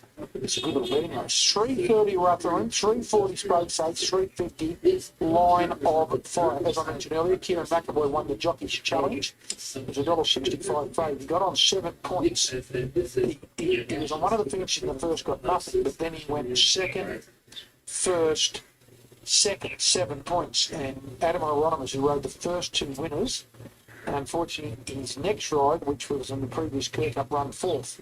So McAvoy held on in the Jockey's Challenge. The quadrilla you needed, number 3 Super Nui, number 2 Wee Wee Wee, and number 9 Clifton Springs. $3.30 Rutherford, $3.40 Space Ace, $3.50 Line of Fire. Good little betting race, isn't it? It's a really good race. So we've got a couple of minutes up our sleeve. Have you got a highlight for today? A highlight for today? Yeah. I know you've got your horse that you want to give another chance, but what about a horse that really impressed you? Well, I think Ronnie Quinton deserves the credit. Super Nui. He's got his mare absolutely low flying Super Nui. Just won impressively again after. It's never easy when you win by 8.5 and the reputation, but it was well backed again and got the money. It was very good. I thought Brad Woodup's horse was very good, Diamond. Did you speak to Ronnie after the race? Did he say where she's going to go next? Yes, that's for Ronnie and I, but we were... Oh, Richard. I think Louise Day suggested to Ron, and there's a couple of opposition... I think I wrote it in my... You're actually in your diary. You're going to be there cheering at tracks up. I was... Where is it? I'll text it. No, there it is. I said to Ronnie, there's on the 11th of June, the Kenzo, there's a benchmark 72, fillies and mares 1400. Well, the Saturday the 21st, you got a 72 3-year-old 1300. Or that same day, you got a midway 3 and 4-year-old 72, but you got a strip to the mile. And that might just be a bridge too far the mile, but we'll leave that up to Ronnie Quinton. But, you know, you've got to take... make hay while the sun shines, this or is true. make hay while the sun isn't shining. Just make hay. With the wet track. We've got a new favourite here. Yep, number 1, Line of Fire. Wow. 61.5, $3.30. Line of Fire's been well back now. The best back runners is 1 and 7, 7 and 1 according to the team. Okay, thank you for that. And the money's just drying up a little bit on the 8 Space Ace, but I reckon they go forward on the 1. 8's got to go forward Space Ace. Hard pick, and then it's just a matter of where does Rutherford get to? Where does Rutherford get to? Line of Fire now into $3.10. Great to see Dylan Gibbons back. I wrote in my RaceNet column, which comes out every Monday on racenet.com. Go here if you want to read it. I do. I use all the highlights from Sky Racing, the replays. I even mentioned Bernadette Cooper this week. Did you? I talked about the Queensland. It's Origin week, see, that they get up and about, they get all fuzzy-wuzzy as if like the world's going to just talk about being a Queenslander. And they're talking about And Tina, like, take it on versus 10 in the Cox plate. You can take it on, please. Please. $3.10 line of fire, Dylan Gibbons. It was great to see Dylan Gibbons back and riding winners. $3.10 for line of fire, $3.40 Rutherford, $4 Space Shakes, and number 10 Ocean Diva out to $7. They're getting set for the lucky last. Good luck, punters. Here's Anthony Manton. Space Ace, they've got loaded. Okay, Marto, thank you for that. They're coming forward here for the last, as you mentioned. Line of Fire is the new favourite, number 1, 310. Space Ace is loaded. Now here comes Ocean Diva, last up winning here this track. We're waiting on Penart to come forward with Drunken Sailor and Line of Fire. 3 to load, Hawkesbury, 3 to load. From Goulburn on Friday. The Line of Fire about to take up its spot. Drunken Sailor the last midweek racing from Canterbury tomorrow. Darren Frindell will join you there, and I'll be back on deck Goulburn on Friday. The Clarendon Tavern Benchmark 64, Line of Fire, final favourite. But if you're alive at the quaddie. And they're off, and Line of Fire actually won the start with Penart. They're the first two. Hard Pick being ridden aggressively, though, to beat them off for the lead, and Hard Pick will find the top here. Space Ace in second. Ocean Diva lands in third, and Penart's in fourth, and then came Drunken Sailor. Line of Fire drifted back after beginning well, and Rathoran's back there with it, just in front of Line of Fire, now second last.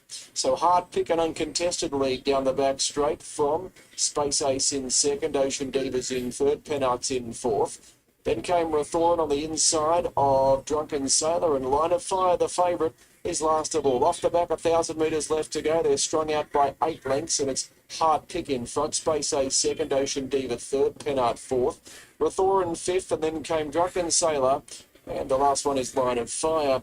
So Hard Pick running them along here down the side, leads by 2 lengths to Space Ace in second, Ocean Diva third, Penart's in fourth, Rathoran, Drunken Sailor, and Line of Fire still the last one, and just urged along at that point as Hard Pick pitches a break on the point of the home turn. So 4.25 to go. Hard Pick 4 in front here. Troubles well, really dropped them. Ocean Diva ran to second with Space Ace, and then Rathoran, Drunken Sailor, Line of Fire back near the inside, still spots them 7. Hard Pick, a big leader, 2.50 to go, still 3 in front. Ocean Diva, Line of Fire, then Rathoran. Hard Pick's in front, coming to the 100, still 3 lengths in front. Second is Rathoran, then Ocean Diva and Line of Fire, but it's Hard Pick. It's run hard the whole way, and Hard Pick beat Rathoran. Ocean Diva ran third, Line of Fire fourth, Drunken Sailor, Space Ace, and a long lap. All right, it is the last one here today, and if we look through the odds, it's 3, 12, 6, and 3. That 3, 12, 6, and 13. So that 3 is the favorite, right? If we look through the rails, it's got advantage through the rails. That's there. Got both sides, got the physics. But the same is available with 13 and 6. Now 13 is from gate number 4. This one doesn't have this side of the rails, so probably there's a problem with the jockey or something. It doesn't have this side of the rail, but that's how it looks like. This is one of the best horse. That's 27 at 2%. This is 24 at 15%. This 26 at 3%. This 26 is also at 3%, but this is gate number 8, 6-year-old gelding, and this one is gate number 4, 4-year-old gelding, with a lot of management going on. So that's more or less the stuff. And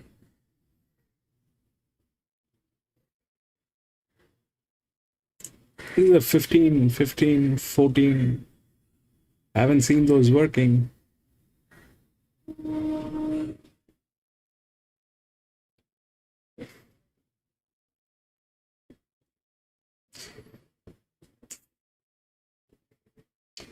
I would have gone with the 15 if 15 had this side of the rail. It doesn't have, so uh, there's a problem with the physics of this horse. There's definitely a problem with this horse. 3 is the favorite is at 15%, so I don't know what it'll do. The best chance here probably is this one, the 13. But I'm not going to get into this. This I'm not able to understand what they're doing, and it's a heavy track. We've faced certain things which are very odd. I mean, if this track had played a little better today, I would have risked, but it doesn't make sense. This not a single favorite. I mean, I can understand. I'm a moron. I do mathematics, and I'm absolutely nuts up my head. I can understand that. Okay, fair enough. But that's not the case with everybody. The people who are betting, they also have senses. And it doesn't look like any of the favorites have gone in today, because that's the scene. That is what is happening. There's a possibility I'm wrong, but not the entire world is wrong. But it looks like everybody is wrong. It's only them who are right. So yeah, the 13, the 3 is the favorite at 15%. I don't see that as a feasible one. I like the 15, but 15 lacks this side of the rail, so I can't go with it. The 13 is the second one. Here is the 5 with a similar one, but it's a drift, actually. Having said that, these things, they do not need the rails. They can actually bring it in without the rails. The rails are required for horses like this one, the 9. That's when the rails are important. So that's not happening. The 9 is from gate number 12. That would have been a linear if this thing was a handicap race. This is not a handicap race. This is an open one. So that thing has the highest advantage, and this is going through. It's difficult for this one to get here. It's difficult. Definitely, that's something which is there. But that's got the highest. That has got the highest advantage. So you never know. The 3 is. Through the rails, probably will get a spot or something. I don't know. But winning chance looks slim. The only pressure line that worked is 3 here in this entire card of 7 races. So I don't believe any of the pressure which is working, which is here.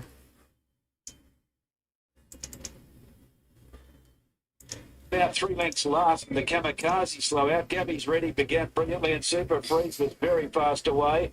Going quickly is Faith Over Fear near the inside, and a length further back Absconded Witness when they sort themselves out.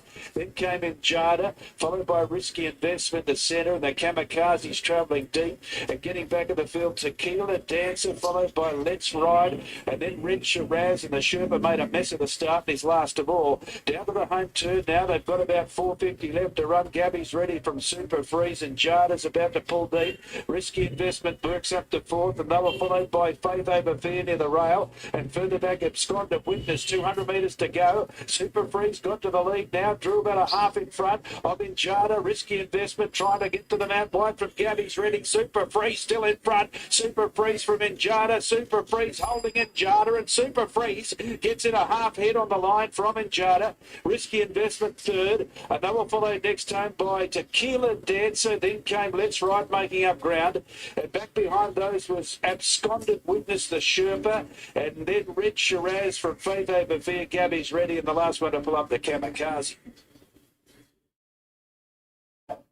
Good ride. Justin Stanley was able to get across from that awkward gate, sit outside the leader and just pitch that margin when he needed it. She and Jada closed off well, but has missed out, has run second. The 12, Risky Investment. Another good performance here, was closing off strongly to run 30, has got a flashing light on its back. And maybe the 9's got home to run fourth. Gee, that was a good run. Let's Ride over the 1,000 metres. It has. It's run fourth. 2, 7, 12 and 9. Well done to Tommy Button, Justin Stanley and the Collins Kraus family. Super Freeze proved too good for them today. Good run the second horse in Jada. Good run Risky Investment. A good run Let's Ride. So the Sherpa bombed the start, the one they put a little bit on, but all honours there. Super Freeze got across from the gate, was able to sit outside the leader and get the job done. 2, 7, 12 and 9 the numbers to race 6 at Townsville.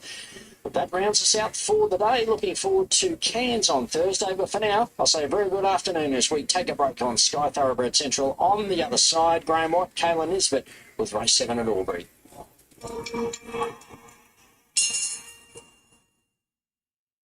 You guys know the drill. 7 p.m. on Tuesday nights, we have Punters Intelligence. You need to download that app via the App Store and Google Play so you can see this man, Nick Burney, dissecting what was a very wet track there on Saturday. The times were slow, but we can still find a few. Yeah, interesting meeting to analyse, Benny. But with that said, we keep it all relative, put it into the notes, because over this winter in Sydney, I'm sure we'll get another similar track. With that said, I thought Dilly Gibbons riding the last was the best. You thought it was Hollywood Hero. Yeah, Hollywood Hero up along the fence from last to first, fantastic. There are some horses to follow, not necessarily for the next few weeks. Horses like Agarwood tipped out, and maybe keep on an eye on them for the spring. But you can see it all at 7 p.m. on STC.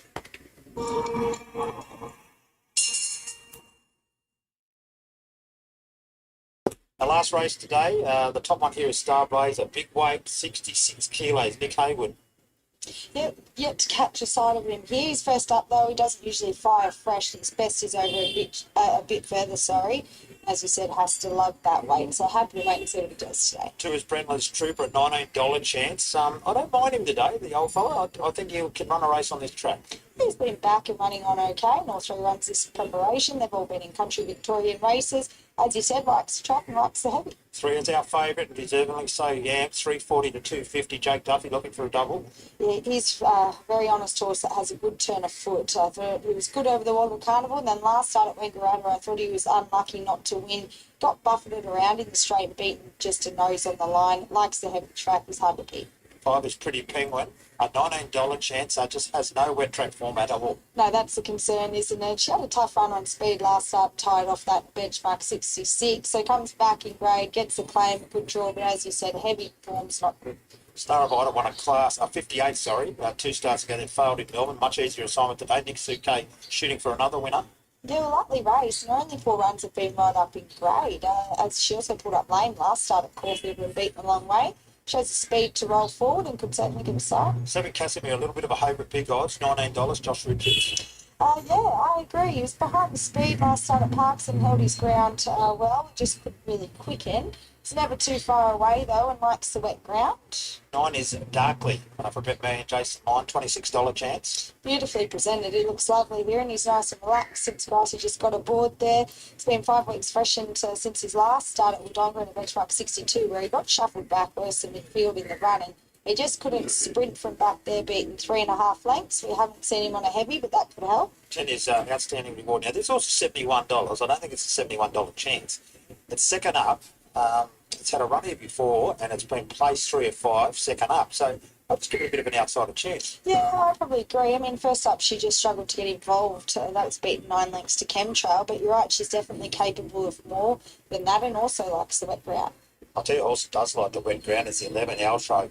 Soft and heavy form. 3 of his 4 wins have been at Albury. I really like it. Blake McDougall shooting for 3. Yeah, he's on a 3-day backup since running 6, but beaten just under 3 lengths at Wodonga. He's got the speed to roll forward. Could be posted, though, with a little bit of pressure underneath him, but you're right, the heavy track all brings him right into it. A little bit of money here for horse number 11, is it? We're up to 11? 12. 12. 12, sorry. Star Bling, Nick Olive's runner. Karai Keating's the ride, into $5.50 from $7. Yeah, I'd say that's with her heavy track record. Look, she's third up, lightly raced. She looks to be quite a hard trying filly, and I think she's found the line well in both runs this preparation for Nick. Her heavy record, she's had the 2 starts for 2 seconds, so that'll only help her further. 13, Lightning Lizard, Brent Brisbane's representative here, a $9.50 chance. I thought he was entitled to tyre last start up, so he was posted wide in the run, but he knuckled down really well, beaten only a length. Of course, it always finishes around the mark, but we don't know how we'll handle this truck. 14 is out sturdy. It was ran really well at a Wagga the other day. The 15 Apple Cider, Nadine Cameron shooting for a double. I've got this in for second. I think it's a great chance over the odds. Look, 2 starts ago, she was beaten only a few lengths to one hard lady who's gone on to be beaten not far, or went under down the straight at Flemington. And then the next start, she went to a benchmark 66 and was beaten only 3 lengths there. So she gets comes right back in grade. So he gets barrier 1. It's 3 placings from 4 starts on the heavy track. That's the 15 that they're talking about, but it has problems. It's not going to be easy. To ride, he's third up here. He's placed 2 of 2, third up in the past. It's been running on okay from back. I'd like to see him get a bit closer in the run if he could. And he is 0 from 2 on the heavy, so a little bit against him. Well, it's the case of wetter the better for Altrove, who's right in the market. Has won a few races here for Rob Wellington. Looks a good hope, but how's she going compared to other campaigns, Rob? Yeah, well, it's we've been waiting for a heavy track. It's probably not quite as heavy as we'd really like, but she's here. She's in good deck, and just seeing how she's drawn out wide. But I think Awesome Nick's occasion right, picks out a little wide and wants to go forward. So see if we can go across and see how she finishes off. But would love to have been a bit heavier. I thought it might have been, but the track's held up so well. Good luck to all of them. It's not wet enough here, Rob. You had a birthday during the week, so this would be a nice way to top it off. We wish you well here on the last. All right, thank you very much, Graham. Honor here has been well supported. Horse number 11 jumps from barrier 11. $8.50. Blake McDougall shooting for 3 winners on the day. He looks home in the Jockey Challenge too, but you can tell us what colour. Yeah, he's currently on 8 points here, but there's a couple of jockeys around him. Nick Haywood on 5, rides our top weight here, and Jake Duffy on 5 points, who rides our favourite, who I think we're both keen on. And our favourite is in the 230 colour, in from 340 Yam. Looks very hard to beat, has the right form to show up here. Star of Ida is $5.50 out to $8. Star Bling 7 to 8. Altrove, we touched on it, into $8.50 from 19, so they have backed a few horses here today. Our favourite way home in the quarter is here at $199. 311, 2 and 6. I thought this was a good thing today. Like here. Got a little bit of support as well for the Heath McLean runner, Star of Ida, with Nick Souquet searching for another winner. $5.50 out to $8. We have a barrier trial after this. Racing will be at Goulburn on Friday. Huge nominations over there. Lot to look forward to there as well. And then next Monday we're at Cora, of course. So Yam is our favourite. Star of Ida, well supported as well. And Altrove in the market just shortened up a little bit as well now. So I've made it 3:11, 2 and 6, 2.5 minutes off a start. Credit to the club, the track. We've had a few issues at different times over this way. But the track's held up okay. Of course, the jockeys were excellent throughout the day. We didn't get any additional rain, which was a deciding factor. No, that's exactly right. All the jockeys have been very complimentary of this track, which is good to hear. My late mail, I'm with the 3 Yam as well. Outside of that, I think the race is very open. I put the 15 Apple Cider in for second, who I think's well over the odds, coming back in grade, gets through the wet, gets barrier 1 in for third. I put the 12 Star Bling, who's working towards doing something more, and in for fourth I put the 13 Lightning Lizard. But as I said, I think the favourite looks very hard to beat, but outside of that it's very, very open. Well, it's a little bit like that horse earlier of Darryl Burnett's, Santasia. It's at 7 seconds and just 2 wins. It just couldn't quite hold on, so let's hope our favourite can prevail here. So it's at 2:30 Yam, ahead of the 13, who was pretty good there at its most recent start, Lightning Lizard. It's $8 and steady at that. Penn Brisbane and Lachlan King searching for their first winner today. Kayla with 3, 15, 12 and 13. So the 3 has it at $2.30 and $7.50 right out to Lightning Lizard. And then we go to the 6 as well, Star of Ida, who's been $5.50 to $8.50. Altrove, 19 into $8.50. And Nick Olive's runner, $7 out to $8.50 for Star. Then old Renland's Troop, who's got wet track form in at $13 from 19. Pretty Penguin, Goes fast, but hasn't got any wet track format. $17 from $8.50. Star Blazer first up, wet track. Big weight, $10 out to 19. Apple cider, Nadine Cameron for winner already today. Can she make it to $9.50 out to 19? Casimir, 17 out to 23. Not without some chance. And then I thought Outstanding Reward. I know it's an $81 chance, but I thought it was some chance as well.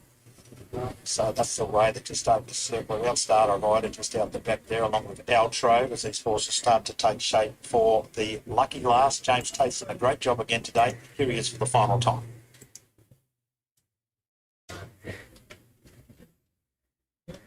So Brilliant Trooper, Casimir, Darkly, Star Blazer, along with Star Bling to move up.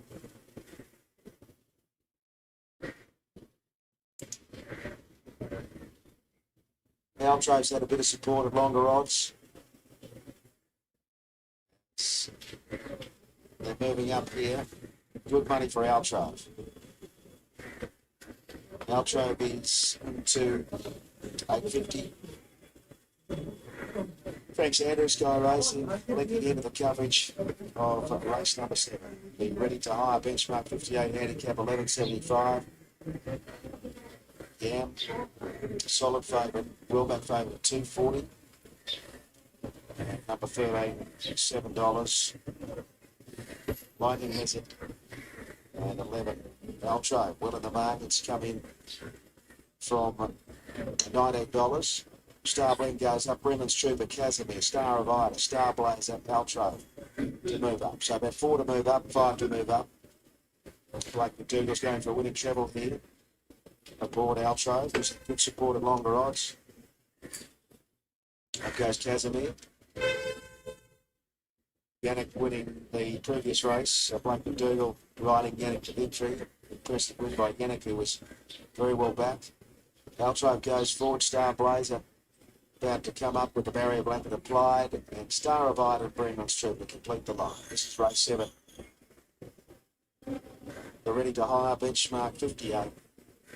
2 to move up.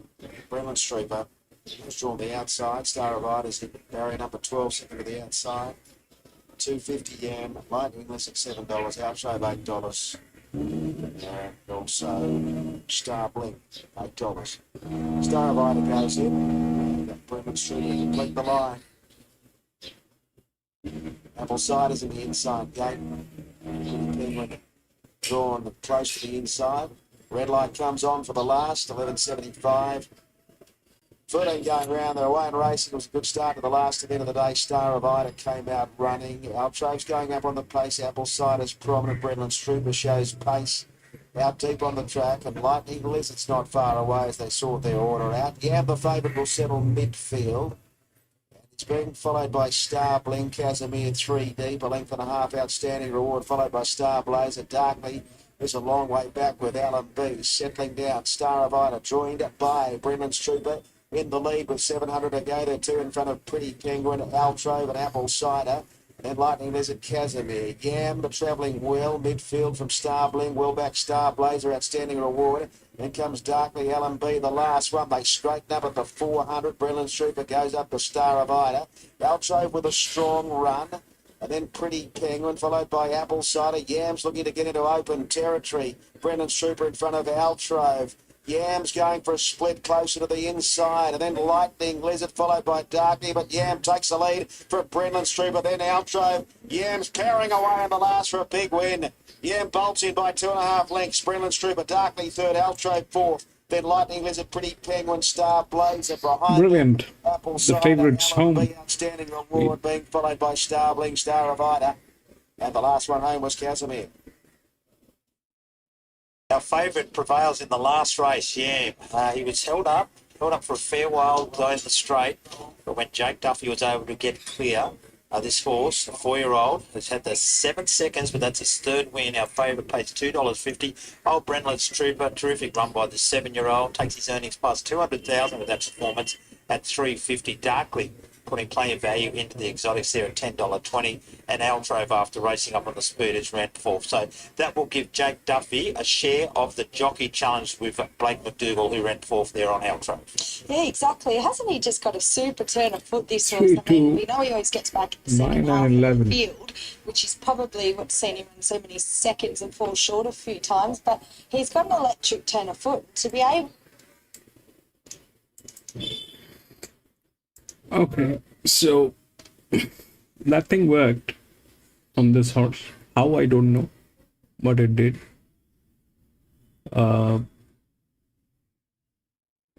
It came here. So 3-2 just like that. 2 was in very good hands. It was a league horse. 3-2, 9 and 11. 9 was here. We spoke about that 9, and then came 11, which was the other one here. So yeah, that 3 actually went home with that press number 3. That worked.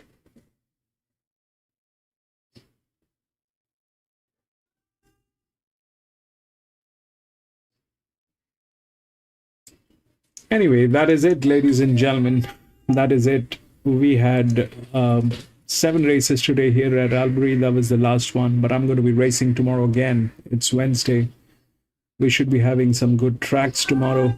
So if you have a little time, please come and join me. We will race together, do a little chit chat, and try to have some fun here. And thank you so much for being there, my friend Lee. Thank you so much for being there.